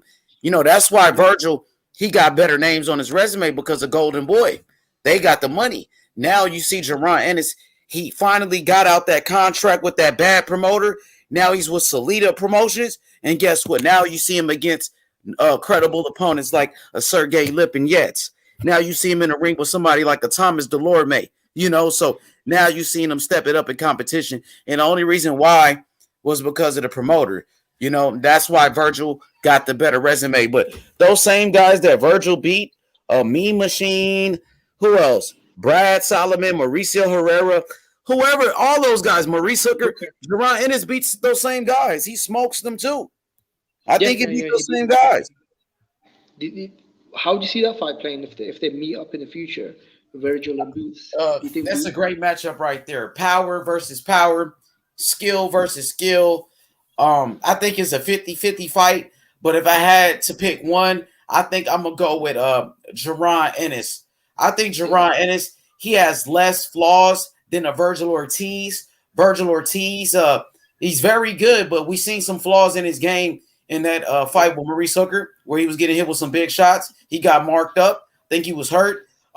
Virgil Ortiz, he did get hurt against Mean Machine. Mean Machine hurt him really bad in that fight. So if I had to pick one, I think I got to go with Jerron Ennis. I think he's the better boxer. He's more slick, and I think he can make adjustments. But Virgil can box too. He showed it in the Mean Machine fight. But I think Boots is better. What about you? I agree with you. No, bro, I agree with you because I mean, Boots just looks a little bit more special, isn't it? He just looks more dynamic. He looks, I mean, yeah, he looks more special than Virgil. Virgil looks a lot more kind of basic, innit, than Boots. I mean, Virgil is a beast, though. Let's not get it twisted. Nigga, 18 wins with 18 knockouts, man. That's something special. Virgil's still one of my favorites, though. But if I had to pick one, you asked me, I'm gonna go with Boots. Yeah, that's what I think. The future of the welterweight division, even if, like, say, Spence and Crawford, they fight each other and they move up. All these young lions, man. You got so many young lions. You got Virgil. You got Boots. Josh Taylor will move up. Conor Benn is on the rise. You got what's his name? Keith Thurman might make a comeback. So I think the welterweight division, man, it's got a lot of talent. What are your thoughts about Adrian Broner? Like, he's begging the PBC for more fight dates, but they won't give it to him because he says that, like, I honestly think Adrian Broner is a clown. You know, I think Adrian Broner should probably just leave boxing. I think he's in boxing for the wrong reason, right? He's not in it to be a champion. He's not in it to be great anymore. He's only doing it for a check. So I think Adrian Broner, man, at one point he could have been the biggest thing in boxing. People said he was the next Floyd Mayweather, and he threw it all away because of his idiot ways. Because he's a fucking idiot. Yeah, he does. I think the drugs have really fucked him up. All the alcohol, cocaine, it's just too much in it. Way too much. What are the fights you're looking forward to most next year, 2022? Right now, number one is Errol Spence versus Ugas. I want to see that unification, champion versus champion. I want to see how Errol Spence back, if he can bounce back after a serious layoff like that, dealing with serious eye surgery, and then Ugas coming off the biggest win of his career against Manny Pacquiao. I think that's the fight that I want to see the most. The rematch, Anthony Joshua and Usyk. I think that's a huge fight. I know you're a big Anthony Joshua fan, brother. I want to get your thoughts on Anthony Joshua. He got a new trainer, man. Who is this new guy? What's his name? Chill something? Yeah. Who is that dude, bro? The fuck? And what do you think about AJ? Is that his new trainer, or is people just speculating? No, he hasn't. I don't think he's found a new trainer yet. So he's just traveling. He's looking around. Some people are saying he might go to, Eddie Reynoso, Canelo's trainer. Some people are saying he might go with him. So he's just looking around, but he's just working with different trainers, I think, trying to find the right one.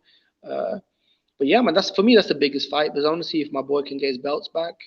Hopefully, knocking Usyk out, and then even though he's got a couple of losses, you could still say that he's avenged all his losses, isn't it? So that'd be nice. But that's tough, man. Do you think he can bounce back? Yeah. Are you picking him in this rematch?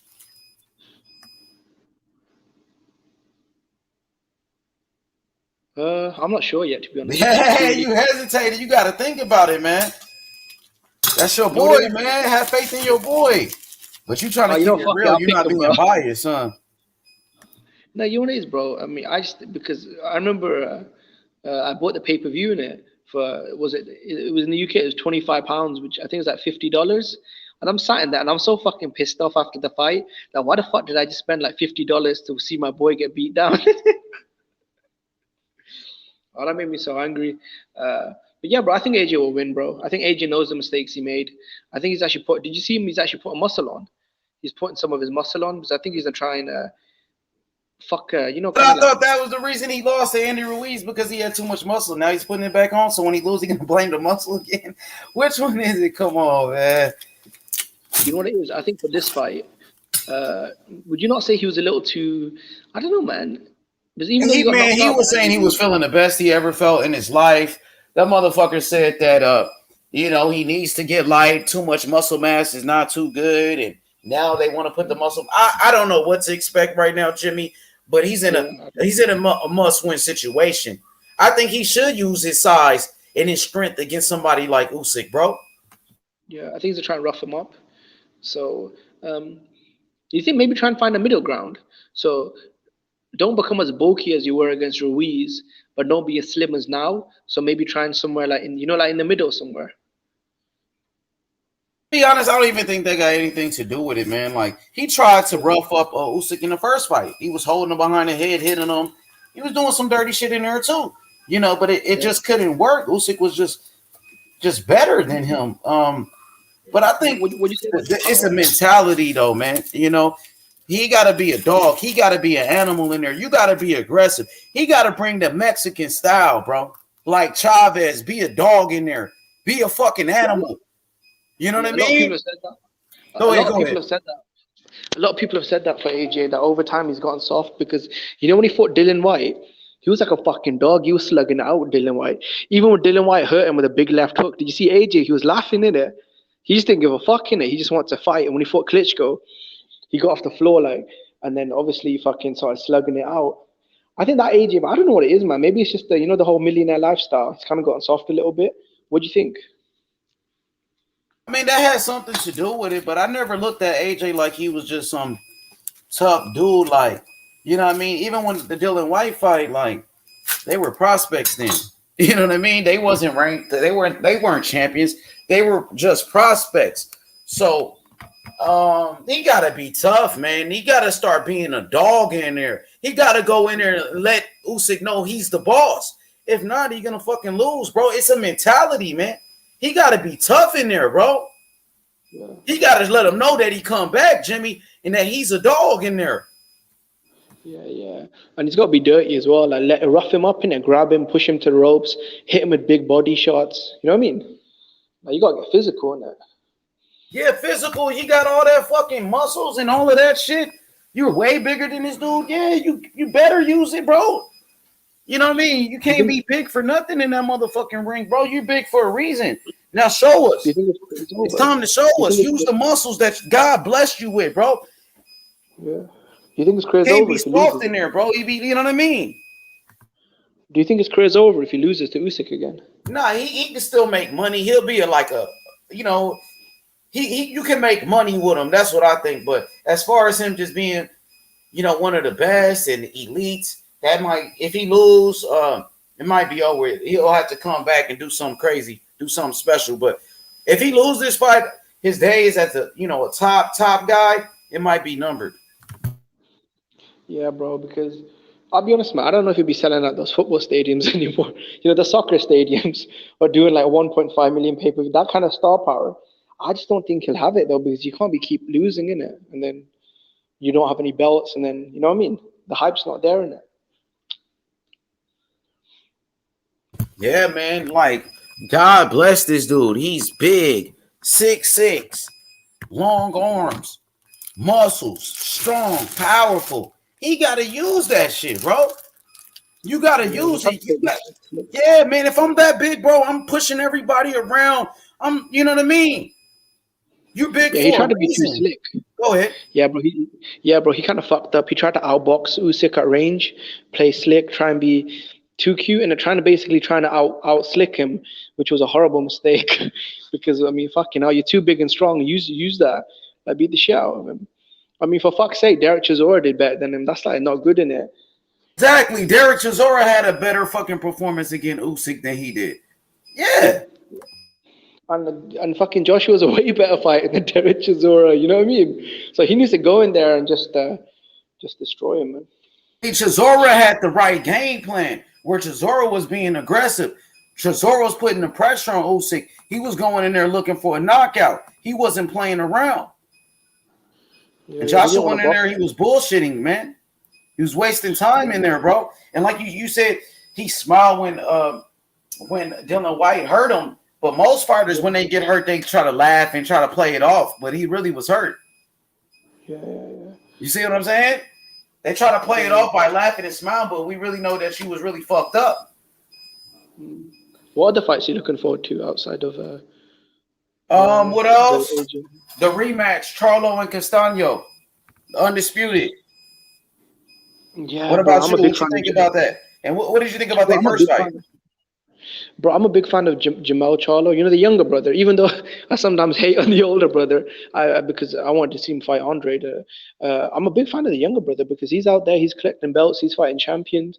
He wants all the smoke. I think his only loss, I think he was robbed against Tony Harrison, and then he came back and knocked him out. So it's a great fight, man. I hope he beats him. I hope he beats Brian Castano. You know what? I thought that was a closer fight because a lot of people were saying that it was this massive robbery, like Castano clearly won. Like, don't get me wrong, like I kind of see why they thought Castano won because he was way busier. But I thought it was close. I just want to see a decisive ending. What do you think?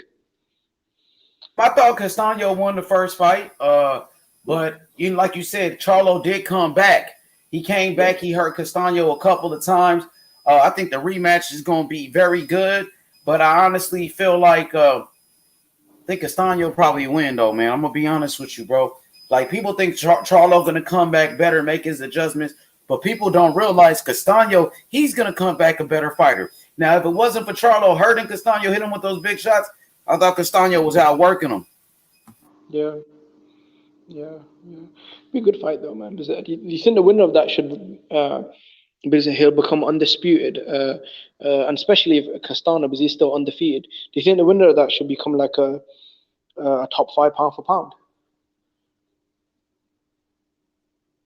Absolutely. The winner should be on a pound for pound list because they'll be an undisputed champion.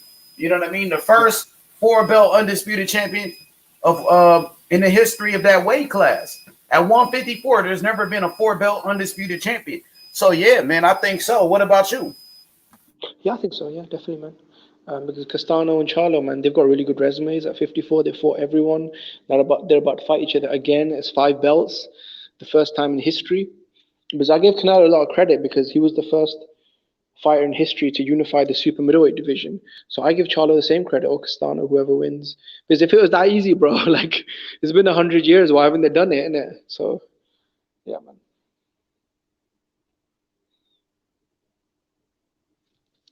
man. Man, who you think gonna win that rematch though? Who you got?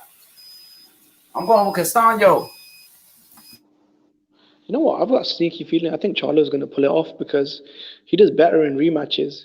You know, when he hurt Castano, I think, but I think he was better before. You know, before he got like now he's way too aggressive. You know, back in the days when he was with Ronnie Shields, he used to be a bit of better technical fighter. But under Derek James, he's just kind of hyper aggressive. He kind of pot shots. You know what I mean? It's kind of changed his style a little bit. So yeah, I hope Charlo wins though. No, but Derek James is considered one of the best trainers in boxing. So is Ronnie Shields. No, I think he became a bigger but puncher with Derek James, more aggressive. yeah, bigger puncher. But he sort of getting outworked a lot because even in the Austin Trout fight, I felt like his boxing was letting him down because I think he's got better skills than what he shows. Against Derek James, he's more of a pot shotter, big power puncher. Against Ronnie, he was more of a slick boxer. Oh, yeah, for sure, man. But I think Derek James is one of the best trainers in boxing. What about you? You know what? To be honest, outside of Errol Spence, I don't really know anyone he trains. So He trained, of course, Charlo, Jermell Charlo, and also who else? He got another guy named Frank Martin, lightweight. You ever check out Frank Martin? He's pretty good. No, I'll check him out. I think Ronnie Shields might be. Would you not say Ronnie Shields has got more, probably a deeper resume than Derek James? Of course, because he's been around longer. He's been around since the Holyfield, Pernell Whitaker days. He done trained Meldrick Taylor. He trained Mike Tyson's and all of those dudes. So yeah, you could say that, of course, because he's been around longer. He's done more in the sport. Yeah.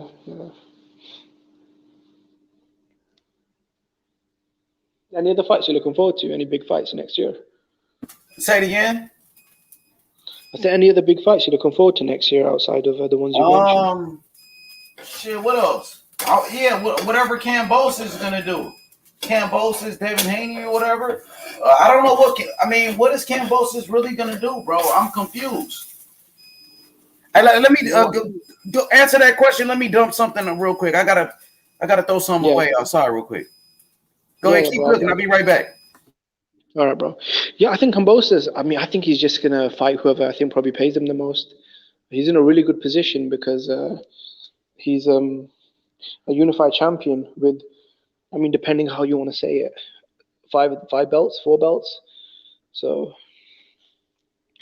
I hope he fights either Devin Haney or Vasyl Lomachenko, because if it's not them two, then it's not a top guy.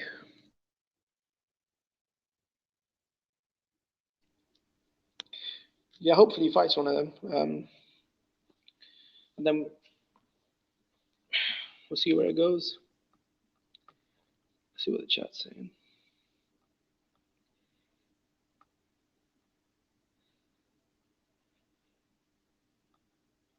Yeah, Chocolito versus Estrada 3. Yeah, that's a really good fight. My boy Roman. Hey, Jimmy, but it was the reason why Jermell Charlo left Ronnie Shields to go to Derrick James, though, right? Yeah. Right, you know, he left Ronnie Shields to go to Derrick James because they seen how the fuck up. You know what I mean? Earl Spence was fighting. Earl Spence was so much of a beast. People wanted to go to his trainer. You see what I'm saying? Especially at that time. Yeah, bro. Definitely, I see what you mean. What do you think at about one point, Earl Spence was so much of a beast. Everybody wanted to go to fucking Derrick James because of the way Earl Spence was fighting. Go ahead, bro. I know you don't like this fight, but what are your thoughts on it? You know the Amir Khan Kell Brook fight? I think that fight should have happened years ago, man. But since it's gonna happen, I don't know what to expect from 2 old geezers like that, man. Kell Brook coming off a knockout loss to fucking Terrence Crawford. Amir Khan, I don't even remember the last bum that he fought. What was the last fight he fought? Amir Khan, a bum or what? Yeah. So after the Crawford fight, he fought kind of like a bum. And then he hasn't fought ever since then? Yeah, he hasn't fought in over 2 years. To be honest with you, I think these guys are doing it for the money, man. At this point, it's like there's no other reason why they're fighting at this age. Like, you know what I mean? It's for money. So I'm not excited about that fight at all, man. But you know what I mean? What about you? I know you're out there in the UK. What you think about it? No, I mean, it's just what you said in it. The fucking, like, it's washed up in it. We want to see this fight probably 4, 5, 6, maybe 7 years ago. It didn't happen. Both of them are kind of washed up, but I guess that's a good thing though, because if one of them wasn't washed up and was in his prime, then it'd be a mismatch. Because they're both washed up, it's probably at least a fair fight. Yeah, man. I'm not gonna buy it though, because fuck that, man. That's some bullshit. Hey, Jimmy, them motherfuckers should have fought years ago, man. That shit is crazy. Why do you think that fight never happened when it was supposed to? I mean, I don't know, man. To be honest, I think Amir Khan was probably trying to chase in the Mayweather Pacquiao fights. I think he's probably the reason why it didn't happen, if I'm honest. And I like Amir Khan. I'm a big fan of him. Or I was a big fan of him. But then apparently they offered Kell Brook 70-30 and he didn't take it. So what do you think? What was the question again? Repeat it one more time. Whose fault do you think it was? Because I mean, I don't. From what I heard, the people were saying that Amir Khan was ducking Kell Brook. I mean, I didn't really follow the shit too much, but the narrative out there is that Amir Khan was ducking Kell Brook. What you think? Yeah, I think Khan probably didn't want that fight because I think he was chasing Mayweather and Pacquiao, and then he fought Canelo, got knocked out, and then he took some time off, and then he fought Crawford. And to be honest, I think Canelo and Crawford are bigger and better fighters than Kell Brook, if I'm honest. But yeah, I mean, but then I think Amir Khan offered Kell Brook the fight once, but he wanted more money, and then Kell Brook was like, "I'm the champion," but Khan was saying, "Look, I'm 10 times the bigger name." So I think they both kind of fucked it up a little bit, but I think Khan is probably more to blame, if I'm honest. So if they would have fought in their primes, who you thought would have won? For the primes, I It'd been a good fight. I think probably. You know what? What's the phone? The primes. You said who? I think Cal Brook would have probably caught Amir Khan and knocked him out. For real, Amir Khan could box though. I ain't gonna lie. You can't. That motherfucker could move and shit. Like, you know what I mean? Yeah. To be fair, he beat Marcus Maidana, who's probably a bigger puncher than Brook. So yeah. Shit, Brook only lost to the top guys, huh?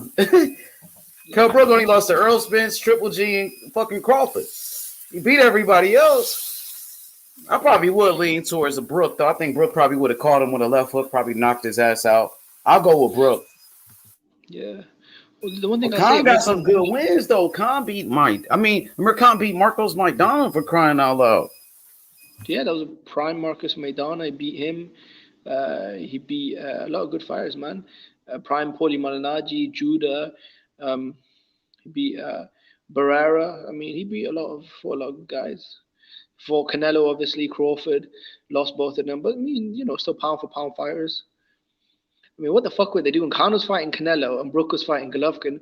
Fucking hell, they should have been fighting each other, innit? Like, what the fuck was that? Of course, man. That would have been a huge fight. I mean, do you think the fight is still big, honestly? I think so, because they sold out they sold the arena out in 10 minutes, which is, I think, like 30,000 tickets. They sold it out in 10 minutes. And I think the pay-per-view will probably do 500,000 buys. But if they fought in the primes, bro, that would have sold out Wembley Stadium, bro. That would have done like probably 1.5 million pay-per-views, man. That was huge. But they probably still do good numbers, but nothing. For sure, but yeah, I think I'm not excited about that fight, to be honest with you. It's not like I'm not looking forward to that fight because it's two guys that should have fought years ago that's past their prime. Kell Brook coming off a knockout loss, Amir Khan been knocked out so many times. Yeah, I'm not excited about the fight though, to answer it. Yeah, but I'm not paying for it though. I won't pay for it. Do you have the zone? Do you have a subscription? I got the zone. Is that on the zone or what? Yeah, it should be in the zone. zone. That fight is on the zone. Yeah. So in the UK, where is that? It's on pay-per-view on the UK? It's not the zone on the UK or what? No, bro. We have to Sky Sports box office, which is pay-per-view. So we have to pay like $50 for it. So if you don't watch it, you have to pay like. That's some bullshit. Why the UK fans ain't trying to boycott that? But you got UK fans talking about boycotting. You got UK fans. And the funny part is, you got UK fans talking about boycotting Earl Spence versus Crawford, but they don't even have to pay for it. You don't have to. You know what I mean? It's not like it's a UK pay-per-view, right? You can't order a fucking PBC pay-per-view right in the UK, can you? No, I think they'll play it on Sky Sports, so we can watch it for free. Yeah, so you can watch it for free, but so why is all these fans from the UK bitching about an American pay-per-view? If anything, they should be mad about that Kell Brook fucking Amir Khan pay-per-view they got to pay for. They are in the UK because a lot of my friends, they're not going to pay for it, neither am I.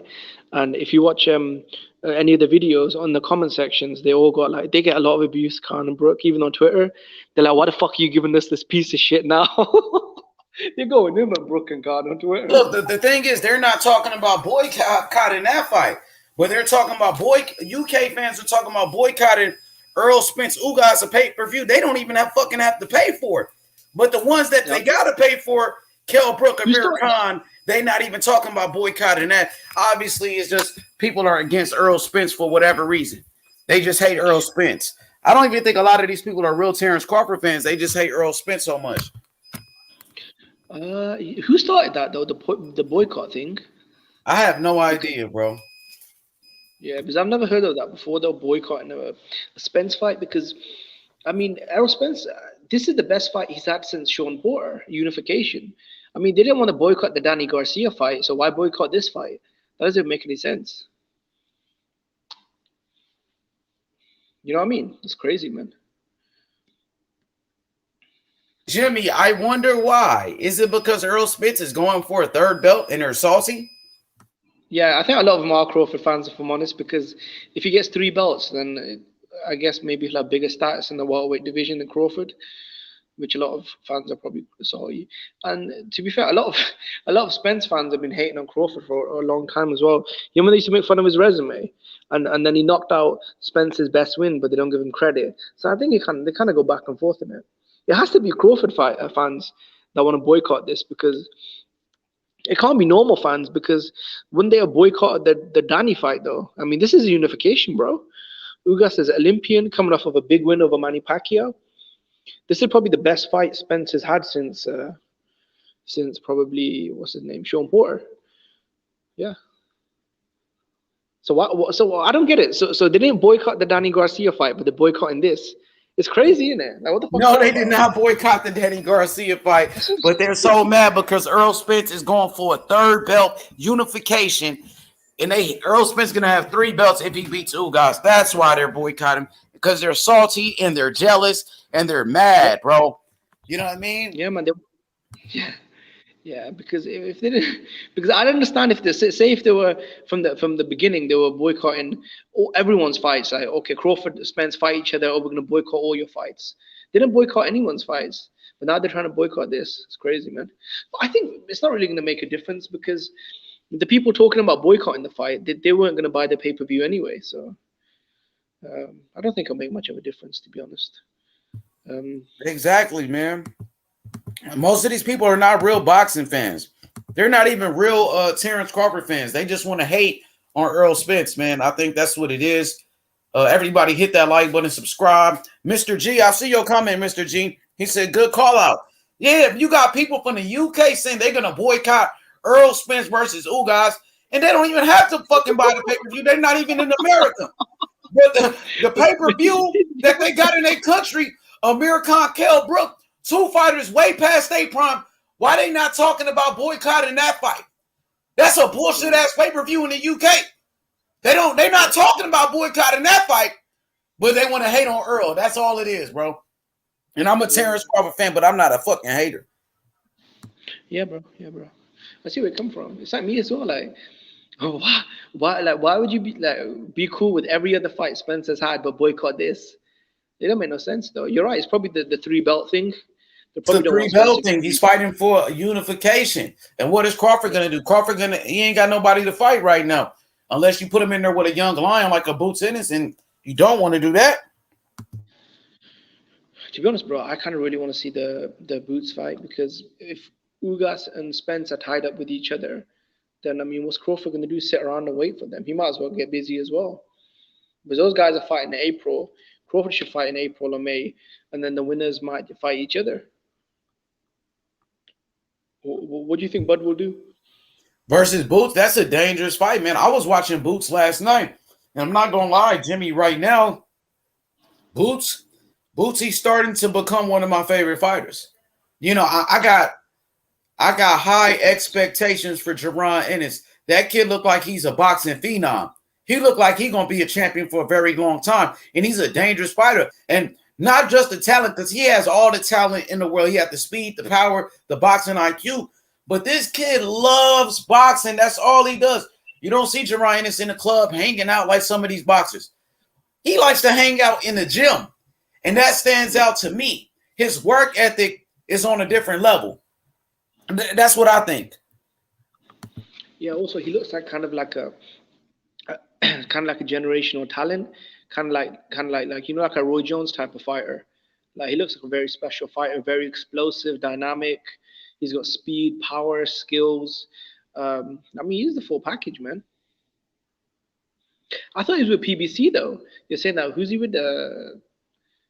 Salita Promotions.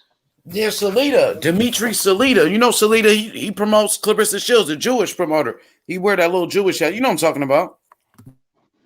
He got Otto Wallin too. He got Otto Wallin, Clarissa Shields. Oh, I know who you're talking about. Yeah, I know who you're talking about now. Damn, I thought he was with PBC though. I thought he was a PBC. Nah, he's not signed to PBC, but he fights on Showtime. And you know, Showtime and PBC, they do business with each other. You know, the PBC fighters, they fight on Showtime and Fox. Yeah, you know what, bro? I have to keep it real, man. I don't think Crawford will fight him though, because it doesn't work that way. In boxing, they don't really fight the young, sort of dangerous guys on the rise. I think he's probably going to wait for Keith Thurman then to fight him.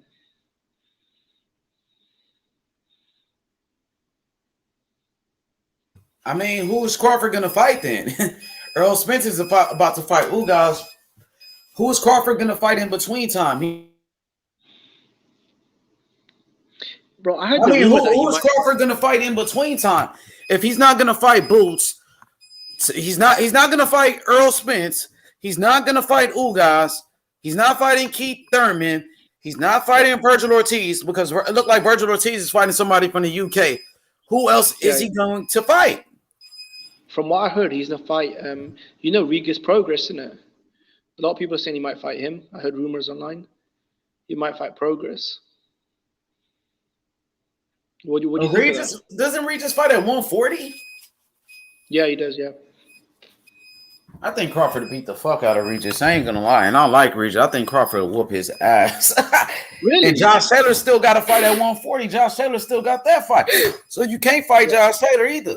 Josh Taylor got to fight that motherfucking mandatory. You feel me? Yeah, that's why I think he's a fight Regis though, because he's the only one that's free. You know what? Regis did actually give Taylor a really close fight, don't it? He fought Josh Taylor, Regis Progress, and Taylor. I thought Josh Taylor won pretty easy though. I mean, Regis came back like later in the fight. He swole his eye up and shit. He gave him, you know what I mean? They went to war or whatever, but I thought Josh Taylor won comfortably though. So Regis came back later in the fight when Josh Taylor got a little bit tired after Josh already whooped him. Regis probably only won 3 to 4 rounds in that fight. Probably like 4 rounds max. Yeah. He knocked out Julius Ndango, which was all right. What else has he done? Let me see. He fought Terry Flanagan. That was all right. But yeah, you're right. You're talking about the same Julius Ndango that knocked out Tay Jones, Deontay Wilder. Yes, man. That Ndango. That's why Ndango's so famous. And Ndango is not really that famous for fighting Crawford in that undisputed. We know Ndango for knocking out that motherfucker Tay Jones, bitch ass. Shit, man. Did you see Tay Jones in the fucking locker room when he had a pair of scissors trying to cut the glove open? That shit is a joke, man. That was the worst thing they could have possibly did, man. And it's really embarrassing. And that's why I don't think Wilder would ever be the same. And I do miss the trash talking Deontay Wilder. I do miss the confident Deontay Wilder who used to talk shit because it was entertaining. You know what I mean? He's bringing excitement to the sport, but ever since that Tyson Fury shit happened, that boy quiet like a church mouse, man. Yeah, I mean, I'll be honest, man. It's not good though because I do troll brother boxing, innit? And I say to him, I said, bro, what the fuck was the point of all those lawyer fees, innit? If you were gonna get knocked out again, what the fuck was the point in it of the arbitration, innit? I think he probably thought he had a chance of beating Fury. Like he did drop him. Maybe he thought like, man, if I win this, then I could go for Anthony Joshua undisputed fight. He was really looking for the money because if he would have beat Tyson Fury, then he could have went back to fight Anthony Joshua for $100 million or something like that. So, you know, it didn't work out. And that's the real reason why Deontay Wilder wanted to fight Tyson Fury in a rematch. He could have fought Anthony Joshua for more money, but instead he was thinking, if I beat Tyson Fury in a rematch, then I could go back to negotiations with Joshua, possibly as the A side, because I just beat Fury. You see what I'm saying? Because Fury and Joshua, when they was talking about fighting, remember, it was supposed to be in Saudi Arabia, and they both were supposed to get $75 million each, right? Yeah. Joshua and Fury, right? Yeah, Joshua Fury, that was a minimum 75 million. Yeah, so just imagine if Wilder would have beat Fury, that would have been Wilder getting 75 million to fight Joshua. But that's why he said, I bet on myself because if I beat Fury, then I get more money at the end of the day. But he ended up losing to Fury. So now he fucked up. You feel me? Yeah, bro. Same with Joshua as well, innit? Because they were going to get 75 million minimum. And then after pay-per-view, it might have been like 100 million, innit? So, but yeah, that's all gone up in smoke, innit? It was AJ lost to Usyk. And what do you think about the whole Dillian White Tyson Fury situation? I think Dillian White is looking for a payday. From what I'm hearing, if Dillian White takes the offer on the table, but Dillian White will still get his biggest payday. He can earn up to $5 million if he takes what they offer him right now. But they said he wants up to $10 million, and he never even came close to making $10 million. If he takes the offer on the table right now, that will still be his biggest payday. But he want a higher percentage. He want more money. That's all it's about. I think Tyson Fury knocks out Dillian White. I'm not impressed by Dillian White. I think Dillian White is a warrior. I respect him. But we know Dillian White got knocked out by a 40-year-old Alexander Povetkin. We know Dillian White got dropped by Derek Chisora. We know Dillian White got dropped by pillow-fisted Joseph Parker. We know Dillian White got knocked down by a fucking Bridgerweight and Oscar Rivas who dropped him. We know Dillian White doesn't have a chin. You know what I'm saying? So Anthony Joshua knocked him out too. Dillian White is a warrior. I respect him. But I think Tyson Fury beats his ass, and Dillian White's looking for a payday at this point. Bro, you're talking about fucking Bridgeway. He did. Remember, Oscar Rivas was whooping his ass, and that's what they were saying. All this B sample, A sample, all of that crazy ass shit. Bro, do you think that's a good win for him though? Because he's got a win over the Bridgeweight champion, bro. Yeah, he got dropped by Joseph Parker, who has no power. The dude got dropped by a Bridgerweight, Oscar Rivas. He got knocked out by a 40-year-old Povetkin. He doesn't have a chin. Dillian White does not have a chin, bro. What up, Khalid? What's good? Young Khalid, what's good, my boy? Yo, what's good? Can you hear me? What's good, man? What you think about this convo we got, man? Dillian White, Tyson Fury. What you think about that? I think Dillian White is the one that really don't want no smoke. And the only way he'll take that fight is if they pay him, overpay him. And that's what he's looking like. And let's not forget that Dillian White just pulled out of a fucking fight with Otto Ali. What about that? Dillian White ducked the fuck out of Otto Ali when he pulled out that fight and didn't even try to reschedule it and fight that man. Otto Ali, that man went through a fucking training camp. He trained for that fight, and Dillian White pulled out a couple days before the fucking fight. Yeah, don't forget about that. Well, how did Dillian White get away with ducking Otto Ali? Think about that. But go ahead, brothers. I think it's the interim title, probably. I forgot about that. That's why he wants a bigger percentage. Because if you have got the interim belt, I think you're allowed 45% of the purse. That's why I think he's trying to negotiate a bigger purse. But $5 million, I mean, that's a lot of money. But I think when he fought Povetkin for the first time, didn't he make that much though, Dillian White? Because in the UK, I mean, he does sell out arenas. Dillian White does make like $1 million a fight. He makes some millions, but he ain't made no $5 million, especially ain't no damn pandemic. He ain't getting no $5 million, dog. That's a damn sure. He probably got like $1 million or $2 million or something like that, maybe even less. Because he does average $1 million though every time he fights. I think he's a millionaire for sure. Yeah. But he ain't never made no $5 million. He ain't never made $5 million, and that's what he can get if he takes that Tyson Fury fight. But yeah, I'm gonna let y'all two cook. Go ahead, Khalid and Jimmy. It's probably the interim belt. I think he's got the interim belt, so he knows he's allowed 45% of the purse. I think that's what they're fighting over. Okay, so wait, what's Dillian White? I heard about it in a Bob Arum interview, but I didn't look into it. What happened? Well, they offered him a deal, didn't it? I think it was 80-20. 80% or $5 million or something.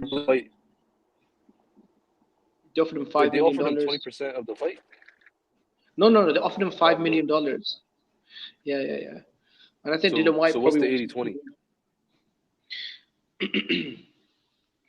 I think that's what it works out. Part? No, I think that's what Dillian White was saying. That's 20%. And as interim champion, I'm allowed 45. So he probably wants more. But I mean, it's the massive fight in the UK if they fight here. And as far as general fights, I mean, who else would Tyson Fury fight? Like bigger money. Joshua and Usyk are tied up. He just fought Wilder. I heard Fury's fighting. He might fight Andy Ruiz too. Like that's an option for him right now. I'll be honest, man, I don't think Andy Ruiz is a bigger money fight though, because when he fought Chris Arioli on pay-per-view, man, didn't that only do like 100,000 buys? And he looked like shit in that fight. Oh yeah. So I don't think that's a bigger money fight, man. Because I think they'd probably sell out Soccer Stadium in the UK. do probably over 1 million buys, and obviously ESPN was showing in America, innit? So. Right. But we'll see, man. Hopefully he gets made though, because he is mandatory. So should get that out of the way, you know. I want to see the What's going on? H Money, Mr. Zone. Yo, what's up? What's up? What's this? Jonathan? What's up, Jonathan? Yo, what's going on, guys?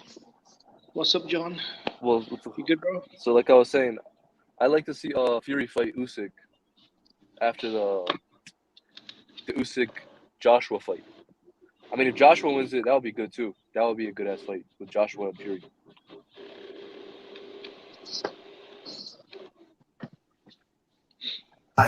Jay Willie, Wilbur Ding, Jonathan. H Money. Good, Jonathan. What's your thoughts on this Dillian White Tyson Fury situation? It's got to go. It's got to happen. You know, and I think Dillian White needs to happen with Deontay Wilder too, man. That's got to happen. Do you think Deontay Wilder will fight again? Oh, hell yeah. Deontay Wilder and Dillian White. That's fire. That's a firecracker fight. Hey, it's funny how the LDBC, they started to say that, like, Tyson Fury's ducking Dillian White or whatever. And then, like, when Deontay Wilder refused to fight Dillian White, they didn't say anything like that. All of a sudden, they with Dillian White now to tear down Fury. That shit is weird, huh? He only lost 2 fights in his whole career. Man, he had that fucking punk-ass motherfucker. Dillian White actually pretty tough. He's a good He ain't a fighter, bitch. He got a lot of heart, man. That good dude, man, he won't quit. And Deontay Wilder and Dillian White should have happened 5 years ago. Yep. And whose fault was that it never happened? Some people say it was Dillian White's fault. Some people say it was Wilder's fault. What y'all think? I'd probably say Wilder, because he kept sending Dillian White text messages saying, "I'm never gonna fight you, and I'm gonna stall you out." Dillian White showed those text messages. I think it has something to do with them. Didn't Dillian White apparently have sex? Do you know when they were all in the Klitschko camp? This is the reason why they don't like each other. When Dillian White and Deontay Wilder were in the Klitschko camp training together, Dillian White had sex with Wilder's girlfriend. This is what Dillian White says. You said what about Wilder's girlfriend? What happened? Dylan White in it. He had sex with her. He slept with Wilder's girlfriend. Hell no. I think it was Big Baby Miller that did. Did they have a baby? Wasn't it Big Baby Miller that was? Was it a big baby? Hey, both was. All right, tell me the story about Dylan White and Wilder's wife. Go ahead. So basically, what happened was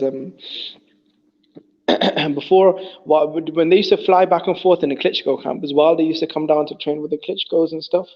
And apparently, when they were there, apparently Dylan White fucked his girlfriend, and this is why Deontay Wilder didn't want to give him a title shot to fuck up his career.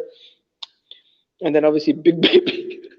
So pound for pound says Dylan White took Deontay. No, he said no. Wilder took White's girl. So she was White's girl first. That same chick, that Telly Swift girl. She used to fuck with Dylan White, and then Wilder took her from Dylan White. Oh, okay. Is Wilder married to her? Explain to me that pound for pound. So pretty much you're saying that Deontay Wilder took that girl from Dylan White. So she was with Dylan White first. And she was with Big Baby too. So that bitch with everybody. What the fuck? No, what happened was she was with Big Baby first. And then she got with Dylan White. Then Dylan White broke up with her. Then she got with Wilder. But while she was still with Wilder, White went back and fucked her. She's a thought in it, bro. It's getting complicated. It was a different girl. Pound for pound said Wilder took another girl from Dylan White. Oh, okay. We need to go to like Judge Judy or something on this or something. Bro, Wilder's a millionaire, bro. He's like a rock star in America. Why is he fucking with Big Baby Miller's leftovers, bro? Like, what's up with that? Dang, Big Baby. That's crazy, man. Oh, girl, she fine, though. I ain't gonna lie. She fine, though, but she ain't that fine, though. You know what I'm saying? You got plenty of bitches out here. That bitch ain't that fine, nigga. You know what I'm saying? She ain't Yeah, but that if you fine, work like, nigga. bro, you got 20, 30 million pound in the bank, or $1 million in the bank. You're a millionaire. You can fuck any bitch in the world, and you're gonna go after big baby Miller's baby mama. Like, come on, man. He married the bitch as well. Just fuck her and chuck her, man. Like, that's crazy, man.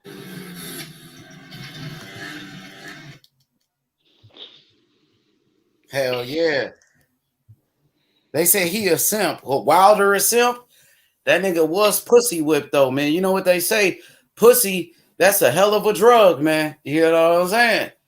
She got that nigga Wilder wrapped around her finger like that, man. You know what I mean? Bro, Mark Breland even exposed this, saying that Wilder would cut training camp short in it to run back home and check on his bitch in it because he was worried she was sleeping with someone. He was worried Dylan White snuck back in. He was worried that Dylan White pulled up his car when he was in training camp. Hey, my boy said he's whipped, pussy whipped. Man, like I said, she fine as hell, but damn, like something like the triple treat box from Pizza I'm gonna Hut, say man. that, nigga. She ain't that fine though. Go ahead, Jonathan Cook. Go ahead, Johnny. I said it sounds like hard, like the triple treat box from Pizza Hut.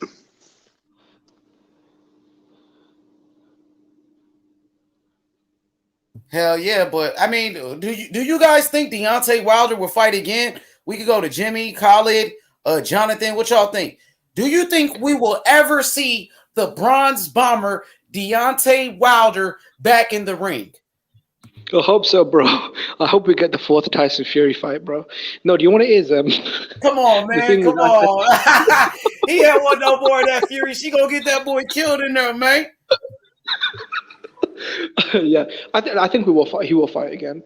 Oh, I think it'll probably some be names. Who is it? Is it Andy going to Ruiz. be? Listen, is it going to be an Andy Ruiz? Will it be a Frank Sanchez? Who's next for Wilder? Andy Ruiz, Frank Sanchez. What y'all think? Andy Ruiz. I think PBC will do that's a big pay-per-view, bro, in America. Deontay Wilder versus Andy Ruiz in America, I think would do good numbers. In Vegas, they do good live gate. I think it'll be a big pay-per-view. And if he beats Andy Ruiz, he'll be in the mix again. But I don't want to see the Andy Ruiz fight, bro. I want to see the 4th Fury fight. All right. So let's go to Khalid. Khalid, do you think we will see Deontay Wilder back in the ring? Okay, going to Jonathan. Jonathan, do you think Deontay Wilder will get back in that ring? Do you think he's retired? Do you think he'll back in the ring with that? Yeah, Dillian White, man. I get back in the ring, I'd get back with Dillian White, man. So you want I take Dylan White? back That's that the fight Parmesan cheese. You want to see I take Wilder back versus that Dylan fucking White? red pepper, and I would knock his pepperoni ass out. Hey, so you want to see Wilder versus Dylan White? That's what you want to see. Is that correct? Is that correct, my brother? I think I would rather see Wilder versus Andy Ruiz, man, because we just seen Dylan White get knocked out 2 fights ago. Andy Ruiz, he's the man to knock out Anthony Joshua. So if it's a fight that I want to see, is Deontay Wilder come back for one more fight against Andy Ruiz? Because remember, at one point, Deontay Wilder and Andy Ruiz, they could have fought for undisputed, Jimmy. Remember, Andy Ruiz was a heavyweight champion. Dylan White, he ain't never been a champion before in his whole career. Facts or fiction? I'd rather see the Ruiz fight as well. I think style-wise it'd be better. And I think it's more realistic because I think White's kind of trying to fight Fury. And bro, that's a massive fight. Like I said, in America, especially for PBC. Andy Ruiz, former unified heavyweight champion. Wilder, knockout artist, ex-champion, Olympian. If the two fan bases came together, I mean, that could do some good numbers, man. I got Deontay Wilder knocking out Andy Ruiz. I think Deontay Wilder knocks him out cold. put him to sleep. I just seen Chris Arreola. He dropped Andy Ruiz 2 times, and Chris Arreola, he's past his prime. Yeah. He's an old man, and he dropped Andy Ruiz. If you think Chris Arreola did it, I know Deontay Wilder gonna knock his ass out. Maybe that guy just won his last fling, man. And I tell you, Chris Arreola looked like he wanted to win in that fight. He looked like he would sacrifice his damn life to get that win. Yep. Andy Ruiz looks lean. He looks faster. He looks like he's taking care of himself. You better watch out for Andy Ruiz. Andy Ruiz looks like he's working hard. H, what do you think about the knockout though? Because that was a horrible knockout that Fury did to Wilder.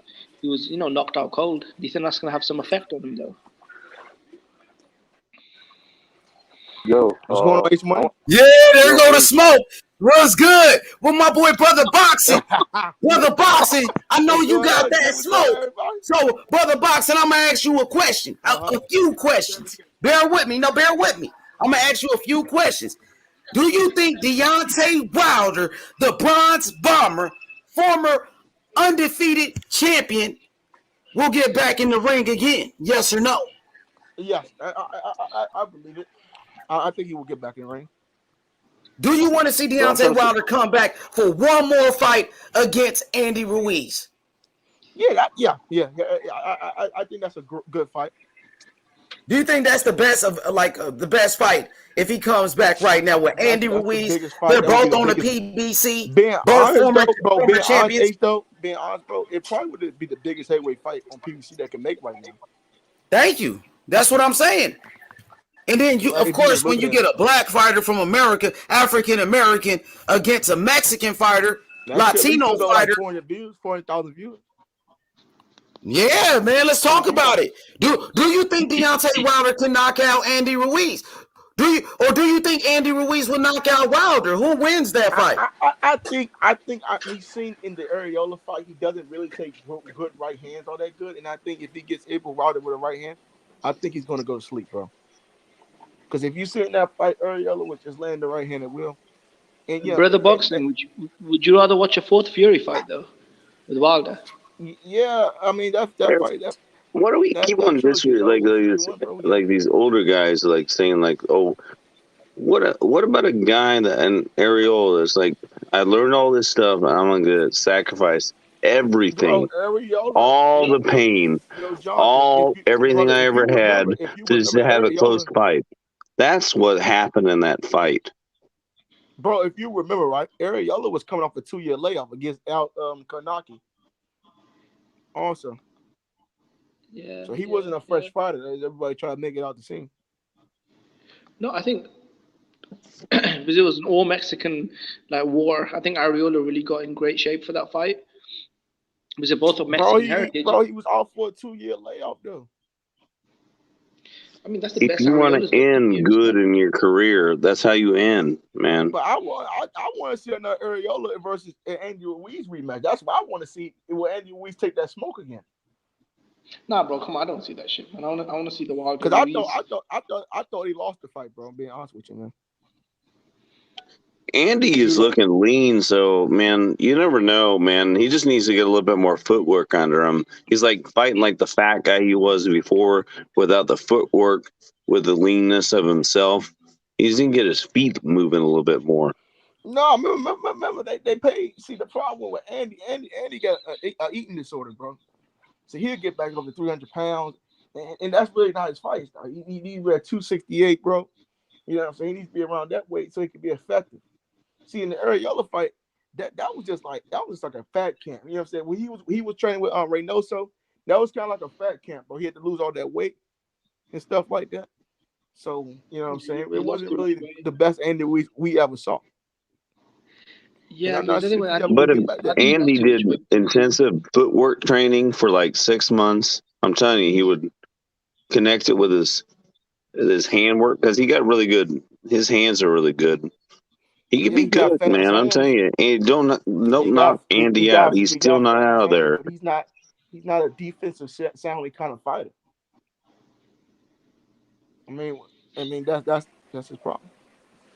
Yo, can you hear me? I think Andy's probably done. I think Andy's Hello? probably. I mean, so Chris Ariola's probably done. Hello? Yeah, he's about 40 Yeah, bro. now. Hello? Hold on. Who is that talking? Hello?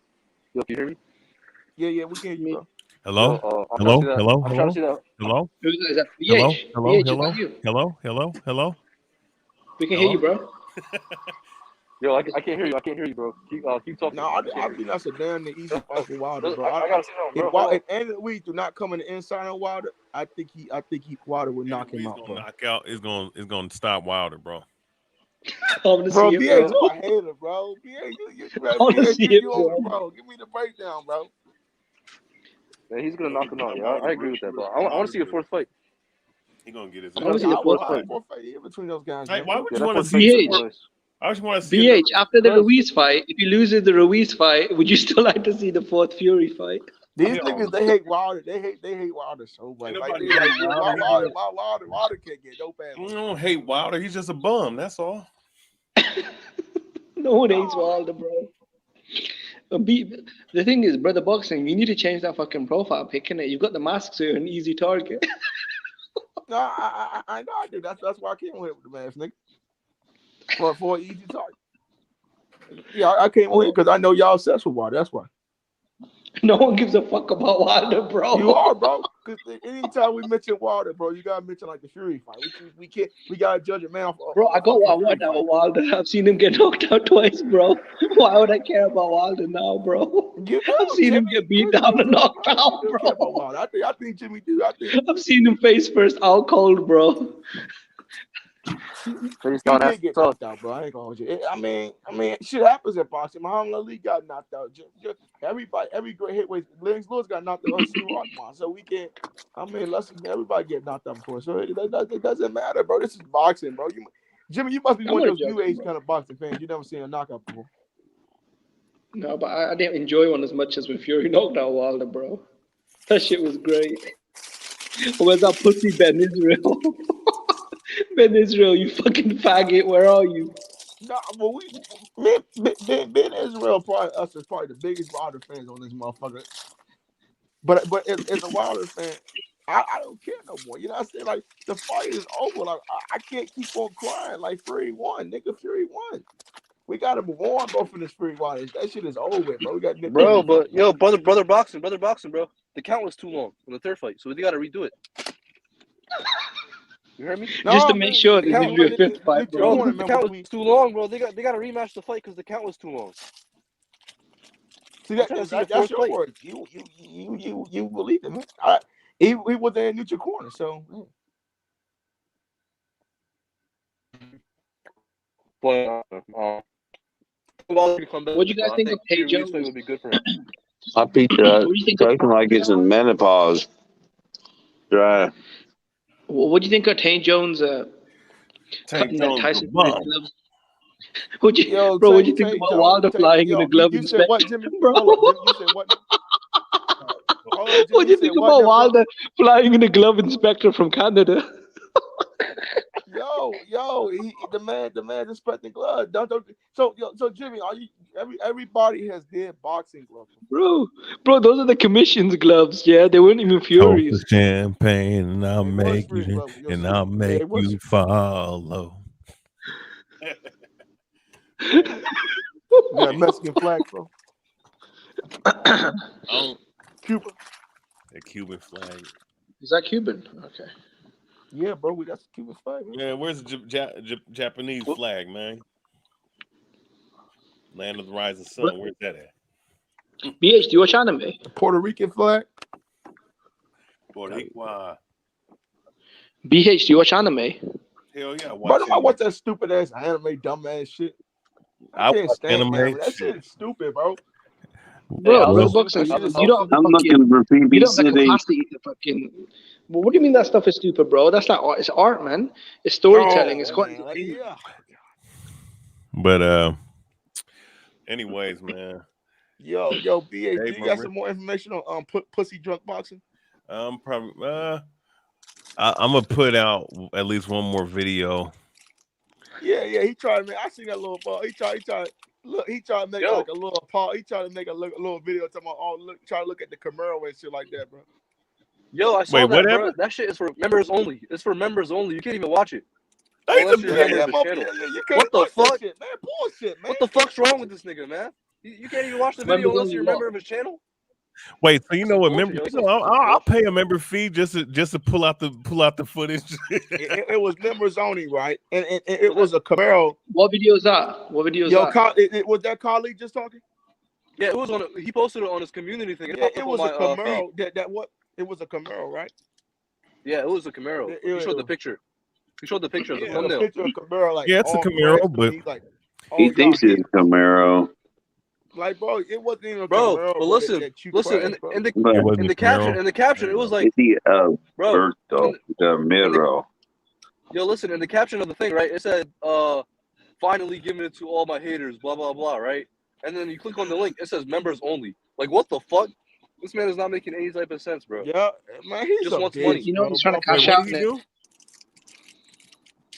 Like, he has the link to the video saying he had the link to the video saying, like, yo, I'm shutting up all my haters with this, like, basically saying that, right? It was something like that in the caption. And then once you click on the video, it says members only. You gotta, like, join with your membership, or like join to his membership or some shit. And then, like, that's what it is. Like, you can't watch the video unless you're a member of his channel. You can't watch that shit. John don't do public videos no more. He ain't gonna do no more public videos. He gonna do a couple, bro. But then again, like, bro, who's gonna pay a membership for that bitch's page, man? Yeah. Like, come on, man. Well, he's probably gonna get maybe 10 fucking people. What is the membership cost anyway? Bro, all you have to do, I mean, you talking about haters, motherfucker. All you have to do is just put it out public, bitch. I mean, and from what I'm looking at, I don't think that's a damn Camaro any damn way. Like, nigga, you fucking monkey ass nigga. He's a dumbass, man. He actually thinks he's got the whole minute that will pay for all of his videos, bro. First he did the subscribers only chat, and now he's fucking got the members only in it, and he's happy there's no dislike button. He's loving it. Look at this. Punk bitch boxing turned on subscribers only mode. Only channel subscribers of 2 hours or longer can send messages. What kind of You know what? He's clever, bro. He knows, yeah, his live streams are less than 2 hours. So if you subscribe just to talk shit to him, you can't do it. Fucking bullshit, bro. You can't even talk. It's like he got so emotional, man. Man, I'm not gonna lie. I'll spear the shit out of this dude, man. Spear the fuck out of him, man. He won't see it coming. He'll get blindsided like a bitch, man. Look at this. Good morning to my loyal haters. You fucking faggot, man. Yeah, he's losing a lot of viewers, man. A lot of people have left. All right, screen share. Come on, story. Huh? What's up? Screen share. What you looking at? I'm just looking at some of the videos because pull it up though. Well, which one? Nah, fuck it. Yeah, no, don't fuck. Yeah, don't fuck. I mean, look. Man, I know you got some. I mean, what's next for you, man? I know you still cooking this nigga. He's food out here. You gotta cook that nigga. No, I got a video coming, man. I just got to get more information. The fans know, man. You know, we want to see what your next move gonna be. Matter of fact, my brother was just talking about your channel. Oh, it was like, man, the historian, he got a channel too. I didn't know that. My brother subbed to you. He seen, you know what I mean? He seen your shit. But yeah, cook on it real quick. And we got the man, the myth, the legend. You know what I mean? LT. What's good, LT? My brother. Yo, what's up, man? What's poppin', family? ¿Qué onda? What's up? Hey, man, this is a great conversation, bro. You would buy some Chinese crap and it doesn't come out the way you want to. Yo, so LT, how did you figure out this dude faked it all, bro? How did you figure out, man? Your mic is a little low, or is it? How did you figure out he faked it all? Oh, how do I figure it out? First of all, bro, I was already on to his fucking bullshit, bro. Like, I was already on his fucking bullshit. At first, I heard it from D-Style, but I didn't think of it much. I was like, yo, bro, let me pray for, Punch Drunk, bro. And I did. That was one night. I think it was Thursday or some shit. Oh, I think it was Tuesday or some shit. I can't remember, man. And then I fell asleep, and then I woke up. Man, remember I messed you up. Yeah, man. And then I woke up with that idea, bro. It's a little weird. Like all of a sudden, Teofimo and this guy, and then I started watching, boxing once I get from out of work, and then I started saying, like, reading Rap Star, like, pray for Tio and Punch Drunk Boxing, like, pray for Tio and Punch Drunk Boxing. Like, wait. I'm praying for Tio So, right and now. then I texted I Black am and Brown, praying and I for said, Tio. bro, I don't believe this shit, bro. Do you? And he said, I don't believe it. I think he I said, I think you don't should pray know. for all the guys, man. Bro, They're all and then he said, hurting. I don't They're know. all I'm like, broken. okay, that's They're all all a I bunch needed of to know. broken motherfuckers out there, and we got to pray for them. Anyways, man. So yeah, man. So yeah, man. That's when I started like, okay, who was the first one who fucking said this shit? It was Boxing Wave, and okay, and go to pray for him. Well, the boxing Go to actually his, sent him go a to his super chat, innit? channel, and from there, like, I asked everyone that he was in, like, most of the people, not most of them, I'm exaggerating. I talked with several people that were in connect, getting those texts, or you know what I mean, in direct messages from the wife supposedly. So that's when I Except for just said, that man, this triple is a trip. lie. So I just Yo, waited until LT, I have another question for you, bro. Don't pray for that triple. Do you think that Rap Star, HLD, Raw Boxing is behind it? You think they all set it up? Don't pray for that triple Say treat. it again, bro. I can't I hear you. said, do you think it's Raw Boxing TV, Rap Star, HLD? You think these guys all set it up with Punch Drunk Boxing? Nah, I think this guy just I think right now I'm thinking Punch Drunk just did it instantaneously. You know what? Let me fake this. Since I wasn't a fender bender, let me fake it. That's why the story, like, he couldn't keep up, with the storyline. So that was it, man.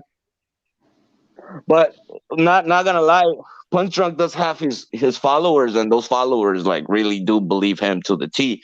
Which brings me to, like, why I was supposed to, like, I felt like, nah, man, this is just, like, too much, man.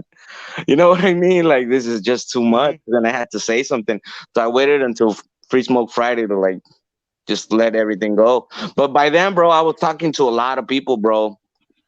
By then, I was like, a lot of people that were in touch, supposedly. Yeah. Brother Boxing, did you send him a super chat though? But Nope, I'm not gonna lie, bro. I only had the, like, the theory. The theory, like the theory, right, where this didn't make sense, and this guy changed his YouTube channel while it was Free Smoke Friday. So I'm thinking to myself, bro, this guy's listening to Black and Brown Friday. So I kept on saying it. I kept on pressing the subject, and then other people, like, started noticing, like BH and Blood Boxing and Scrapbook and several other people, bro, started, like, waking up to it. And it just spoke, which they took it to another level. They brought evidence, like Karma Serene. They brought evidence. They brought, you know what I mean? Like, all right, like legit shit. Mm-hmm. I was just destroying the storyline they had going on. Like, okay, well, if he's in his family, he's in this and he's in that, and my argument is, bro, you don't make sense, because this guy's saying different and this guy's saying different, and what's going on is this. And if that's his wife has a YouTube channel, why isn't his wife saying that on your YouTube channel? And this and that and this and these, this guy just broke it down. Each one they took different, you know what I mean, into breaking it down, man. Yeah, Man. Saying what, man? No, I'm glad that you stood up to that dude, Raw Boxing TV. That's cold. Hell yeah, it's cold. It's like 18 degrees out here, man, and there ain't no heater in the house until. Man, you gotta wear a blanket after somebody said something like that. BH, what part of America are you from? Now, what state? I'm from Seattle, man. Great Northwest. Man, you get the snow up there, like they were saying. You get the snow, my bruh. Yeah, and the heat, and ironically, the heat went out, and ironically, my job said I can't come back to work until Monday because they ain't got no work because of this fucking snow. You better throw some snowballs at some people, man. You better throw some, a lot of snowballs. Cold in the UK as well, man. It's fucking raining over here. I wish it was raining over here. I'll be okay with rain. I used to live out there on the West Coast for quite a while. I run up there in Seattle all the time. No, was you? Traffic sucks up there, man. Traffic sucks in Yes, Seattle. it does. It's one of the worst. It's fucking the worst in the United I'm States. sorry. Hey, give me a second, Jonathan. We got my brother Lalo Boxing. Everybody go subscribe to Lalo Boxing on YouTube and on Instagram. Follow him right now. One of the best boxing channels. Historian Lalo said, he said, "What's the news with Punch? I'm late as fuck. Let him know, because a lot of people don't know about this bullshit." Oh shit. Yeah. Let me come He's back in the and back in. hospital. My He's got microphone's a messing up. Come back, brain LT. Come problem. back, brother. He's bleeding.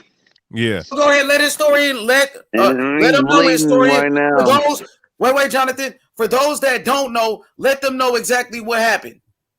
Yeah, so so the news with the fake is, so if you're talking about the latest news, unless he want the The full whole account? thing, let him know, bro. This what said, give him the rundown. He wants Okay, to know what happened. LT, historian, let this brother know. For those that don't know, what's the situation? Yeah, so the situation with Punch Drunk Boxing, aka Punk Bitch Boxing, all right. This guy back in December of, I mean, my bad, the 2nd of December, right? The 2nd of this month, this guy got in a little fender bender, and he caused an accident by running a red light. And what happened was he ended up destroying some businesses on because of the accident, and caused the accident to the other car. Also, too, you know, he messed up the car, the 2017 Chevrolet sedan. All right.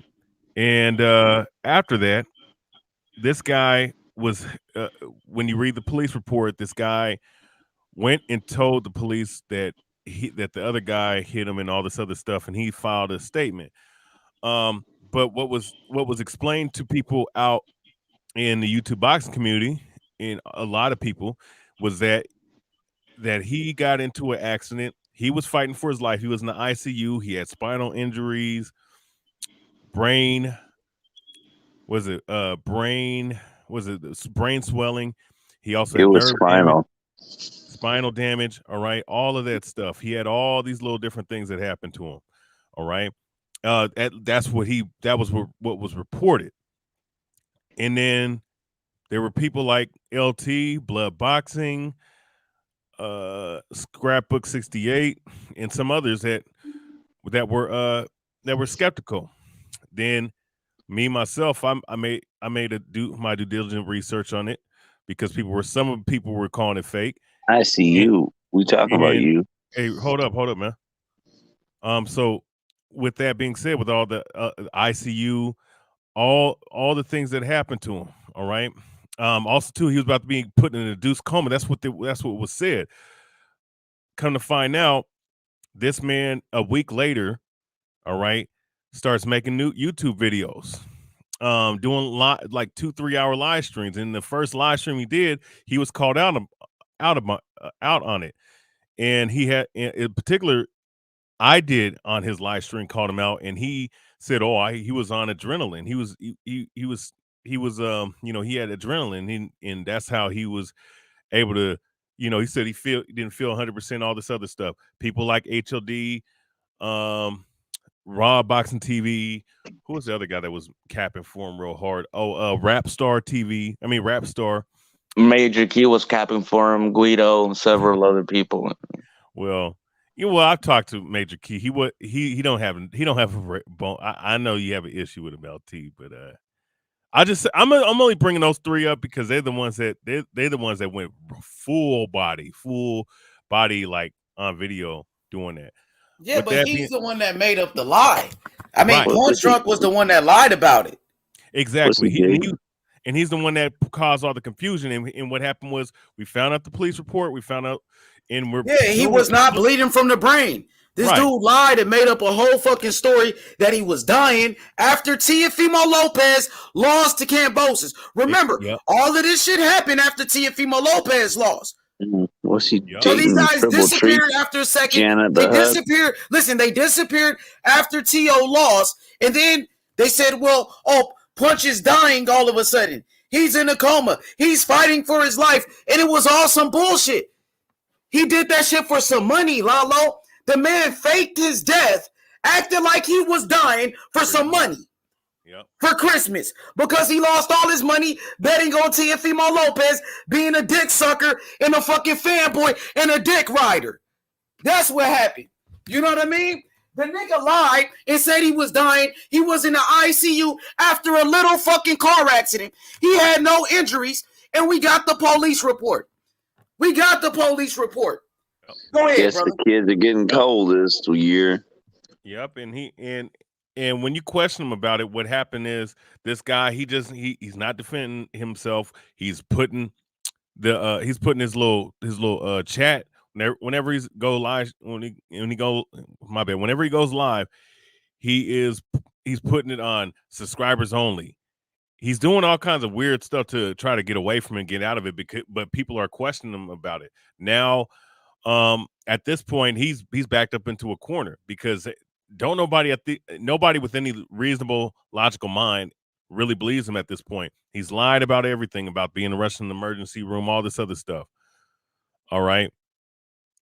So with that being said, we have the police report.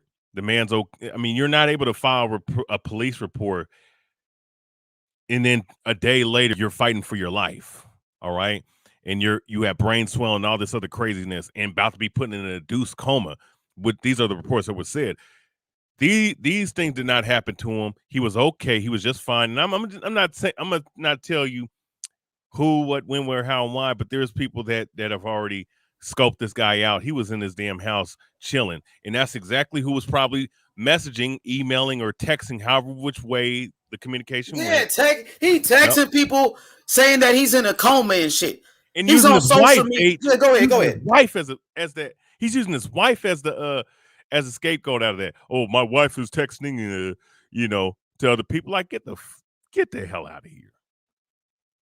And he did all of that shit for money. Like, how desperate can you really be? This man is a piece of shit. He's a lying scumbag, bro. That's exactly what he is, bro. He's lying to the boxing fans. He's lying to his own supporters for money. You know, how desperate is this guy, man? People will do anything for $1 nowadays, man. You know what I mean? Be a fucking man. Go ahead, bro. Man. Yeah, man. Wait. H, do you see this comment in here? Deuce Trade 2.3 says some dude in his chat kept asking him for his $30,000 back and got mad and blocked him. What? Where's it at? $30,000. Oh my God. He took 30. Go ahead, bro. Whoa. Now I don't be Dude, watching. is that shit real? Because I would believe that shit. Wow. I'm telling you, if that's true, nigga. Bro, I'm telling you, man. I'm telling you, bro. This is why, bro. Like, nah, man. Like, shit. Ask Jillian Treat. Wow, dude. Wow, man. Yo, and now you see, nah, man, this guy. They don't get enough sauce. Wow. Now I'm not gonna. Now we can't believe every comment. This piece of shit took $30,000 from an innocent fan, an innocent supporter of his channel, took advantage to the people and lied, and took that money. Bro, give the people their money back, bro. People work hard for their money. People got families out here, bro. And you lying? I'm about to do some push-ups for him, man. Man, this guy's a piece of trash, bro. If this is true, I mean, you can't go off of just any old claims, but if this is true, nigga. But it is true. He did lie about that fucking being in ICU. Oh, no. He lied about that. Let's make this clear. But He lied about that? bleeding from the brain. He had a loss of memory. He was dying. He was fighting for his life. I don't even remember Nothing was even wrong with your bitch ass. You punk ass bitch. Lying this shit to the people. You pussy ass nigga. Go ahead, bro. I want to LT cook this bitch. Man. I mean, shit, man. I wanted to say, bro, and I was gonna leave it alone, bro. I was gonna, you know what I mean? I was gonna leave it alone. There's still a lot of people that don't know, like Lalo, like what's the deal with this guy? Yeah, people are still donating, bro. And I was gonna leave it alone, bro. Then, fucking bro, boxing, bro, just like try to make an example out of me. I'm like, you were trying to make an example out of me? Bitch, I'm gonna show you. Which, you know what I mean? Which, that's another hungry motherfucker, like, hungry in a way. They just want to, like, money and shit, bro. They're just fake acts. They're just fake as fuck, bro. I can't believe people are giving so much fucking money to that shit, bro. And it is fucking crazy, man. It is fucking crazy, bro. Wow, that's just fucking crazy, man. What a faggot, bro. Billion What a white triple fucking C. faggot. That is crazy, man. This dude's really taking advantage of people like that. That's fucking. Oh boy, man. Man, I'm telling Yeah. you, BH. Hey, I'm telling Lalo's you, boxing. BH. Hey, I'm telling you. Let me tell you this, Yeah, BH. hey, Lalo, we got the police report, bro. We got the facts, the evidence. This bitch We ass got nigga, everything, bro. We got we got everything. everything. He hasn't even denied it. You know? So I'm gonna send you right now, Lalo. I'm gonna inbox you the police report. You can see it for yourself, brother. let's get rid of that. Let's get rid of that damn bot. Pull it up historian real quick if you can. Yeah, I could pull it up. Yeah, pull it up. I can pull it up. Let me go ahead and do that. Yeah, we don't have to lie about anything. He's the one that's lying and saying he was dying in the hospital. Please pray for me when you doing okay. I got family members, bro, that fucking died from car accidents. I had an auntie, bro, who was put in a coma from a real car accident, bro. This nigga didn't go through that. He lied about all of that shit. Pull it up, bro. Yeah, I'm about to pull it up right now. Actually, yeah, let me go ahead and share my screen. This dude is a fucking fraud. A fraud, bro. Just because Teofimo Lopez lost one fight and then you start doing this bitch ass shit. That's what you call a real fanboy. He's a fucking fanboy. There you go, bro. Yep. You guys see it? Yeah, we see. You can see it. LT is good. And please explain Yeah, bro, what is this? we can see it. Break this down for the people.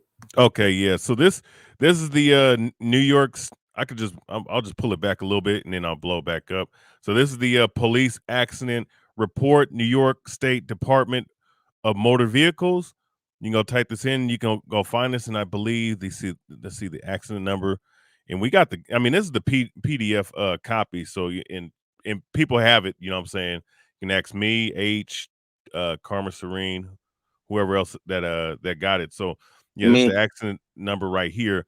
Now, once again, this is vehicle one. I'm sorry, brother. Let me just read this comment. Lalo says, bro, I was in a car wreck earlier this year. I fucked up my back. And he said my lower back disc and had to go to a chiropractor and physical therapy for almost 6 months. Now, when this supposedly car accident happened, the dude was saying he was going to be off of YouTube for months. That's what the people were saying. All of his people. That was his wife was, according to him, that was his wife. His wife was saying the dude got a loss of memory. He's bleeding from the brain. He's fighting for his life. That's what his wife said to the people. And this never happened, bro. They said, oh, pray for him. I was praying for the dude. It turned out this guy's a piece of shit and he's a liar. Go ahead, historian. I'm sorry, brother. No, you good. He's a lying piece of shit. So, and he's gonna lie about this situation right here, right? Now, mind you, anytime someone who is in the who's put in the vehicle 2 box, and somebody told me this earlier, or told me this yesterday. Anybody that's put in the vehicle 2 box is usually the culprit of the accident or incident, however which way you want to say it. Jacour Moore is in vehicle 1. Vehicle 2 is owned by Eddie Gomez, who we know as Punch Drunk Boxing. All right. And of course the license ID number and whatnot. I scribbled out the address. So skipping all the way down to here, and we'll bring out the diagram. All right, of what happened. It says, and it reads, this is the statement. Vehicle 1 states he was traveling SB at above location when vehicle 2, which is Eddie Gomez, aka Punch Drunk Boxing, took the red light, causing collision. Vehicle 2 states he was driving WB or westbound, I guess, at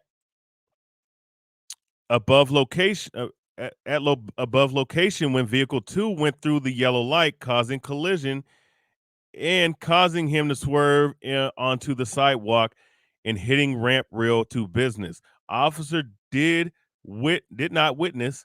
Video of the accident available and witness.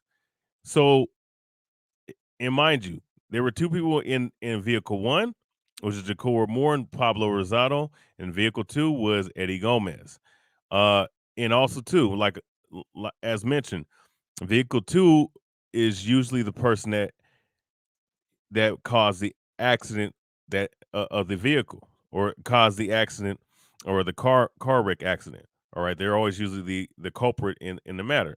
All right, so basically, he was able to make a full statement that vehicle 1 hit him while he was driving through a red light. I mean, driving through a yellow light, while Eddie Gomez, aka Punch Drunk Boxing, was driving right through a red light. All right. And this is it right here. This is vehicle 1 right here, and vehicle 2 is right here, who ran in the red light that caused him to crash into him and him to swerve onto the sidewalk and hit a ramp rail and also destroy someone's property. Okay. And this was reported. This whole report was filed in December the 3rd, but the accident happened in December the 2nd, 3 a.m., 3:29 a.m., and on a Thursday. Okay. Which contradicts the fact that the man said that he was in a coma. He was about to be put in a induced coma, brain swelling, all this other stuff. You would not be you would not be functional. You would not be conscious, and you would not be able to file a statement to the police if those injuries were existing a day or 2 later in the hospital. There's no way in hell. Okay. So that in and of itself, all right, proves that this man is a damn liar about the situation. He got in a car wreck, but he didn't tell no details. Not only did he tell no details, he also oversold what happened. Okay, to get some sympathy and like H was saying, he did this, I think, days later after the situation with Teofimo Lopez losing, and him also saying that he had air holes in his heart. All right. And that and he used that as a situation to gain sympathy. And people ask, oh, well, why would he do that when he's a truck driver, all this, that, and the third, and why would he do that when he needs to make bread for his family? Well, a good publicity can garner great attention, support, and financial support as well. And that's what he got. Okay. So I think that makes sense, doesn't it?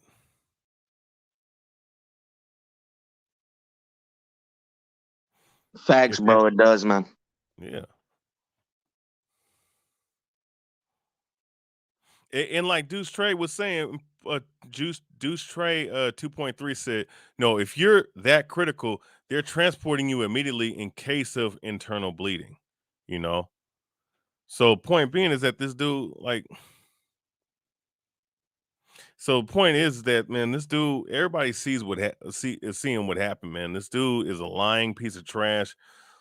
And he'll do anything to to gain publicity and followers. And he thinks all publicity is good publicity, but obviously he knows that the pressure is on his ass now.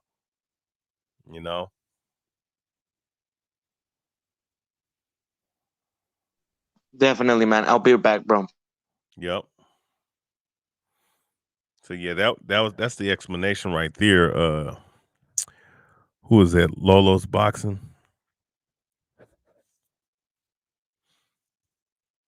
And if anybody wants I'll say this: if anybody wants a copy of the report, just hit any of us up. We'll give it to you. And Lalo's Boxing, if you want to respond, if that answers your question. Oh, okay. He said appreciate the rundown. Okay, cool. So he basically understands. So it's yeah, he's a lying motherfucker, bro. All you gotta do is keep it real. That's all you got to do. You wasn't in no serious car accident. You know what I mean? You wasn't in no ICU. You wasn't fighting for your life. That was a lie to try to gain some money. For some money. Because Teofimo Lopez lost. That's crazy as fuck. I never seen a fanboy like that. This nigga's a real fanboy. Real talk. Teofimo Lopez lost the fight. Now you acting like you finna die and shit? Bitch ass nigga. And the worst part, you did it for money. You was doing it for the money because Christmas. That's why. You was broke. You couldn't afford anything because you lost your money fanboying for Teofimo Lopez, bro. And Teofimo Lopez, they don't even fuck with you. Teofimo Lopez don't even like you. His dad don't even go to your channel. So you already lied on Bill Haney this whole motherfucking time. Bill Haney, he don't fuck with you. Devin Haney, he don't fuck with you. Teofimo Lopez and his dad, they done fucking with you. So he hurt. His heart is broken now. He's emotional. Now he's acting like a bitch. You know what I mean? Now he want to act like a diva and shit. This nigga just like that dude off of Empire. Jesse Smollett looking ass nigga. Real talk, bro. That nigga pussy. That nigga pussy. Go ahead, bro. And he got found out the same day, though. Ain't that crazy? Ain't that an omen? Who does that? Who does that? Fake a serious car accident, acting like you're dying. Like I said, my auntie, she was in a coma from a car accident. You bitch ass nigga, and now you playing with that. You playing with death, and he bringing God into the situation. Didn't he bring God into the situation? Yep, he brought him up multiple times, man. Oh, it's God. God this, God that. God help me out of this situation. Get the hell out of here, man. You was never in no situation, man. Lying devil. Lying piece of shit. And he tried to act like a motherfucking victim. Now he's the victim. Bitch ass nigga, you ain't no motherfucking victim. You can be one, though. Because I will beat the fuck out you and break you off with an ass whooping and really put you in that hospital. Memphis style, my nigga. You know what I'm saying? Because in my city, man, it's real shit going on, my nigga. You turn on the news. It's a motherfucking war out here ever since Young Dolph got killed. And you playing out here, bro. Because you a fanboy. You's a straight up bitch and you a fraud, nigga. You's a motherfucking fraud. Real talk. You got your bitch ass exposed by the people. And everybody see that shit. You punk ass bitch. Punk bitch boxing. He ain't shit. Mrs. Sunshine. That pussy ass nigga. Mrs. Sunshine. Mm-hmm. Punk ass moonshine. Moonshine king of the monkey. Sunshine. He's sweet as hell with that nose ring. Bitch ass nigga. You not Tupac, nigga. Hoe ass nigga. This nigga's a fraud, bro. Yeah, and he be on some racist ass shit too. Yeah. You know what I mean?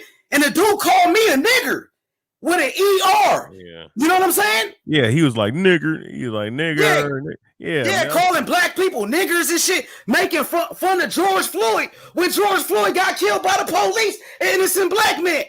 And called George Floyd a crackhead, called me a nigger, making it racist and shit. I'm about to play the clip right now. I got the proof. I got the audio.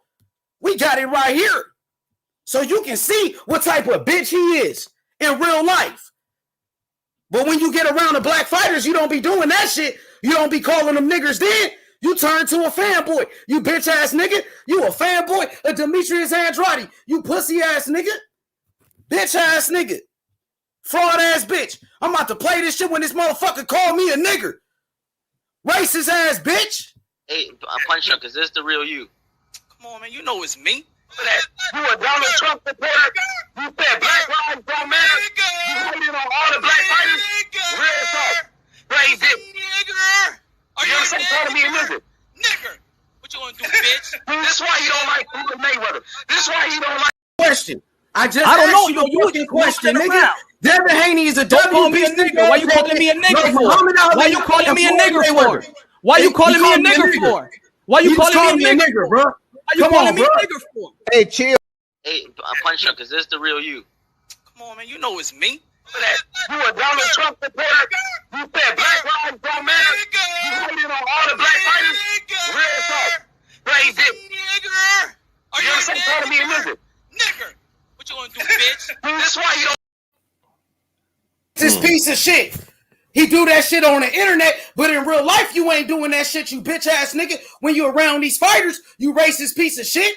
Hell no, he won't. He'll get his ass whooped, man.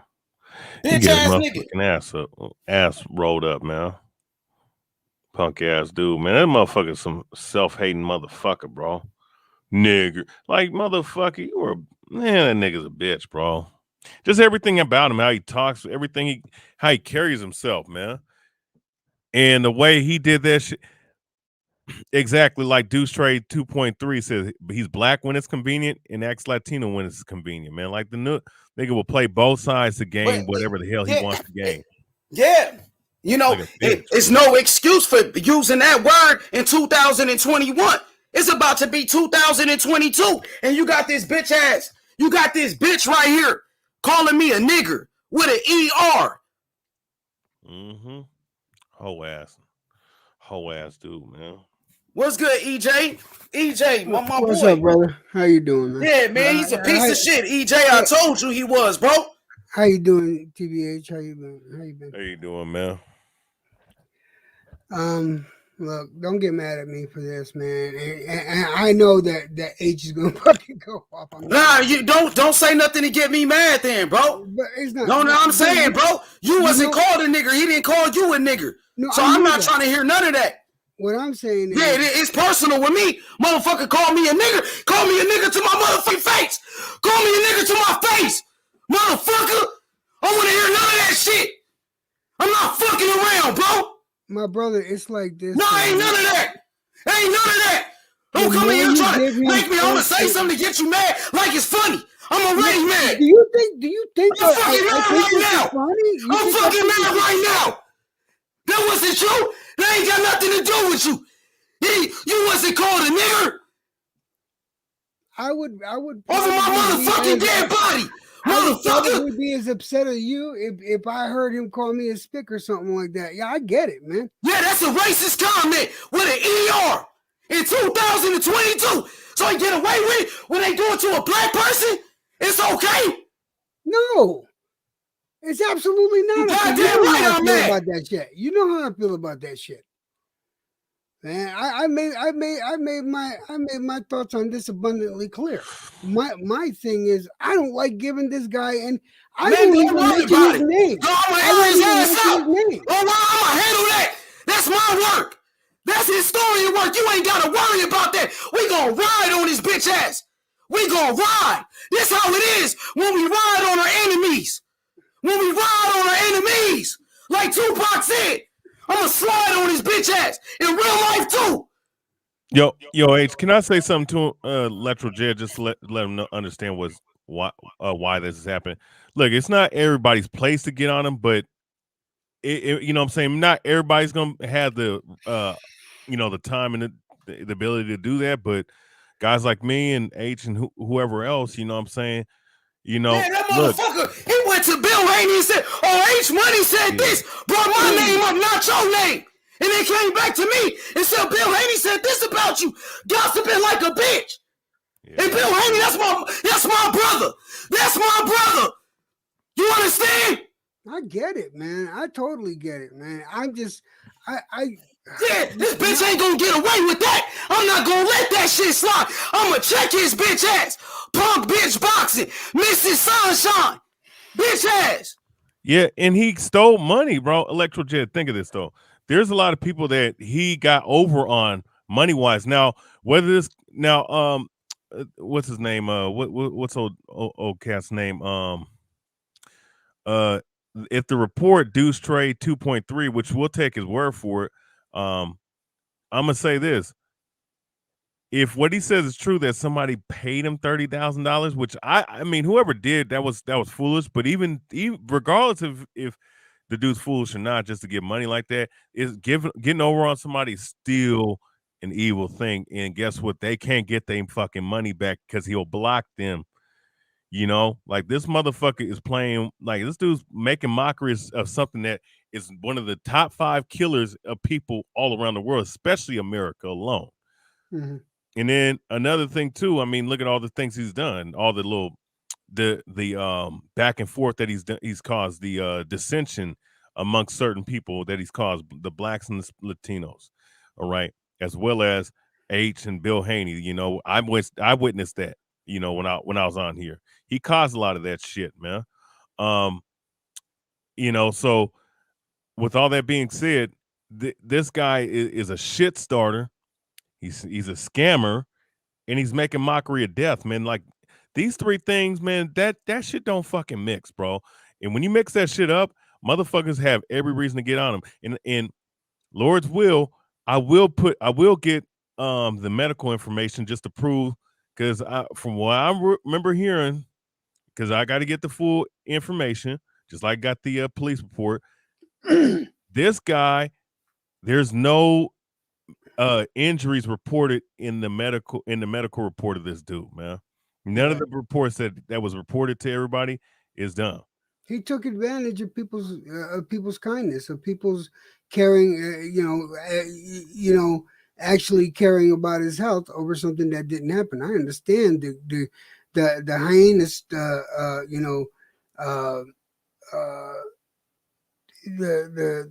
the extent to which he has, damaged the community. And this is why I refuse to let him damage the community anymore. I refuse to take part in that because for me, having been involved in something very similar, I'm not going to get into details, but having been involved in something very similar, and then finally, and I kept my mouth shut throughout the whole thing because I didn't want to feed into the narrative.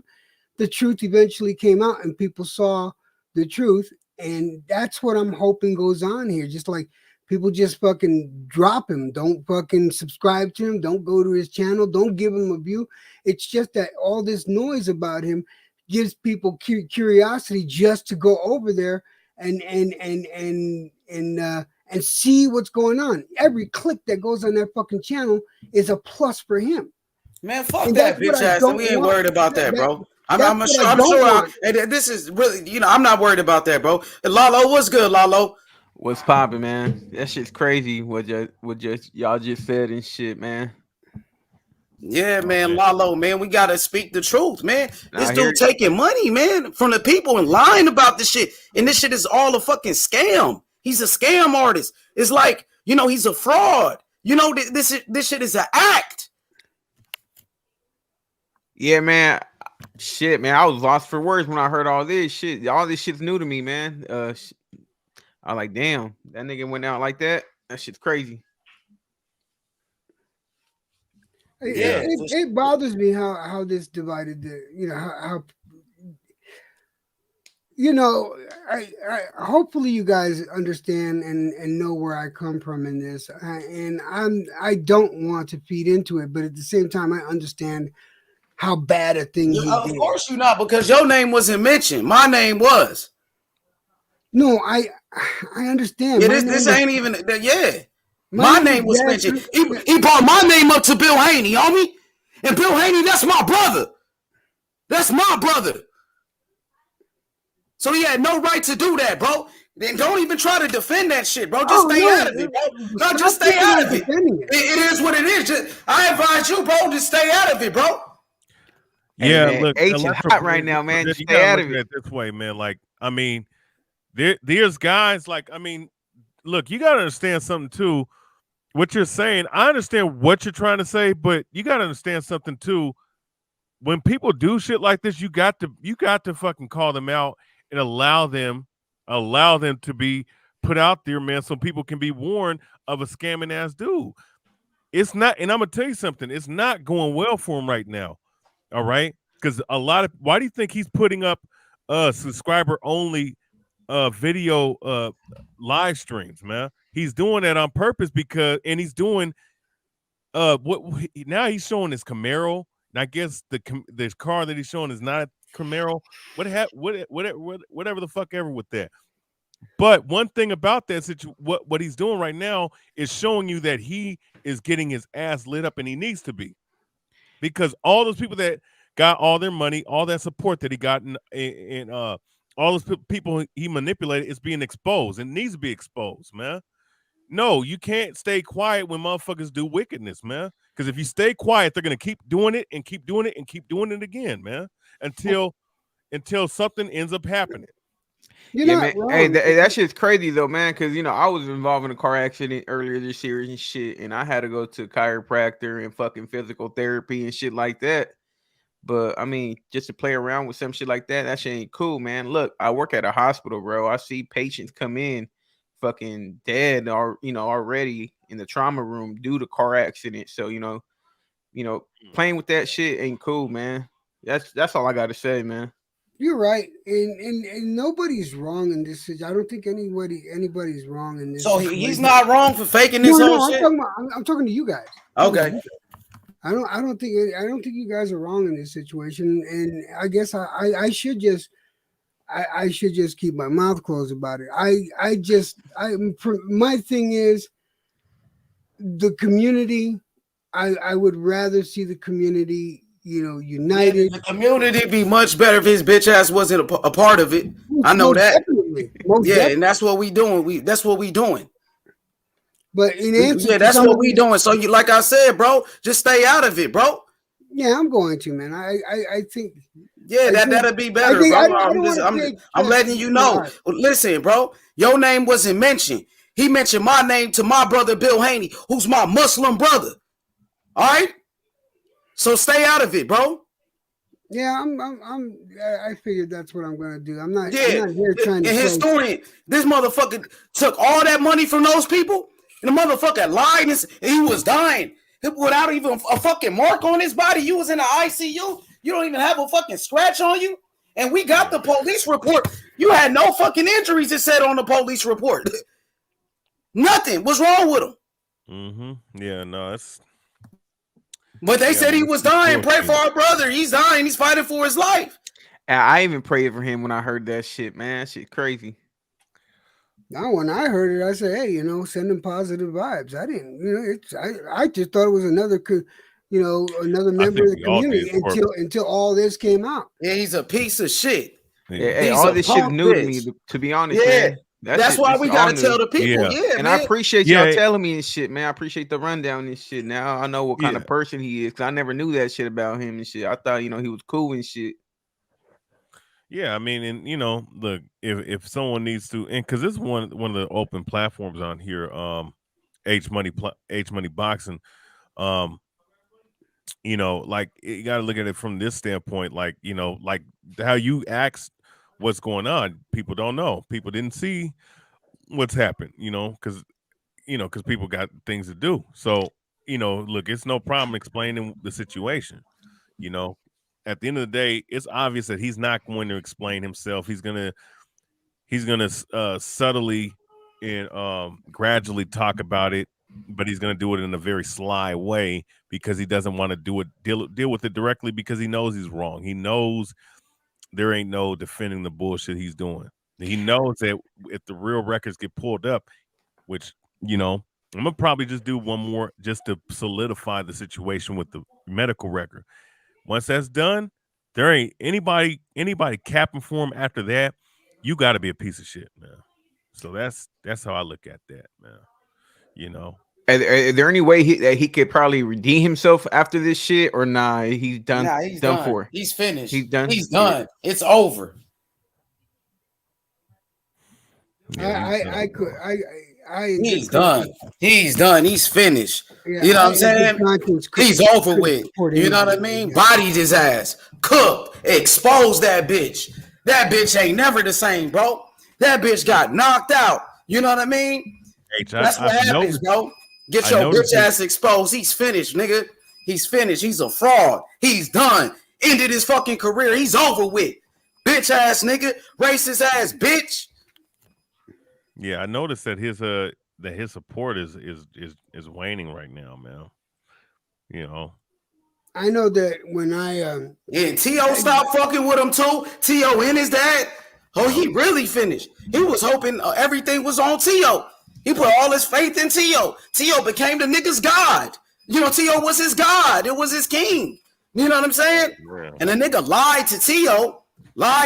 and his dad. You know what I'm saying? And that's why they not fucking with your bitch ass and you crying like a little bitch about it.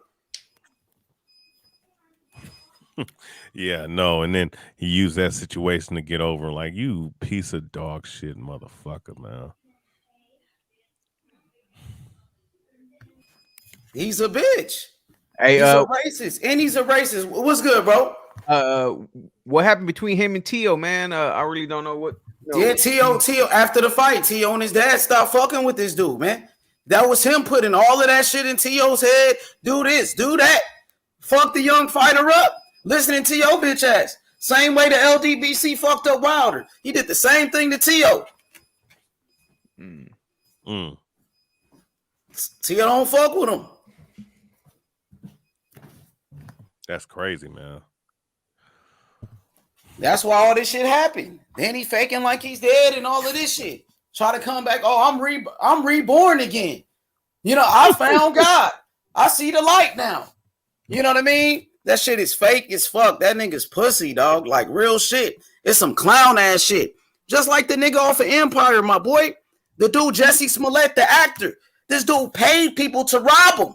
Act like they was robbing him. And he got caught. He went to jail for that shit. Yeah, he seen the light, right? He saw the red light and didn't pay attention to it.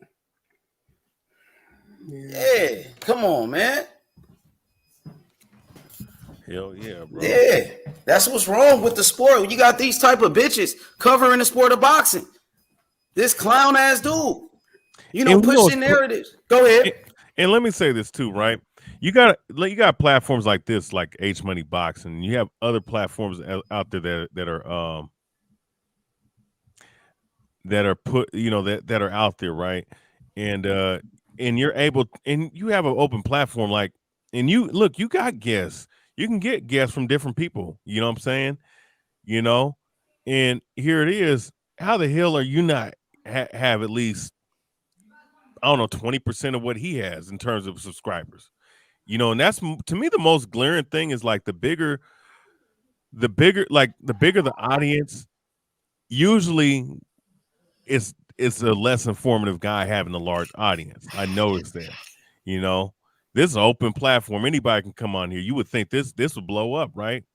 You know, blow up even more than what it is, you know, but someone like him, he can get all the followers in the world and not know nothing about boxing, not even bring you no real content. You might get in contact with fighters and whatnot. I mean, but just because they might give them the time of the day, that's just how it is. You know, they have no problem. Free publicity is always good. But regardless of the fact, like, he'll get support from people just cause, you know what I'm saying?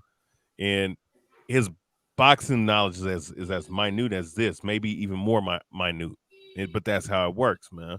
You know, so, you know, and it's understandable that some people may not understand what was going on because they wasn't fully informed of what happened. Because even with the videos I've done, you know, the bigger parts of the videos, I had to flesh out certain things. I had to flesh out and break it down, you know.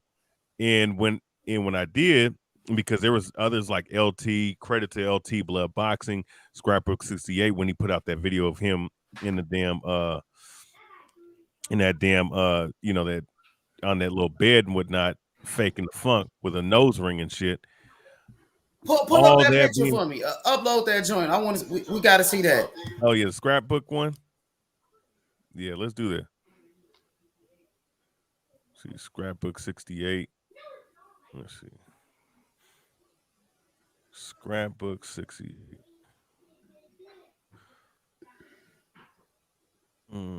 68 scrapbook.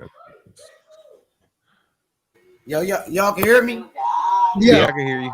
Yeah, hit the like button, subscribe to the channel. Let's get those likes up. Let me go. Oh shit.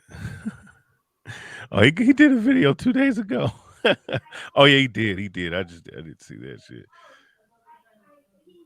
This is off of Scrapbook's thing too. Just to let you know.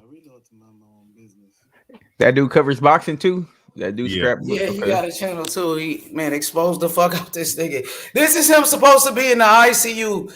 With this nigga got the same hoodie on that he do his videos with. Play the joint. Play it with the volume too. Yep, yeah, got you. Give me a second. 1 second. This is him supposed to be in the ICU when they said he was dying. He's bleeding from the brain. This nigga's that dumb. He probably was drunk when he came up with this bullshit. Stupid motherfucker.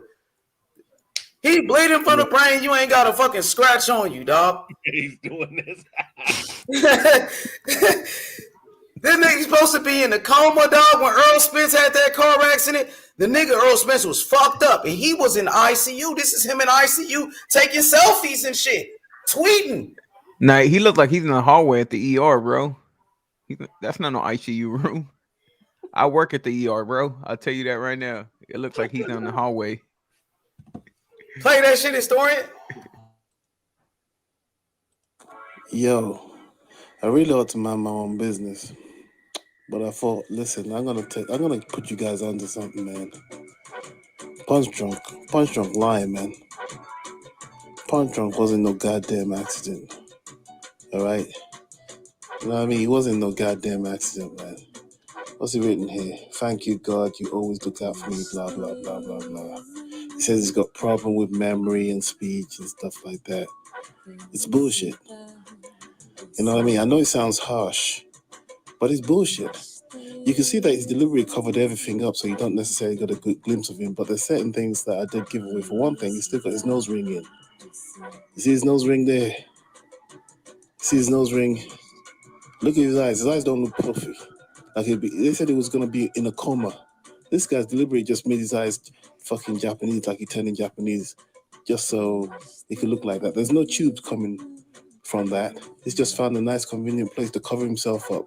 But you know the real dead giveaway though? I'm gonna show you. You see there's no blemish on his hands, but look, that's the real dead giveaway there. He still got his hoodie on. You know that green hoodie he makes videos in. He still got that on. Now you're in a serious car accident. You want to tell me, look, that's the other side. See the other side, he's still got that green hoodie on. He's got the green hoodie on. No marks on his face whatsoever. His face is completely clean. You know what I mean? No marks on his hands. No tubes going in or out. We're going to zoom in again. You see his hands? No marks whatsoever on his hands. All right? Nothing. Not even a scrape, nothing. This, I don't even see. This is some childish bullshit. For what? You want to find out people who like you or something? What the fuck for? I thought people were being harsh. He's lying. You had an accident, your eyes look like this. Listen, your eyes, if you had an accident, your eye don't look like this. You're puffy as fuck. Okay? You're puffy as fuck. You marked up or whatever. You had a car accident? No, you don't have no car accident. You have a car accident, you're in your green hoodie, and you're in the mask, and man, stop it, bro. Stop it. Not like it's really under my business though. But for all you gullible black motherfuckers, you know what I'm saying? I don't care what he does with his Latino people. But for all you gullible black motherfuckers, you need to watch out for this guy, man. He's lying, bro. This is not real. Yeah, man. If he was in the ICU, man, he would not be in the hoodie. He'll be gowned out with tubes all over his mouth, going in his nose and everything. So yeah, the dude got a little point. Yeah, that's what's the reports. That was his wife said that. His wife was texting a lot of people.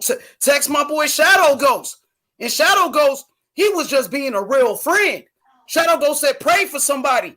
You know, Shadow would do the same thing for me. If something happened to me, you know, but this dude lied and lied to Shadow Ghost. He lied to everybody. He lied to the fans. That's the issue there. That he lied to Shadow Ghost. That he lied to everybody. You know? But for those that still pushing this bullshit, that's sad, bro. You know what I mean? It is. How could you defend this bullshit? It's pathetic as fuck, man. I mean, I don't know how the hell. I just don't know how the hell. I do know this. If you look, I was in the hospital in August. I had to have emergency surgery. Don't want to get into it, but it was a thing.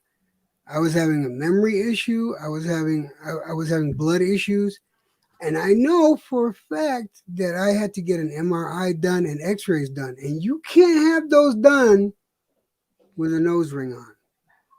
that shit has to be removed. That's facts. He's not lying.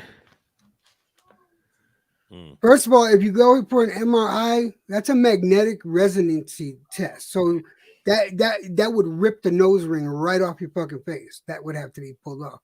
And if you went for an X-ray, that would interfere with any bone images that are in the head. And since he has head injury, apparently loss of memory, anything like that, that also would they would have to take X-rays of his head to see any to check for fractures or anything, and that nose ring would not be able to be there. So, yeah, that's no bueno whatsoever. You know. Yeah, it's not looking good. It don't look authentic to me, man. So my wife and I are playing words. Man. And just so you guys don't think I'm bullshitting, here, hold on a second. Him in the hospital. All right, let me make sure I put this over here. Him in the hospital. Me in the hospital. There you go. Age money. Him in the hospital. Me in the hospital. Yep. You in the hospital for sure. You gowned out and everything. I wasn't happy about it, but yeah. So. Oh man, hate to see that, bro. Shit, though.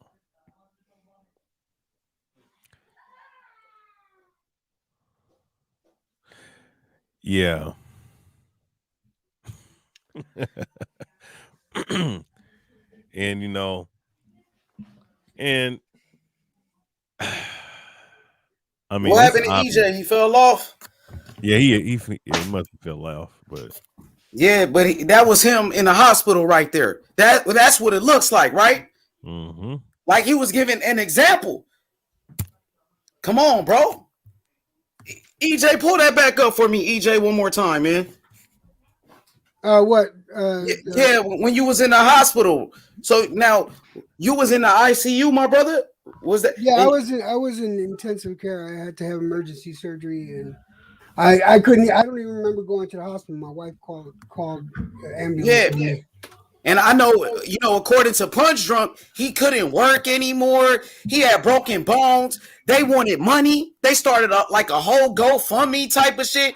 Pay for Punch. We need to help him out. Everybody needs to donate. All of that shit.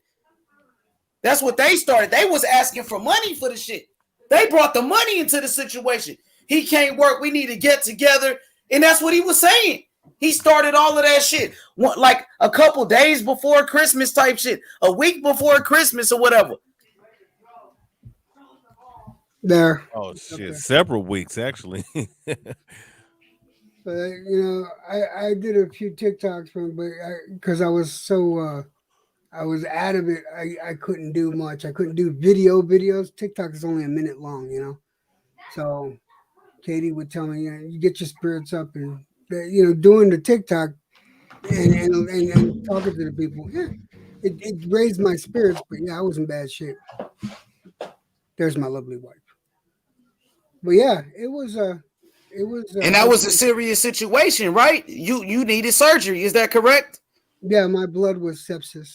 I had my blood was septic. I was. I was in bad shape. Could you describe how you was feeling like at that time?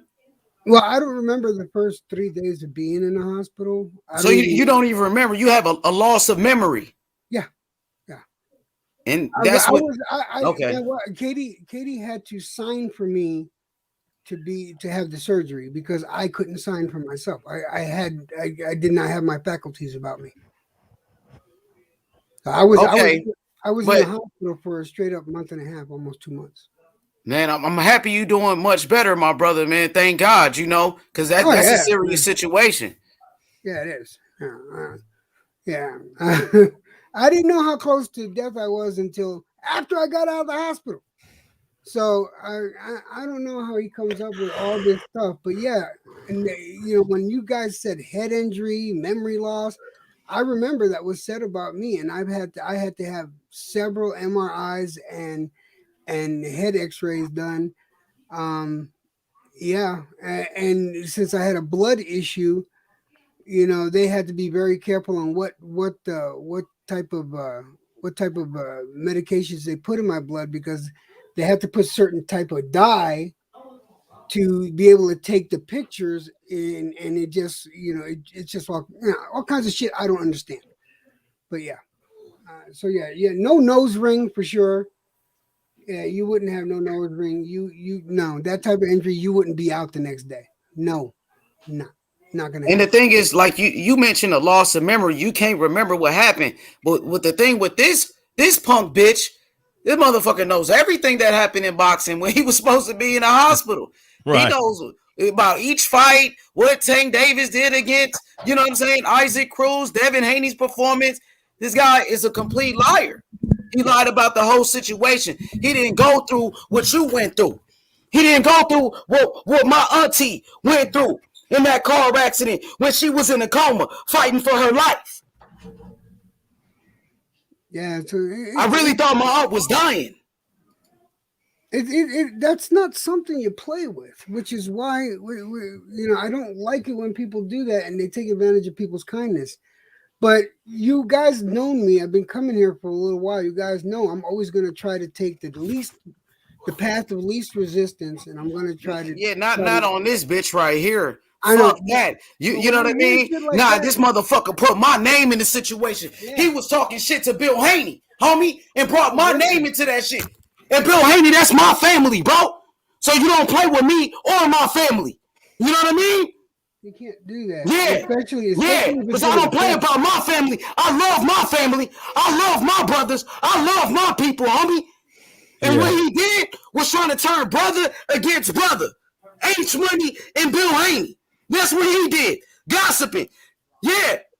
Oh, H Money said this, Bill Haney. And then he came back. Oh, Bill Haney said this about you, H Money. So don't give me that. It's all gas, no brakes on this bitch ass nigga. Real talk, bro. He's a pussy, homie. You want me to tell you about my city? And all the fucking shootouts in Memphis? And Young Dolph just got killed? Young Dolph got murdered in Memphis. It's been a war every day over here. People getting knocked off. Murders, shootouts, robberies, all of that shit. And this motherfucker come on the internet playing, faking his death when you got real people dying every day? Just because Teofimo Lopez lost one fight? He's that much of a fanboy? He gonna act like he dying now. Tio lost the fight. This man he acting like he dead.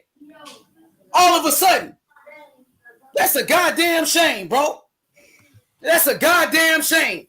Think this shit is a motherfucking game. It ain't a game for me. It ain't a game for me when you play with me and my family. Exactly. He's a punk bitch, and everybody know that. He's a pussy. Real talk. What type of who does that? What type of person fake a serious car accident for fucking super chats trying to get clout?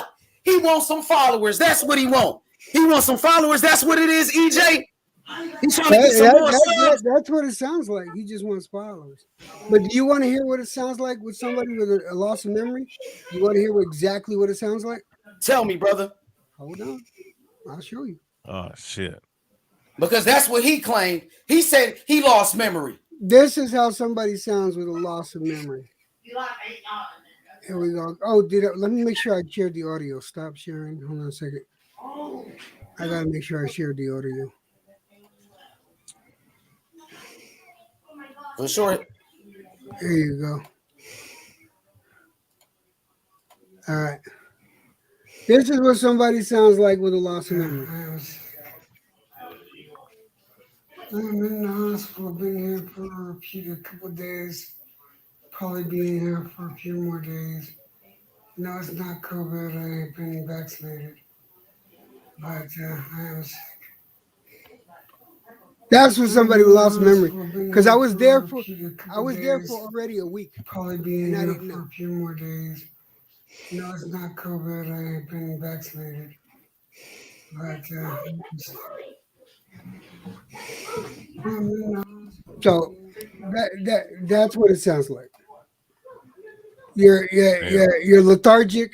You're slur. You heard the slur speech. Yeah, it was That nigga, hey, that dude Punch Drunk Boxing is a bitch. You know what I mean? That nigga's a straight bitch. You He were got able to hear that, exposed. right? Yeah, we heard it, bro. And I'm happy you doing much better. That dude is a fraud, man. He's making a mockery out of all of this shit. He really is, man. He ain't shit, bro. Man, and you know what's crazy, H, everybody on the panel and everybody in the chat, man. You know, when I sent my email out, there was more people. There was a lot of people that sat up there and told me that that they didn't like his ass, man. That they had the same issue with the dude. They had personal issues with that guy. So the shit that's coming on him, you know, look, he brought that the same vitriol that he's bringing toward himself that's being brought on him by other people. That's on him, bro. On the real, man. So that's all on him.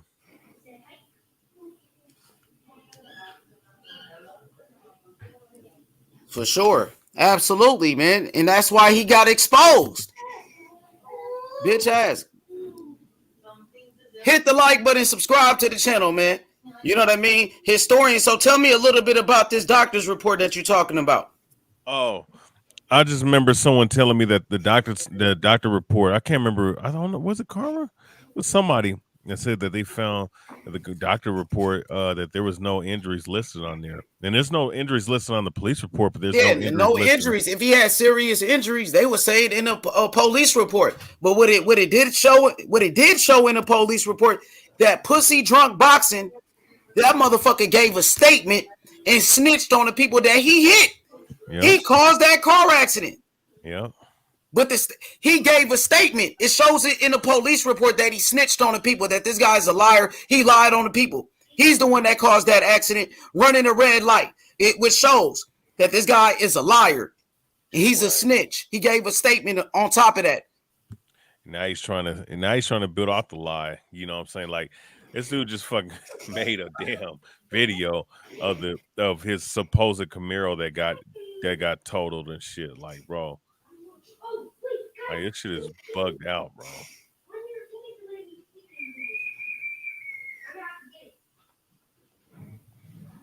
This shit is just wick. This shit is cold, man.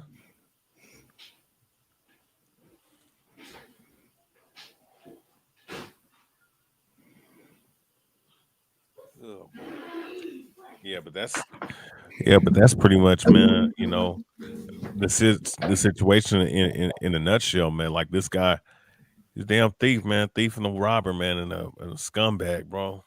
You know, he deserves every amount of pushback that people are giving him right now. Hey, there's hella people right now giving hella pushback, or what, man? Oh yeah.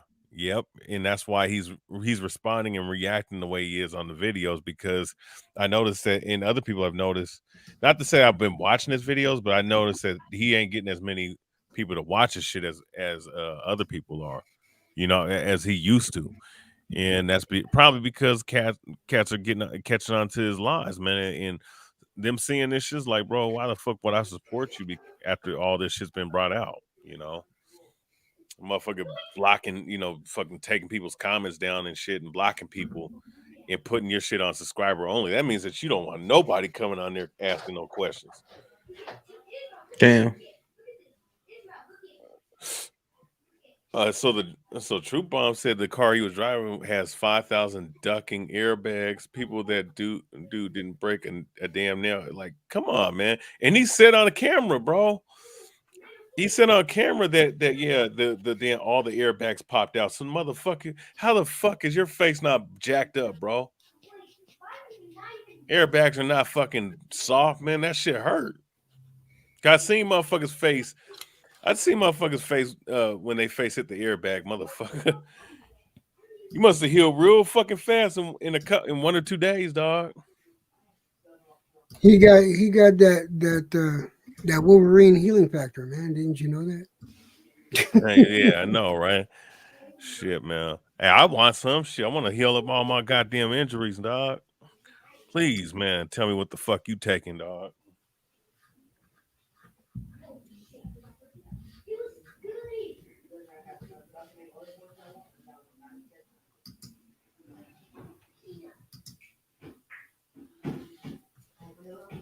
Shit is bugged out.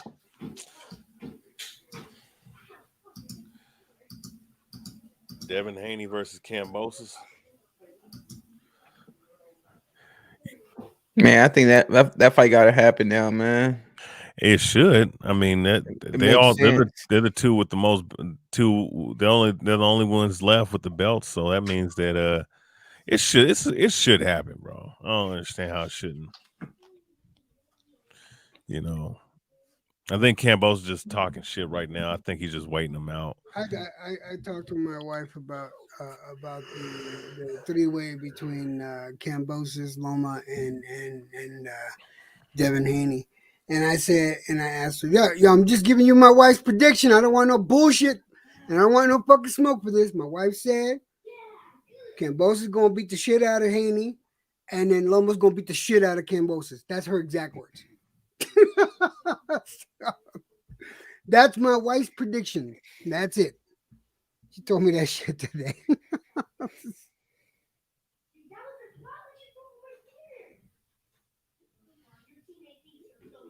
Nah, I got Haney beating Kambosos. I think Haney will outbox Kambosos.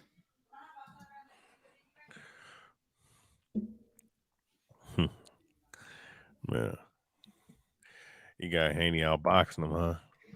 Yeah, I mean, I don't think he can do it. You know, as long as he doesn't get clipped. You know, clip real hard and shit, bro. I mean, I don't think Kambosos got that. I mean, I know he got power, but he got speed. He got speed, and he has. I say he has. He only got 10 knockouts, man. I told you tripping with that shit, historian. Yeah, he got power. Look, he got a nice pop, but not pop to knock somebody out. What I think, man, come on, man. If fucking Haney could take a shot from Linares, coming from Linares, who's explosive, fast, and got a good ass pop at 135. Pretty sure he's gonna take fucking Kambosos' shot. We know that Haney's not gonna do like Tio and run into a fucking shot. So hell no. Haney's way smarter than that. Fuck no. Haney was roasting Tio for doing that shit.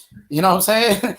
I mean, Tio was reckless in there, man. Shout outs to Tio. I ain't shitting on him, but you know, he went in there and made a rookie mistake. You running in there like the dude can't hit you back.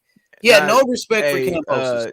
Tio's mistake was he fought off emotion, you know, and you can't do that. He came in there trying to knock this motherfucker head off, and fucking Kambosos would just compose. And then we seen what happened at the end of round 1. He paid the price for coming in reckless. Yeah, Kambosos set him up for that shot the whole time because Tio just kept running in, and Kambosos just was waiting for the right moment and hit him with a big right hand. And Tio was shocked. He got dropped like that. He was shocked. He was embarrassed. And it fucked up the whole game plan, the whole fight, whatever game plan he had. Yeah, and hey, I believe Tio needs a new corner, man. I mean, his dad didn't give him good instructions, my personal opinion. Yeah, he fuck him basically, up. go fuck him up. He's trying to say like this is a motherfucking street fight or something, like backyard fight or a bar fight.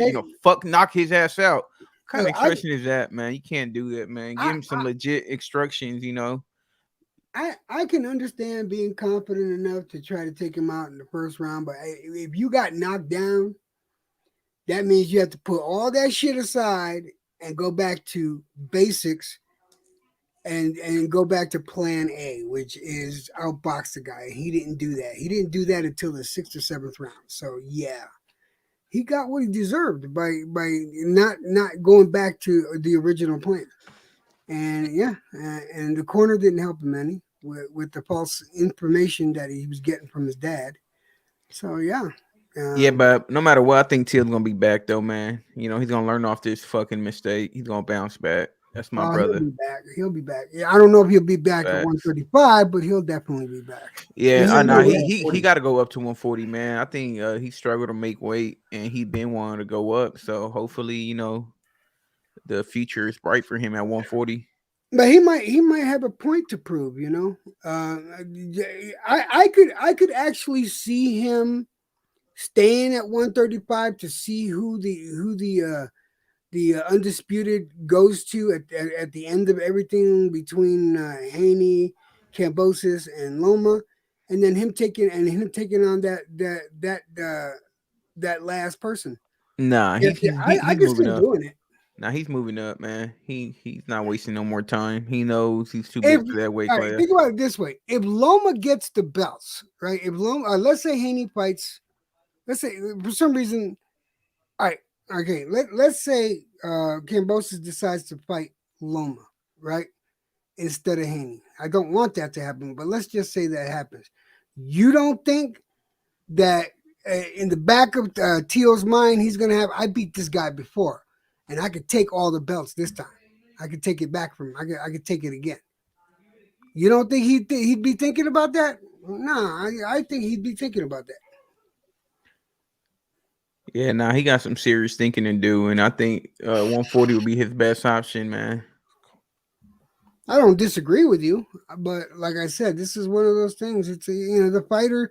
You got fighter's pride in there too. He just might have a point to make, depending on who ends up with the belt. Not if Kambosos loses to Haney or to Loma, especially if it's Loma and he beat Loma already for the belts. Yeah, I could see him going after Loma. Yeah. So what y'all think about this fight this weekend, man? Well, who you think going after Loma?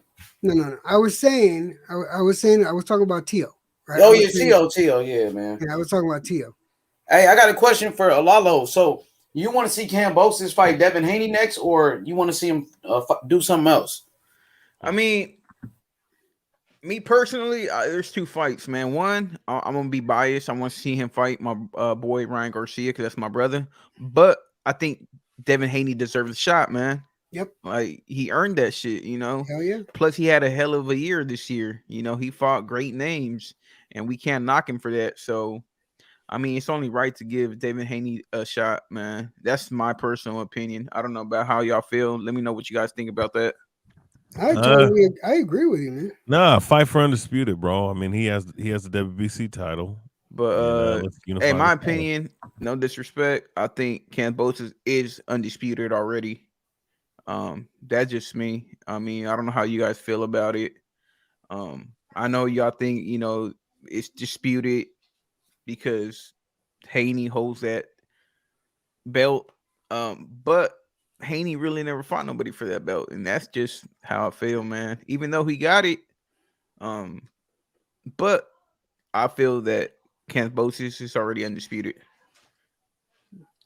And and also Suleiman said it as well, for the record. Yeah, for the record, I don't trust Suleiman. Suleiman will go wherever the money. He'll say whatever is going to put more money in his pockets. That's true. Yeah, but here's the thing. Yeah. Even though I don't agree with the way Haney got the belt, the fact that he defended the belt 4 fucking times, that speaks volumes. And on that merit alone, he deserves a shot at undisputed. Yeah, and I seen everybody else. Yeah, I seen Haney and Kambosos. They're going back and forth on Twitter and shit. And Kambosos said, you ain't got to go to Jupiter, just come across the pond. Damn near. So I mean, but who knows, man? I mean, Haney's gonna be I think Haney will cause a lot of problems for Kambosos. Kambosos know that, man. And I don't think he really don't want no smoke with Haney. You think it'll be a tougher fight? What's a tougher fight for Kambosos, Haney or Lomachenko? I say Haney, man. Just the style. I mean, Haney's going to box you. Yeah. I mean, I agree with you. I agree with that. I think Haney much taller than Loma. Haney's bigger. I think the size of Haney, and then with his speed and his boxing skills, will give Kambosos more problems. I agree with that. And we say Loma already was beat. by Tio, right? You know what I mean? Haney is still undefeated, and Loma did lose to Solito early in his career. So I think Haney, and then he got that belt as well. So, I think Devin Haney deserved a shot. But you see, Kambosos, he went on his social media and he put out a poll right there, and he asked the fans, "Who do y'all want to see me fight next?" And more people are picking Loma. You see that? I seen. I mean, I don't agree with it. What you think about Kambosos doing that? You think he got the right to do that? Like, he got the right, of course. No, he got the right. Mayweather did that before. Yeah, he for sure got the right. He's the man with damn near all the belts and shit. But it's Kambosos in that position where he could do what the fuck he want. He could fight who he want to fight, But me as a boxing fan, I just believe that Devin Haney deserves that shot. And that's it. He earned that shit. But don't get me wrong, man. Lomachenko got a hell of a resume. Even though he got 2 defeats, he's still bodying these lightweights, man. Yep, and so Haney doing the same thing though, but Haney, he's still undefeated. He ain't lost. Yeah. So, and Haney, he wants to be great though. And I like that about Devin Haney though, Lalo, because Haney, he wants to fight the best. It didn't matter who it was. Like when Tio was the guy, Haney, he wanted smoke with Tio. When Loma was that guy, he wanted to fight Loma. Now it's Kambosos, he's always keeping that same energy. Hey, and I gotta give it to you. That's facts, man. That's one thing about Haney. He wants all smoke, and he made that shit clear. So yeah. Hell yeah. So you talking about this week fights. Luis Ortiz versus Charles Martin. I got to go with Luis Ortiz. I think he's the better boxer. I like Frank Sanchez on that undercard, man. I heard his opponent had to pull out, and now he got somebody else he's fighting against. But I like Frank Sanchez a lot. I think he's going to be a heavyweight champion. He's one of my favorites. So I am excited about those fights, though. But I think, the pay-per-view, I don't think it should be on pay-per-view. But yeah, I agree on that shit, man. That shit's whack, man. I mean, shit.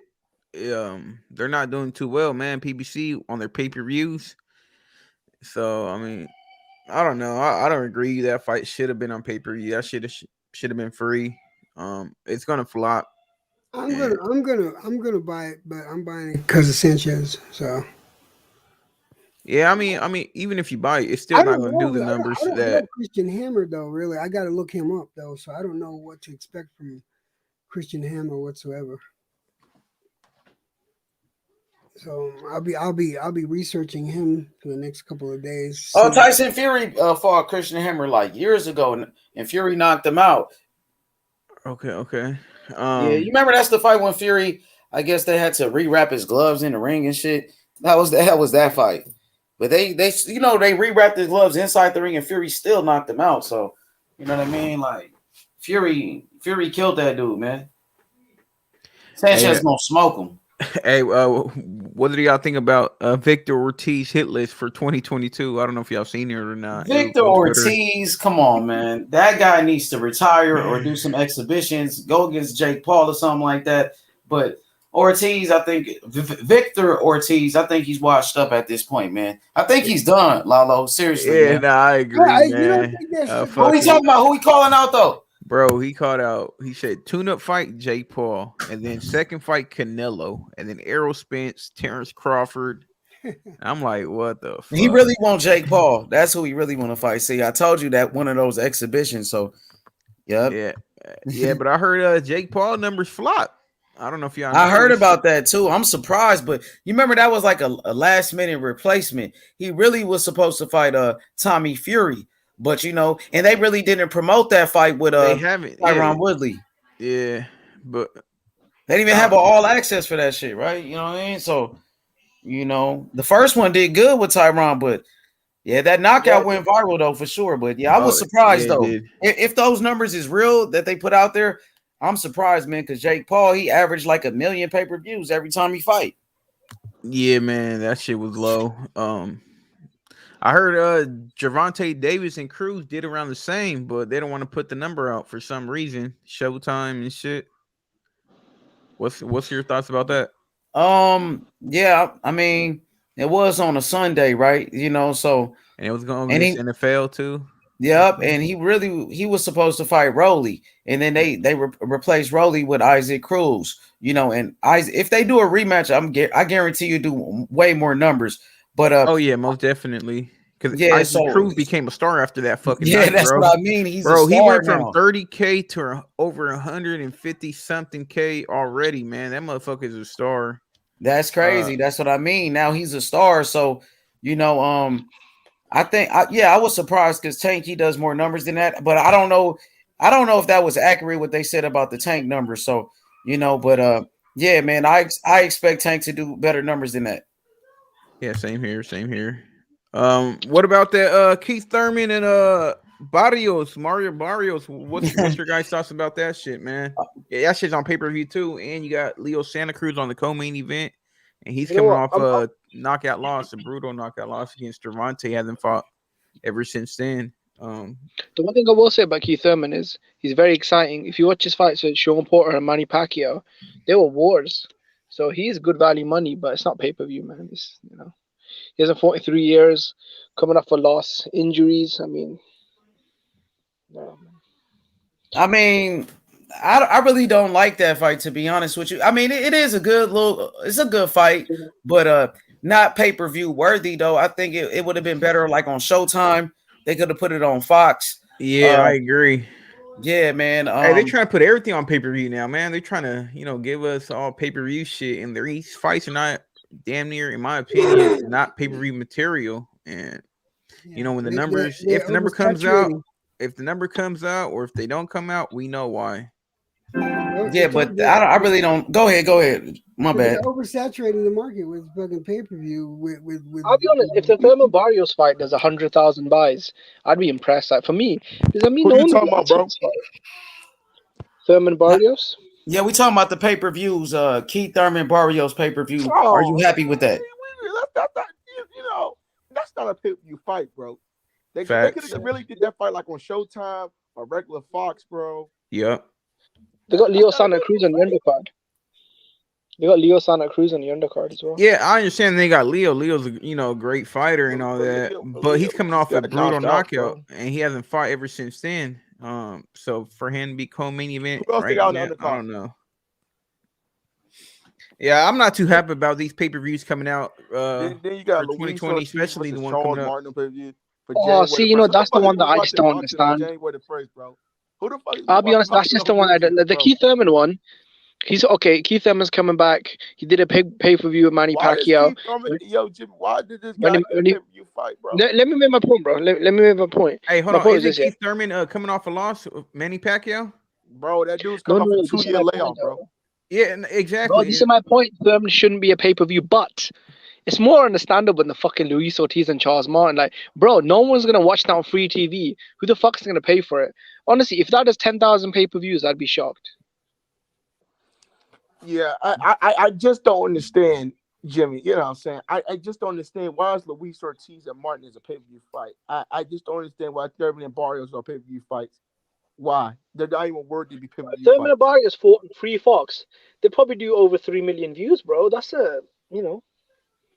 if they do it on Fox, but they're not. It's pay-per-view. They already said they're not. It's already set for February 5th on pay-per-view on Fox pay-per-view.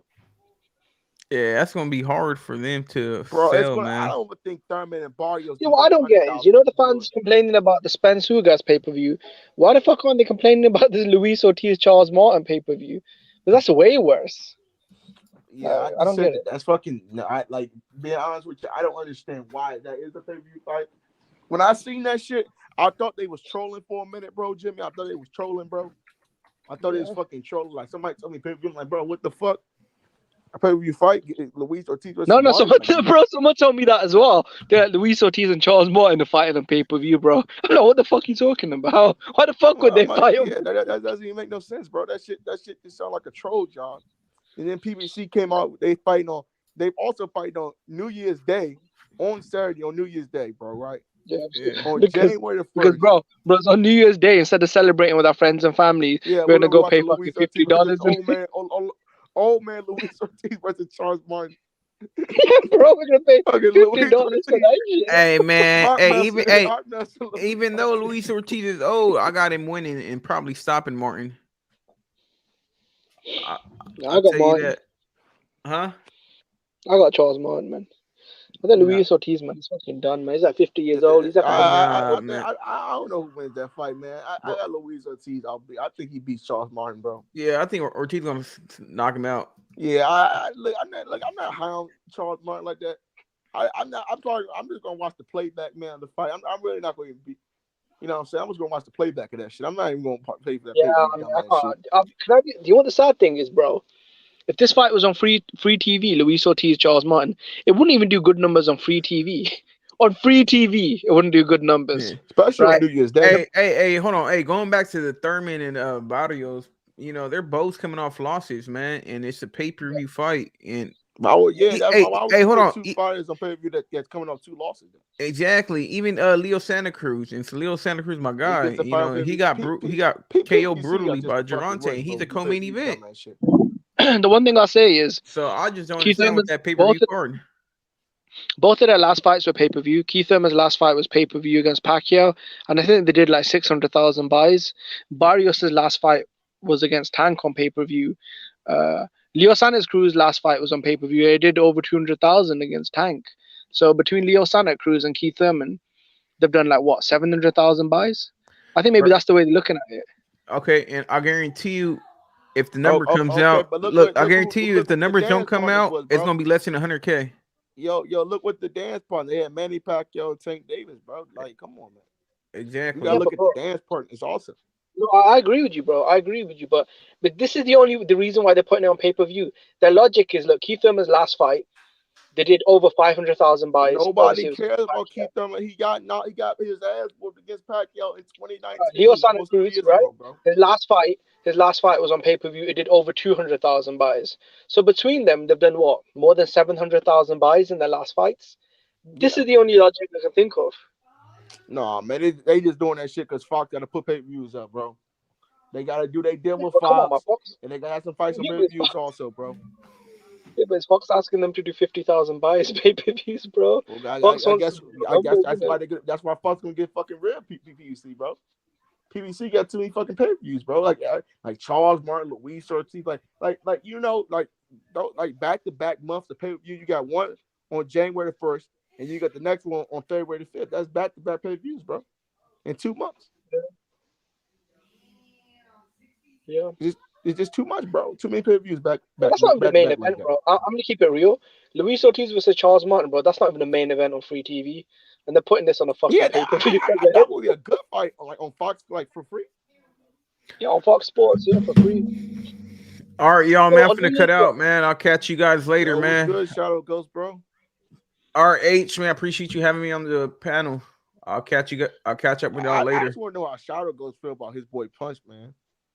Brother Boxing, be honest. On New Year's Day, yeah, even if this fight was on free TV, no one's fucking watching it. Like, people are gonna be out partying. I really don't feel like watching boxing on New Year's Day, bro. Yeah. I guess the winner will fight Wilder, isn't it? Maybe the winner will fight Wilder in his comeback. Nah, man. I think the winner. Is there a title eliminator fight or something like that? That's how they was big, because they got it built. Like, I feel like this Ortiz and Martin fight wasn't like even really built at all, like for pay-per-view, bro. Because like, they don't want to what the fuck, bro? Luis Ortiz versus Charles Martin, pay-per-view. That shit's so funny as shit, bro. Bro, I'm assuming they don't want to spend any money in it. Marketing takes money. No, in Fox. See, Jimmy, PVC, they got to deal with Fox, and Fox got to ask them. They got to do a lot of pay-per-view shows. That's why you get so many pay-per-views with PVC, bro, because they're on Fox. Yeah, but bro, isn't the point of doing pay-per-views to do big numbers so you make more money than the money you make off free TV or cable TV? The ad revenue, the sponsors you get from cable or normal TV. Surely doing 50,000 buys is less money than what you'd make off free TV, right? What you said?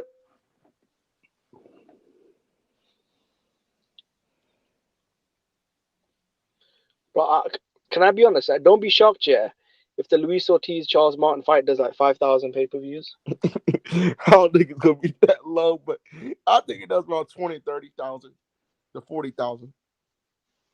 Now I can't do 40, but Tank did 50, and Tank's a way bigger star than those guys. Yo, if it beats Jake Paul numbers, I'm gonna fucking laugh, bro.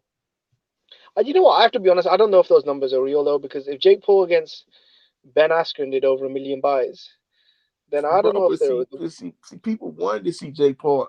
It's the only reason that people are watching his fight. They want to see him get knocked the fuck out. That's the only reason, bro. He knows that, bro. The Saint Chavez Jr. might be the next fight. That might do good numbers. No, You know, that could be 500,000 buys. no. What about Anderson Silva? That's a good fight. That's a good fight. You don't think you want that smoke with Anderson Silva? No, I don't want to see that fight, because I don't want to see Anderson Silva get knocked out, bro. Like, No, Anderson Silva beat Julio Cesar Chavez Jr., bro. Did he? Huh? Oh shit! Yeah, you're right. That'd be a good fight. I hope Silva wins though. Because, remember that shit that happened? I think he beats Jake Paul, man. I seen that second time on Willie fight, bro. Jake Paul's really not that good, bro. He just not, man. He just not. I don't know, bro. It's not really a fighter, is it? Or Willie pays Silva to take a dive like Willie did, bro. I don't know, bro. That knockout was pretty. I You was know shocked, what I'm though. saying, bro. Well, I'm telling you right now, Tommy Fury would have beat the shit out of Jake Paul, man. Yo, so you think Tommy Fury will beat him? You know, I'm not sure, maybe. bro. I don't think Tommy Fury wants to take the dive. Yeah, maybe. Nah, you know what? I don't think he'd take it down. I should tell you why. Because he's a bit of a superstar, like in the UK. So he makes a lot of money off of you know, like. But I definitely want to see him fight somebody that's a boxer. Yeah, that's why I want the Tommy Fury fight, man. But like I said, he might beat the shit out of him. So I don't know. Yo, I'm surprised though the way he knocked out Woodley though, because the first fight was very close, man. Yo, did you watch wrestling tonight, bro? Which was an AEW card. Yeah, did you watch AEW tonight, bro? Nah, bro. I'm at work in it. Nah, I'm at work. Oh man, damn, you missed it, bro. It was pretty good tonight, though. It was a good card. It was pretty decent tonight, but yep, all this boxing talk, bro. All this boxing talk and no boxing over the weekend, and no boxing going on, bro. The next fight is Luis Ortiz versus Charles Prince Martin. Yeah, bro. I mean, yo, that'd be funny as shit. Both they knock each other both out, bro. That'd be funny as fuck, bro. You know what? That's the problem, though. It's the point. Yo, Jimmy, do you think Al Heyman and Bobby will ever get in the ring together, bro? In this fight, bro? Or together? Yeah. I mean, I don't know, man. Like I think you got the boxing ring, like they just do the Triller shit, man. Like we was talking about with Earl Spencer Crawford. I think that'd be a good ass fight, bro. Bobby versus I think you got a better chance of seeing Eddie Hearn than Leonard Ellerbe go at it. Yeah, Leonard Ellerbe, that shit. Hey, yo, that shit was funny as shit. Leonard Ellerbe, yeah, that's funny, bro. Smacking the shit on him, bro. If he come no, around, that was so funny. Him, bro. Yeah, bro, I laughed so hard when he goes, for real? I didn't play it. That motherfucker comes near me. I was seriously slapped the shit out of it. Like actually, I thought actually like he was lying. I thought he was like just trolling, but he was serious though, bro. Eddie, you better not go around him, man. No, but I asked him, said, "Are you joking, Leonard?" And he goes, "No." He goes, "That motherfucker thinks I'm playing games." Eddie, but they should set that fight up, bro. They need to set that fight up though, bro. They should set it up because that'd be a good fight between him and Leonard Ellerbe, bro. I mean, I don't know, bro. One guy's 60. Ellerbe's about 60, Eddie might be slow as fuck, bro. Bro, Eddie Hearn's Leonard Ellerbe's about. Eddie Hearn is the younger man. Eddie Hearn is young, bro. That's what I'm saying. Eddie Hearn's nearly 60, and Leonard Ellerbe's nearly 60, and Eddie Hearn can't fucking fight. So I mean, you know what I mean? Oh man, I find Leonard Ellerbe so fucking funny. Like he's like Floyd Mayweather's fucking lapdog, you know. He literally has no soul in there.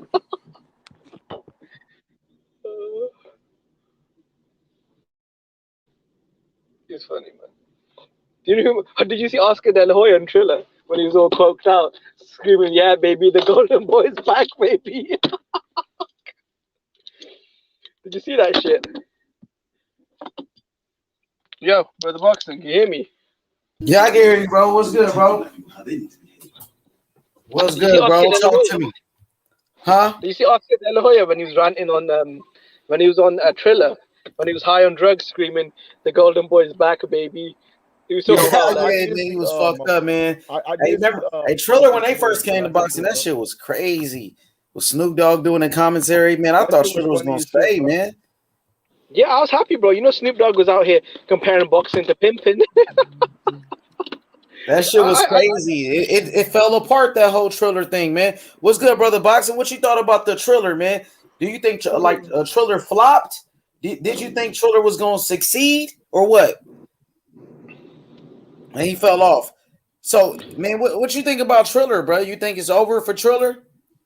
I hope not, bro, because I really like Thriller. You know, the whole music hacks and Snoop Dogg and Oscar and commentary. I was loving that shit. I was hoping to put on some big cards, but Look, it started off good because of the Mike Tyson Roy Jones fight, and Jake Paul was on there. But after they left, it really wasn't the same. You know what I mean?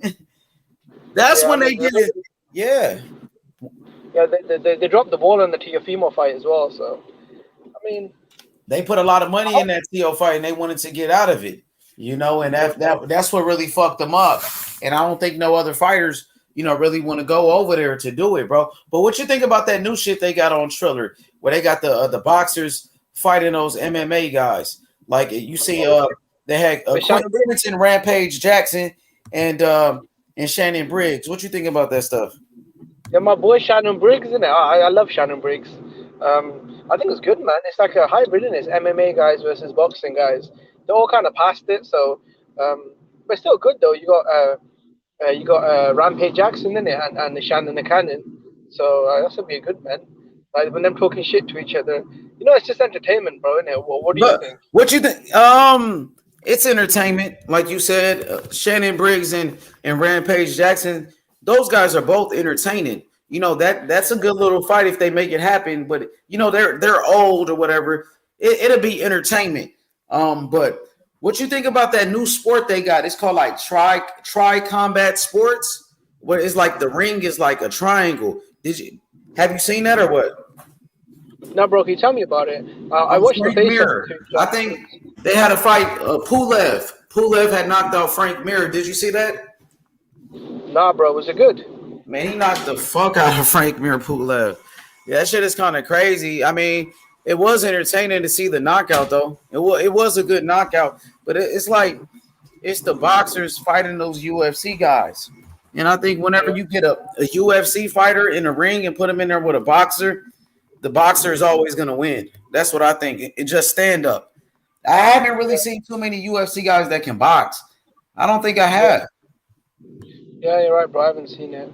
Although I'll be honest, when Conor McGregor fought Floyd Mayweather, he actually did a little bit better. Huh? I said he did a little bit better. A little bit, yeah, because I thought even though Floyd knocked him out at the end, he was, I mean, I don't know, man, it was crazy, innit? When he was kind of boxing the first 3-4 rounds, he was actually doing okay, innit? Because I thought Floyd was just going to go in there and destroy him. Yeah, I'd like to see, Anderson Silva. Yeah, Anderson Silva beat Chavez Jr. Yeah, see, I wouldn't mind seeing him do more, but I don't want to see him fight Jake Paul because I don't want to see Silva get knocked out, innit? He's kind of old. He's like 50, innit? You think Jake Paul knock out Silva? That's what you just said. You said you don't want to see him get knocked out. So it sounds like you think Jake Paul will win. You think Jake Paul would knock out Silva? Is that what you're telling me?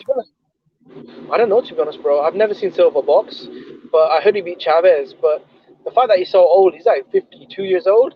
So I don't want to see him getting there with Jake Paul because there's a danger of him getting knocked out. You know that shit that happened to Holyfield? Yeah, that was sad, bro. I don't want to see that again. When Holyfield, a legend like Holyfield, get knocked out by some wrestler, like I don't see that shit, man. Did you watch it when Holyfield got knocked out? Yeah, he got fucked up. I seen the highlight. I didn't watch it though, but hey, you think Jake Paul will knock out Silva? You know what? I'm gonna have to go watch the Silva fight with Chavez. Did you see the fight? Man, Have with Chavez. man, Silva was boxing his ass off, but I mean, what you think about Jake Paul's power? You think his power is real? Might be, because he's pretty much knocked out everyone. He's fought in there. He went, he got dusted off Tyron Woodley. That shit he did to Ben Askren, that was embarrassing, bro. Ben Askren is like a 3-time world champion, an Olympian, a respected Hall of Famer, and then Jake Paul just knocked him out in like 10 seconds, innit? How embarrassing, bro. Imagine you being this legendary martial artist, yeah. I get it, he was old, he was, he had, I think, a fake knee or whatever, a hip. He was washed up, he had, a fucked up hip.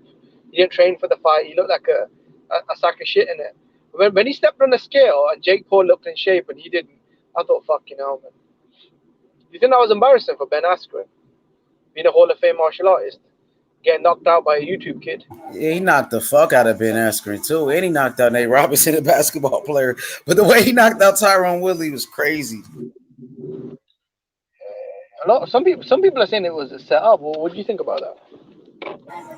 Say that again. You said some people said what? It was set up, like he took a dive. Hell nah, you don't see nobody get knocked out like that. Ain't no setup. You knocked the fuck out that boy. They say that about Canelo Kovalev as well, isn't it? They say Kovalev took a dive. Boxing fans are crazy, isn't it? You said what now? A lot of boxing fans, they say Kovalev took a dive against Canelo. Nah, hell no. That was like LDBC channel saying that, coming up with a conspiracy. Yeah. No, that's what I'm saying, bro. I made a point. All these fans are hating on Errol Spence versus Ugas, yeah? Talking about boycotting it. But they don't fucking say anything about Charles Martin versus Luis Ortiz. I know. Why they don't boycott that fight? That's what I'm saying, bro. Because it's Earl Spence. You know why? Because it's Earl Spence. That's the funny part. Yeah. That's the only reason why. Because it's him. Yeah. They probably don't care about Charles Martin and Luis Ortiz. It's probably the same with Brooke Khan. The reason why they don't boycott it is because, bro, no one gives a fuck. That's probably the only reason, isn't it? Yeah. Hey, no doubt, bro. But, man, I'm just excited to see some boxing this Saturday. Like, you could buy the pay-per-view if you want to. You know what I mean? You don't have to buy the pay-per-view if you don't want to. That's how I look at it, bro. Yeah. That's the whole point in it. Pay-per-view. If you want it, you can buy it. If not, you can. But I mean, I don't know why they put down pay-per-view, bro. Like, who's gonna buy that? Who's gonna pay $50? No, people are gonna buy it. Like my boy EJ, Electro Jet, he just said he's gonna buy it because Sanchez is his favorite fighter. Oh shit! You know what? I might actually watch that. If Sanchez is on the undercard. Yeah, he fighting Christian Hammer. Yo, Chad Perez, what's good, bro? What up, yo? What's good? How you feeling, my brother? Doing pretty good. Y'all doing all right? Yep, for sure, man. What you think about the conversation? I'm here with Jimmy. Oh yeah. Sorry, I was transitioning to the StreamYard. What were we on right now? Oh, we talk about the pay-per-view this Saturday. Charles Martin and Luis Ortiz. Well, I hear Frank Sanchez's opponent dropped out due to COVID, right? No, it was his opponent. He's fighting. Yeah. They got him a new opponent. Yeah, that's what I was talking about. His opponent. Who they get him as a Christian Hammer. Christian Hammer. Man, I haven't heard that name in a while. Jeez. Okay. And was he working out? Was he in the gym or? Oh yeah, that's what they said. Jeez. They said that's actually a better fight than what he was scheduled to have at first. Not on short notice. No. Yeah, that's what they said though. That's what a couple of people said. I mean, if Christian Hammer had some time to train for him, I'm sure it probably would be, but probably out of shape. Some fighters stay training because you never know when you're gonna get that call. So I mean, Tyron Woodley too. Guys, they stay, in shape just in case. I mean, remember Andy Ruiz? That's what he did. He got that fight with Anthony Joshua on a 5-week notice, and he won. Well, he stays in shape, so. Yeah, no. Andy Ruiz's body is like when you take a clump of Play-Doh and you just smash it with the palm of your hand. That is his body shape. But no, my thing is Tyron Woodley also came in on late notice, 2-week late notice, right? Or was it 2 weeks? Somewhere in there. And he got knocked out. I think Chris Hammer's going to get knocked out too. Oh yeah, he knocked the fuck out that boy. Yeah, that boy's still asleep right now. So I don't know. Yeah, I mean that pay-per-view ain't worth it, man. I'll probably stream that thing. I probably won't even watch the main event. Honestly, I've never been impressed with Martin, man. That dude's just been a hell of a bum for me. I mean, who has he beat? What was the question? I was saying I've never been impressed with Martin. I mean, who has he? What about when AJ beat? I mean, shit, who did he beat? I have no idea. Who did Charles Martin beat? Jimmy? He got the IBF strap, didn't he? I mean, yeah, he won a vacant belt. Yeah, I don't know. Vacant belt. It wasn't against Bermain, that's for sure. I don't know who he won that against. What you think about Canelo's next fight? Who you think it should be? Man, Canelo's gonna do what he wants to do, but I would love to see him fight Benavidez. I would love to see him fight any of the 175ers. What's going on with Canelo and Benavidez? Why you think he's not fighting them? Honestly, don't think he cares. I mean, they don't have a belt. He doesn't have a belt. He's mandatory. It's a big fight that people want to see. Mexican versus Mexican. Yeah, we want to see it. It makes for a big fight. Yeah, we want to see it, but I don't know if Canelo and his team want to see it. I honestly think Who are Canelo we? We are the fans. That's what the fans want to see, right? We also don't want to see Charles Martin. Devin Haney fight against who? The fans want to see Devin Haney fight against Kambosos. Yeah, but also we're seeing things like Charles Martin versus Ortiz on pay-per-view, Cruz versus Gervonta on pay-per-view. Like, we don't matter.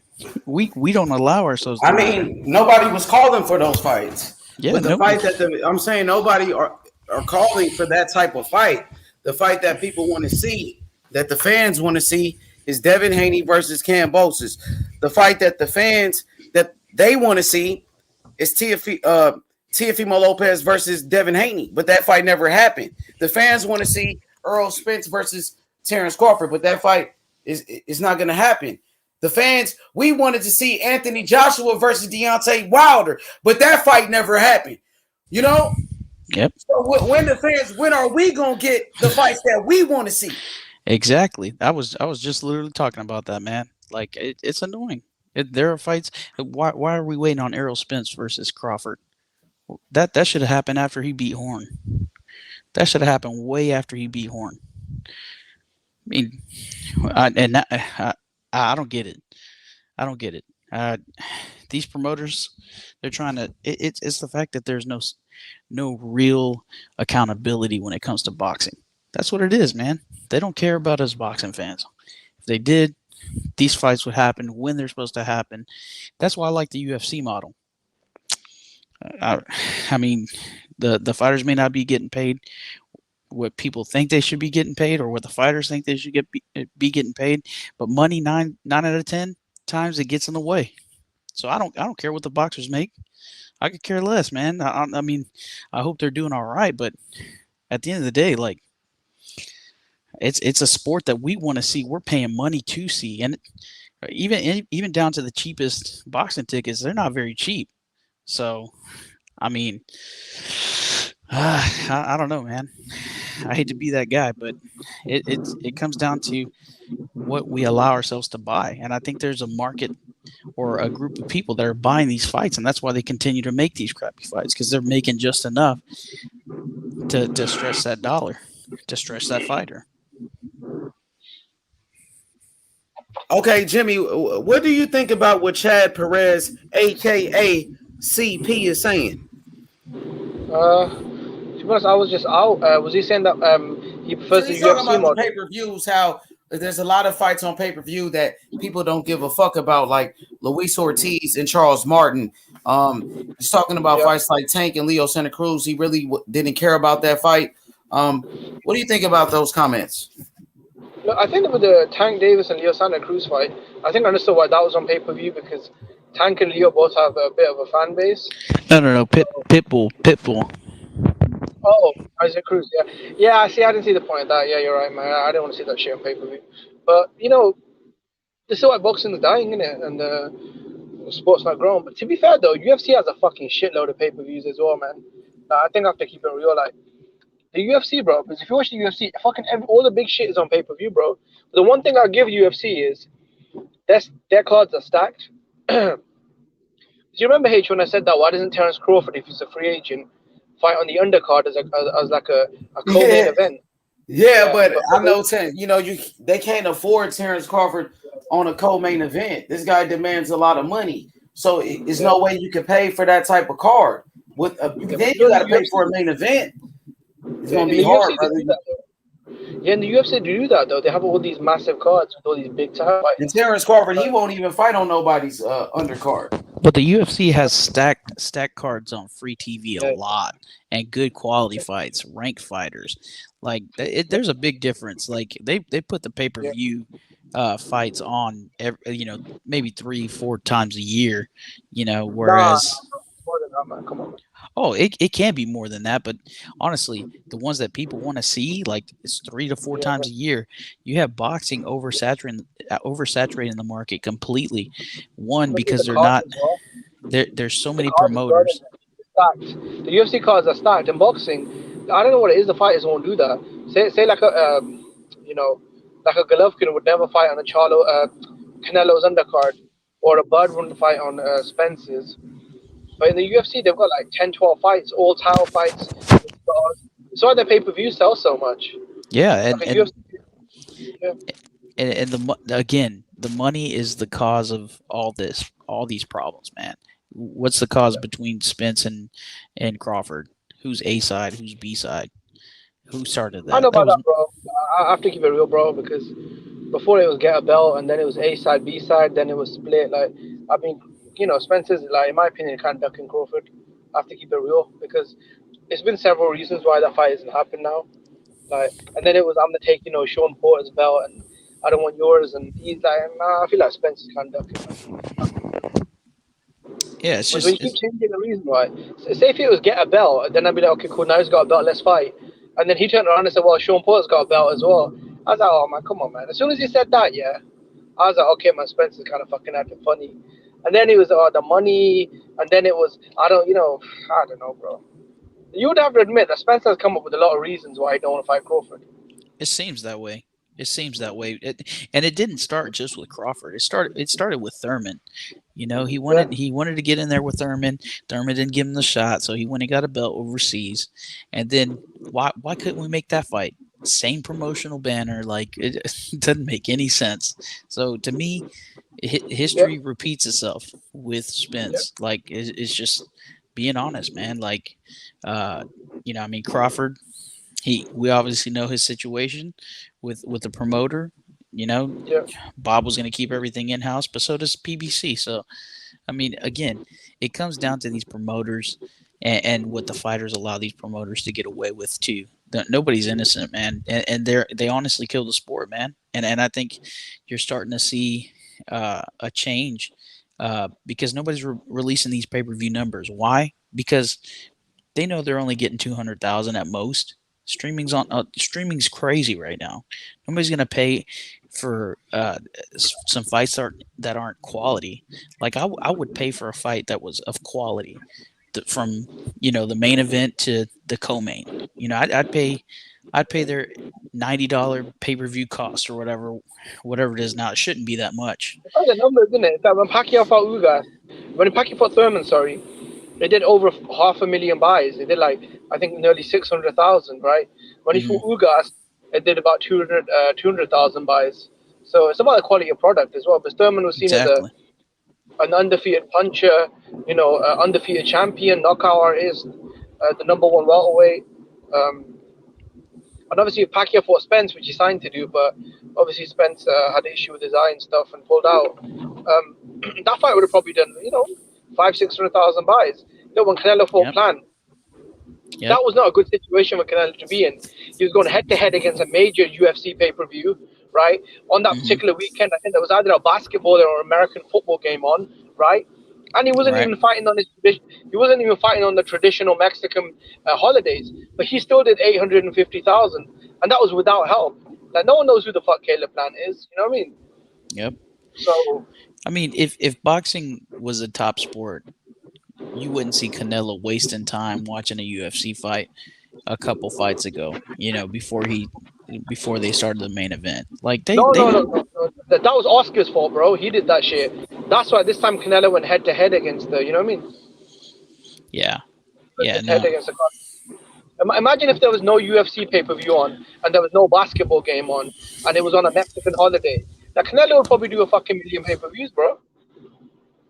That's what you call a pay per view star, bro. Probably. What did you get against Caleb? Did they come out with the numbers? Yeah, 850,000. Oh, that's pretty good. That's pretty good for, I guess, today's standards. I mean, it's not good, when you look back at people getting a mill or even UFC. UFC still getting a Conor mill. McGregor, he's washed the fucking dog shit, yeah. And when he fought Dustin Poirier in the third fight, they did 8 million buys. Yep. But there's two levels, right? To this 1.5. to the Yeah, I think formula, man. 1.5. You got to have one a good product, two sellability. McGregor, what does he do? He's the best at selling himself.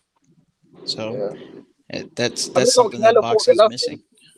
Look on Canelo fought Golovkin the first fight. The first fight did nearly 1.5 million pay per view buys, bro. Like the audience is there, man. But to be fair though, because of the COVID situation in the world, yeah, a lot of people have lost their homes, their businesses, their jobs. It's hard, man. That's why a lot of these companies are making fighters take cutbacks. The zone cut its budget. Because there's no money in the world, bro. Like, it's hard, man. Yeah, and that's why I don't understand why PBC tries to, has the mind frame of like, yeah, let's throw pay-per-views during a pandemic. How are you helping the boxing fan who has kept you afloat for so long, by throwing pay-per-views out there? Yeah, they don't even need to feel, necessarily sorry for us because the numbers are pretty shit, though. I mean, the point of putting a fight on pay-per-view is to make more money than you would on free TV. Free TV makes its money off of ads, sponsors, and if it's basic cable, the ratings in it, the subscription. But the kind of pay-per-view numbers they're getting, anything under 200,000 is basically a flop. Yeah, it sure is. I mean, you see 65K with Jake Paul just now with just the regular TV buys. Now they're counting the stream. A real pay-per-view star is someone that generates over 500,000 buys, in my opinion. Like, you have to do over 500K. Now, anything below that, you're not really a pay-per-view star. Yeah, I agree with that. And I'm not being conservative, bro. Remember when Floyd Mayweather and Manny Pacquiao did fight against anyone that do like over 1 million buys? Yep, the way it used to be. Standard. So I'm being very conservative. I'm gonna say, okay, because of the streaming, because pay-per-views are more expensive, because of the current climate economically, and boxing is on a bit of a decline. 500,000, bro, like that's very achievable. Look at Manny Pacquiao. He fought Keith Thurman. They did more than 500,000. Yeah, I mean, what do you think about Adrian Broner possibly coming back for Conor Benn? I think it's not a good idea, man. Adrian Broner is still. I mean, I thought wasn't he in rehab? I mean, this is a guy that's got fucking problems with alcohol, drugs, mental health problems, extremely inactive. He doesn't even live a clean life outside of the ring. Why is Conor Benn fucking fighting him, man? It don't make no sense, man. Because Conor Benn, I like Conor Benn, yeah. I'm a British boxing fan, yeah. So I always like British prospects on the rise, yeah. But he's going fucking crazy, bro. There's Chris Algieri, who's 40 years old, coming out of retirement, yeah. Then it was Adrian Granados, who at this stage is a fucking punch bag. And then before that, it was Samuel Vargas, who's got about 30 losses. This guy's going on fucking grave digging, bro. But he doesn't have an amateur background. Yeah. I mean, look at Canelo's record. I mean, at the beginning, how many bums did he fight to get up to the American League or the national or the international stage? Like it took a lot. I mean, same thing with Chavez. So I mean, I imagine, Yeah, but this guy's but this isn't Canelo on the rise. Yeah, that was different because this guy is like headlining big arenas, fighting on pay-per-view and stuff, bro. And they also talk a lot of shit, saying that we're the number one welterweights in the world, this and that. if you can headline these big shows in the arenas on pay-per-view and talk shit about being the number one welterweight, like stop fighting bums, bro, or guys that are fucking has-beens. Yeah, I mean, how many fights does he have now? Conor Ben, I think it's like 22, 23. He's the same age as Virgil Ortiz, bro. Look at the guys Virgil Ortiz is fighting. He's fighting like legitimate ex-champions, guys like Mauricio Herrera, guys like fucking Maurice Hooker, guys like Mean Machine, legitimate world level contenders. Guys like he fought a lot of guys, Orozco, Yeah. etc. Yeah, no, I feel you. I mean, I definitely think it's time to step up, for sure. Algieri would have been a good win for anybody. I mean, even before Errol knocked him out, I thought he was done before Errol because he had. Yeah, I think Amir Khan had beat him before Errol. Yeah, Amir Khan beat him on points. Yeah. Yeah. Khan beat him. Pacquiao destroyed him. To be fair, at one point I thought, to be fair, when Errol beat him, I didn't mind that fight because at that point, like, Errol was on the rise, and this was a younger Chris Algieri, who again was a former champion who beat Provodnikov. He fought Pacquiao in a big fight, then he fought Khan, fought for decent showing. But this Algieri is different, bro. This is Algieri, that's 40 years old, that's a professor. It works as a professor at university. And also hasn't, had a proper run as a contender in 5 years. Like, it's very different, you know what I mean? Yeah. I mean, man, it's a little frustrating the way, I see some of these guys being brought up too. I mean, look at Joey Spencer. How long is he going to fight 8-rounders for? Like, I mean, he wasn't even the headliner on the last card. Still fighting an 8-rounder. And so, I mean, I feel like, I think I was talking about this the other night that, Top Rank, I feel like pushes them a little faster, pushes them a little quicker, and it's either sink or float, man. Sink or float, and, either you can hang or you can't. So, I mean, I just feel like PBC protects throughout the entire career, at least when they lose their O, they'll put them in with multiple, top level fighters. Like, look at Danny Garcia. Danny lost his O. He's back-to-back losses, fighting the top guys in there, so they just end up using the name, so we'll see. See what happens with the sport, man. I hope 2022 looks better than this year. I hope PBC and maybe Mayweather and even Top Rank learn their lessons when it comes to, taking some opponents lightly or matching them on an easy set of fights, and upsets can happen. I mean, you saw it the year before with Thurman and Lopez. Lopez almost knocked out Thurman. I mean, I'm just trying to think.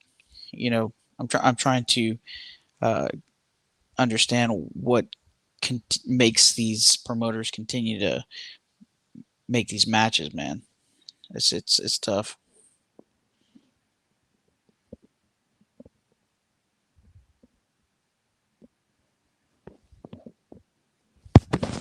Y'all can hear me okay? Yeah, I can hear you. What you say, bro? Repeat that. Oh, I was just saying, I don't understand why, a lot of these promoters are trying to put these top level fighters in these easy matches. I mean, you could say that about a lot of fighters, though, right? Like, I mean, we hearing that Canelo is about to fight against Makabu. That's an easy fight for him. Now you're talking about, in the past, Canelo has fought people like Rocky Fielding. He's beat Yildirim's. And you can say the same thing, about that as well. So, I mean, you can't blame him. He's Canelo. He's the face of boxing. He could do whatever the fuck he wants to do at this point, because he earned it in that ring. But I'm saying we can say the same thing about some of the fights that he got. I mean, we saying Tank and Isaac Cruz wasn't a good fight. I thought it was a great fight. Isaac Cruz, he became a star after that fight, my brother. That motherfucker became a star after Shouldn't his have been. performance. A star was born that night. You know what I mean? So let's keep it real and let's keep it a buck. You know, people are complaining about the fight this Saturday, but there's plenty of garbage fights going on in boxing. You know what I mean? Yeah, this fight, I don't think it should be a pay-per-view. I don't think this, I don't think it's pay-per-view worthy. If for my standards, that's for me. Yeah. Same thing with Barrios and Thurman, man. 2 people coming off of losses, bro. That's crazy, huh?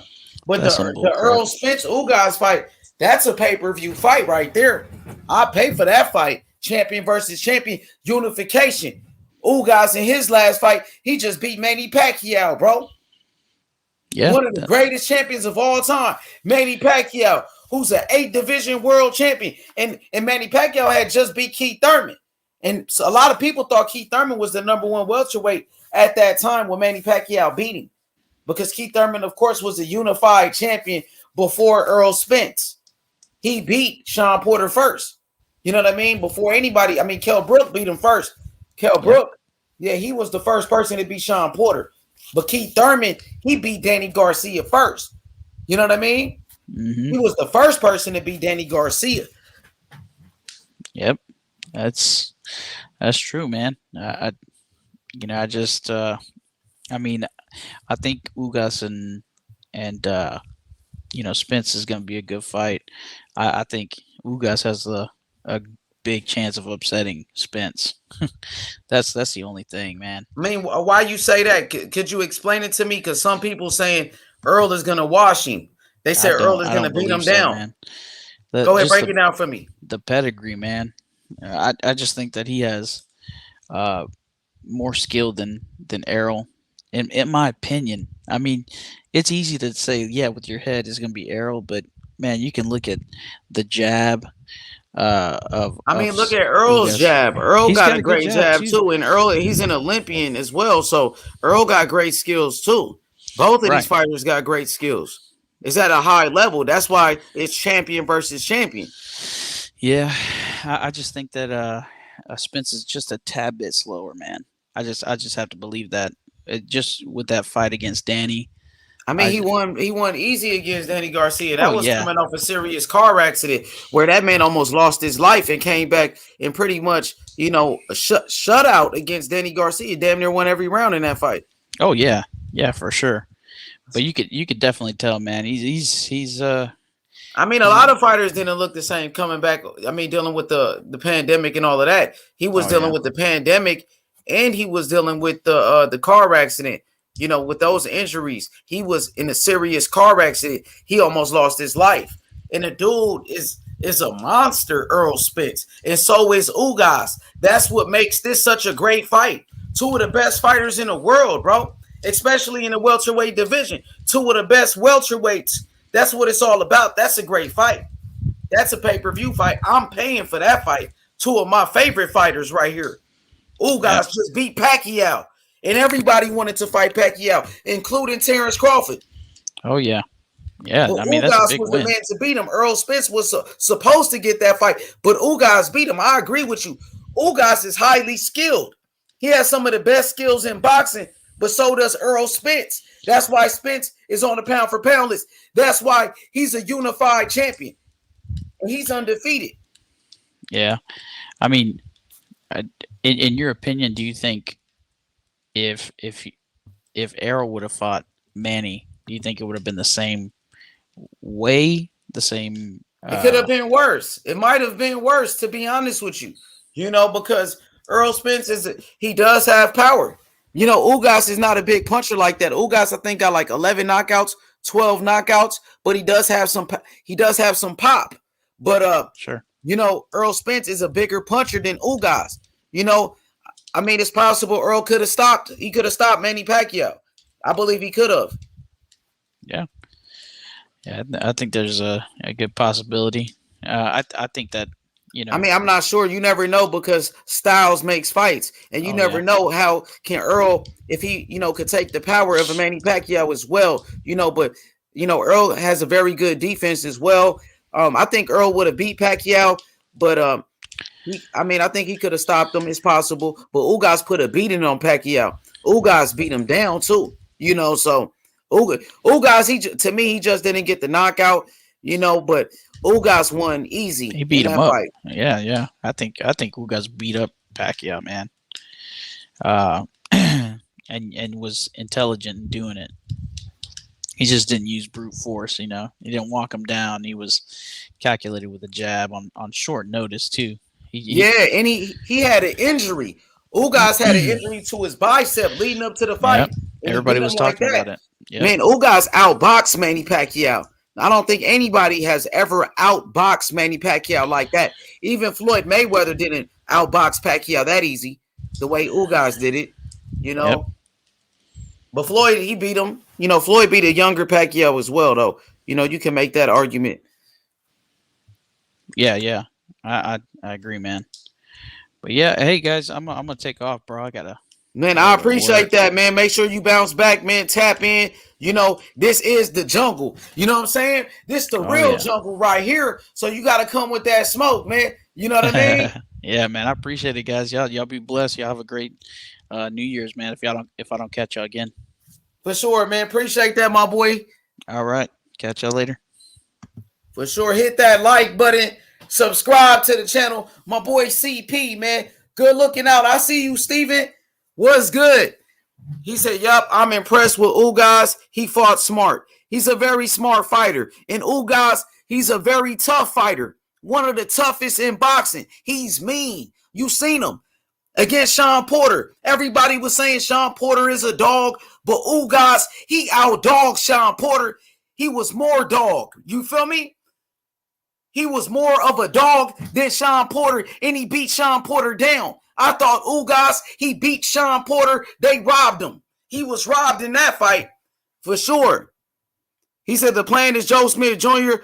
better be Bevel. You know what I'm saying? He talking about Canelo. What's up with Canelo? What about that Mukabu fight? What y'all think about Canelo? He said Jeff Horn outboxed Pacquiao. But a lot of people thought Pacquiao won that fight. When Ugas, when he beat Pacquiao, nobody thought Pacquiao won that fight. Everybody felt like Ugas beat him. But when Jeff Horn beat him, everybody thought it was a robbery and shit, right? Hell yeah. Mexican pride in here, my boy. He said Floyd said Manny was his toughest fight of all time. Yeah. And Ugas, he beat Pacquiao pretty easy in my eyes. Outboxed him. I never seen that. Like somebody outbox him like that. Eric Morales, he beat Manny Pacquiao. He outboxed him, but Ugas, I felt like did it easy. And he never dropped Ugas. Ugas, his defense was nice. Eric Morales outboxed Pacquiao. He did, but not like Ugas. Because remember, Manny Pacquiao dropped Morales. He dropped him. And Pacquiao, he couldn't drop Ugas. Ugas, he was too sharp. His defense was too good. You know what I mean? He said Mayweather versus Pacquiao was marinated, typical boxing. It was over marinated. It was over marinated, man. But it was still the biggest fight in the history of boxing. It still was the biggest fight in the history of boxing till this day. So did it work? It looked like it worked because everybody bought it. And they was charging $100 for that pay-per-view. I remember that shit.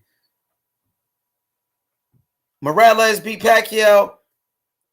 Morales did. He did beat Manny Pacquiao. Eric Morales was a great fighter. Eric Morales was a great champion from Mexico. He was a warrior. Remember Eric Morales? Come on, man.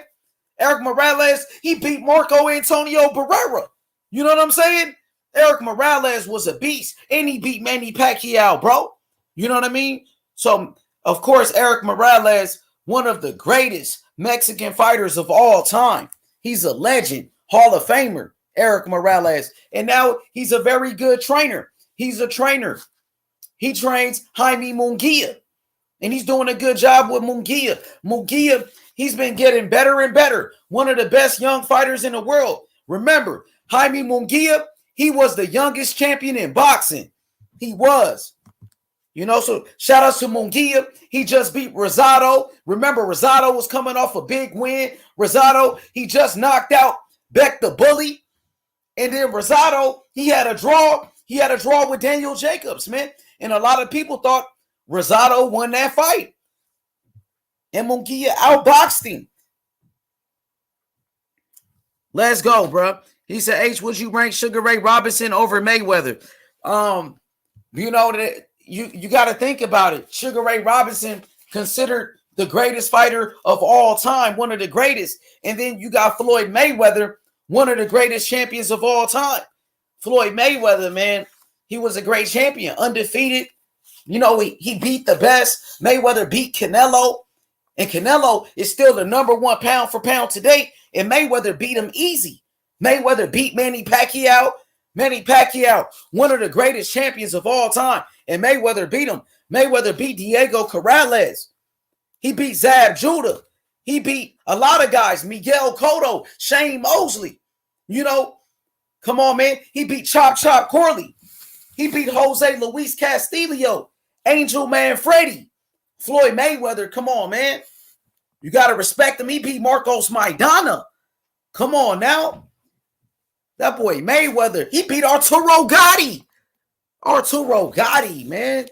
Oscar De La Hoya. Floyd Mayweather beat Oscar De La Hoya, bro. And De La Hoya was a great champion. He was a great fighter. But Sugar Ray Robinson is a legend, man. He's a legend as well. Two of the best. Two of the greatest fighters of all time, man. Sugar Ray Robinson was a beast. Remember, he beat the original Kid Chocolate, bro. The original Kid Chocolate from Cuba. Sugar Ray Robinson was a dog. He was a beast. He had speed. He had power. He was a legend. Remember, Muhammad Ali, he looked up to Sugar Ray Robinson. So Sugar Ray Robinson considered like the greatest of all time, man. It's on you. Who you like better? It's up to you. It depends on what you like. He said Mayweather defense will frustrate anybody. Yeah, you goddamn right. Come on.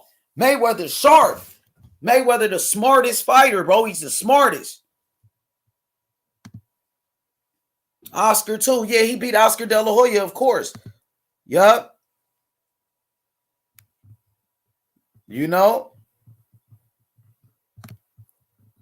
He said, you think Costa Azul would beat Mayweather? Hell nah.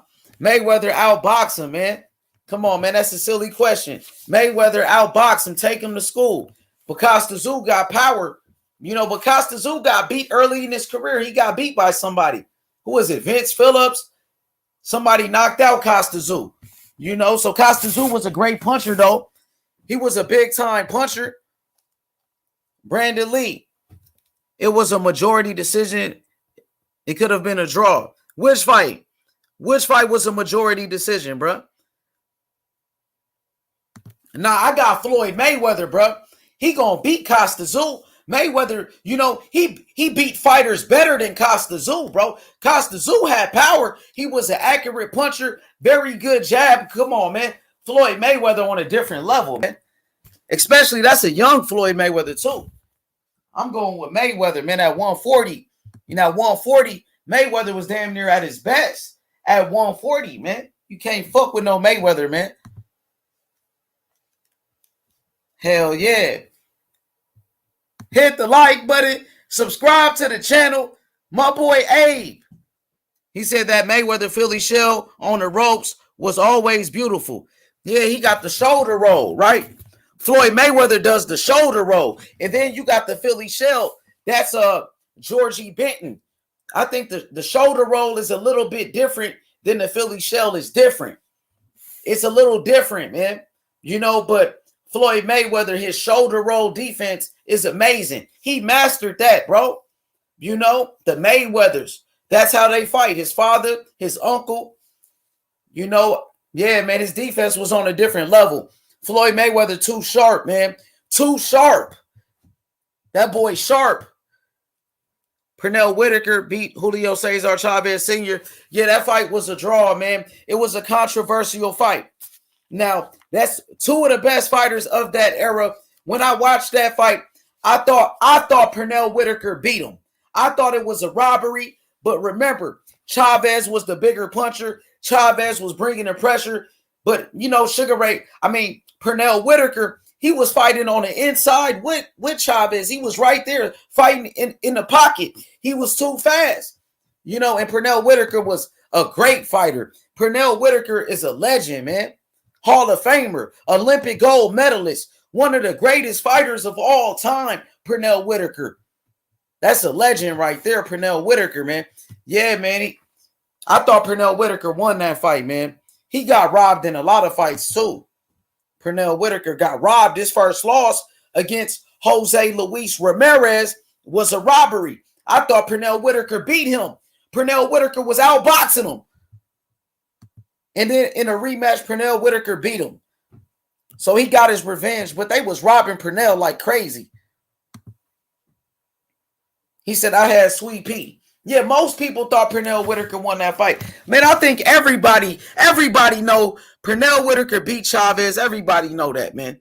You know what I mean? They said it was a draw. It was crazy, man. They did that boy dirty, man. They did Pernell Whitaker dirty.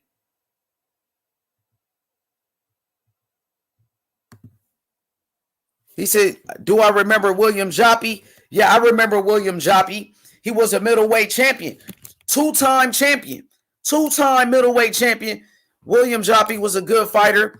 And he got knocked out. He got knocked out by Felix Trinidad. My boy Tito. Tito Trinidad with the knockout, man. He knocked out William Joppy. And remember, Felix Trinidad, he started off at welterweight. He went all the way up to middleweight. Knocked out William Joppy at 154. That boy Trinidad was running through weight classes, beating champions and knocking people out. Felix Trinidad was a beast, pound for pound. Felix Trinidad was number one pound for pound. And Trinidad knocked out William Joppy. But William Joppy was a good fighter, man. William Joppy had skills. He was from D.C.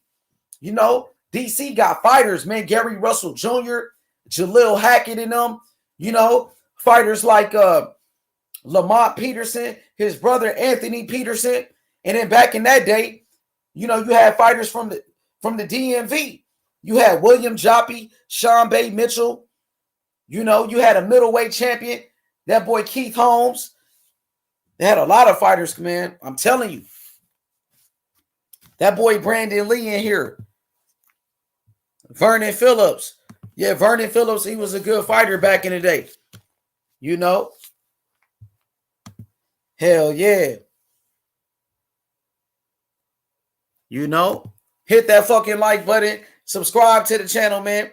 Man, I guess we gonna wrap this one up, man. I guess we gonna wrap it up. Hit that like button. Subscribe to the channel. We out.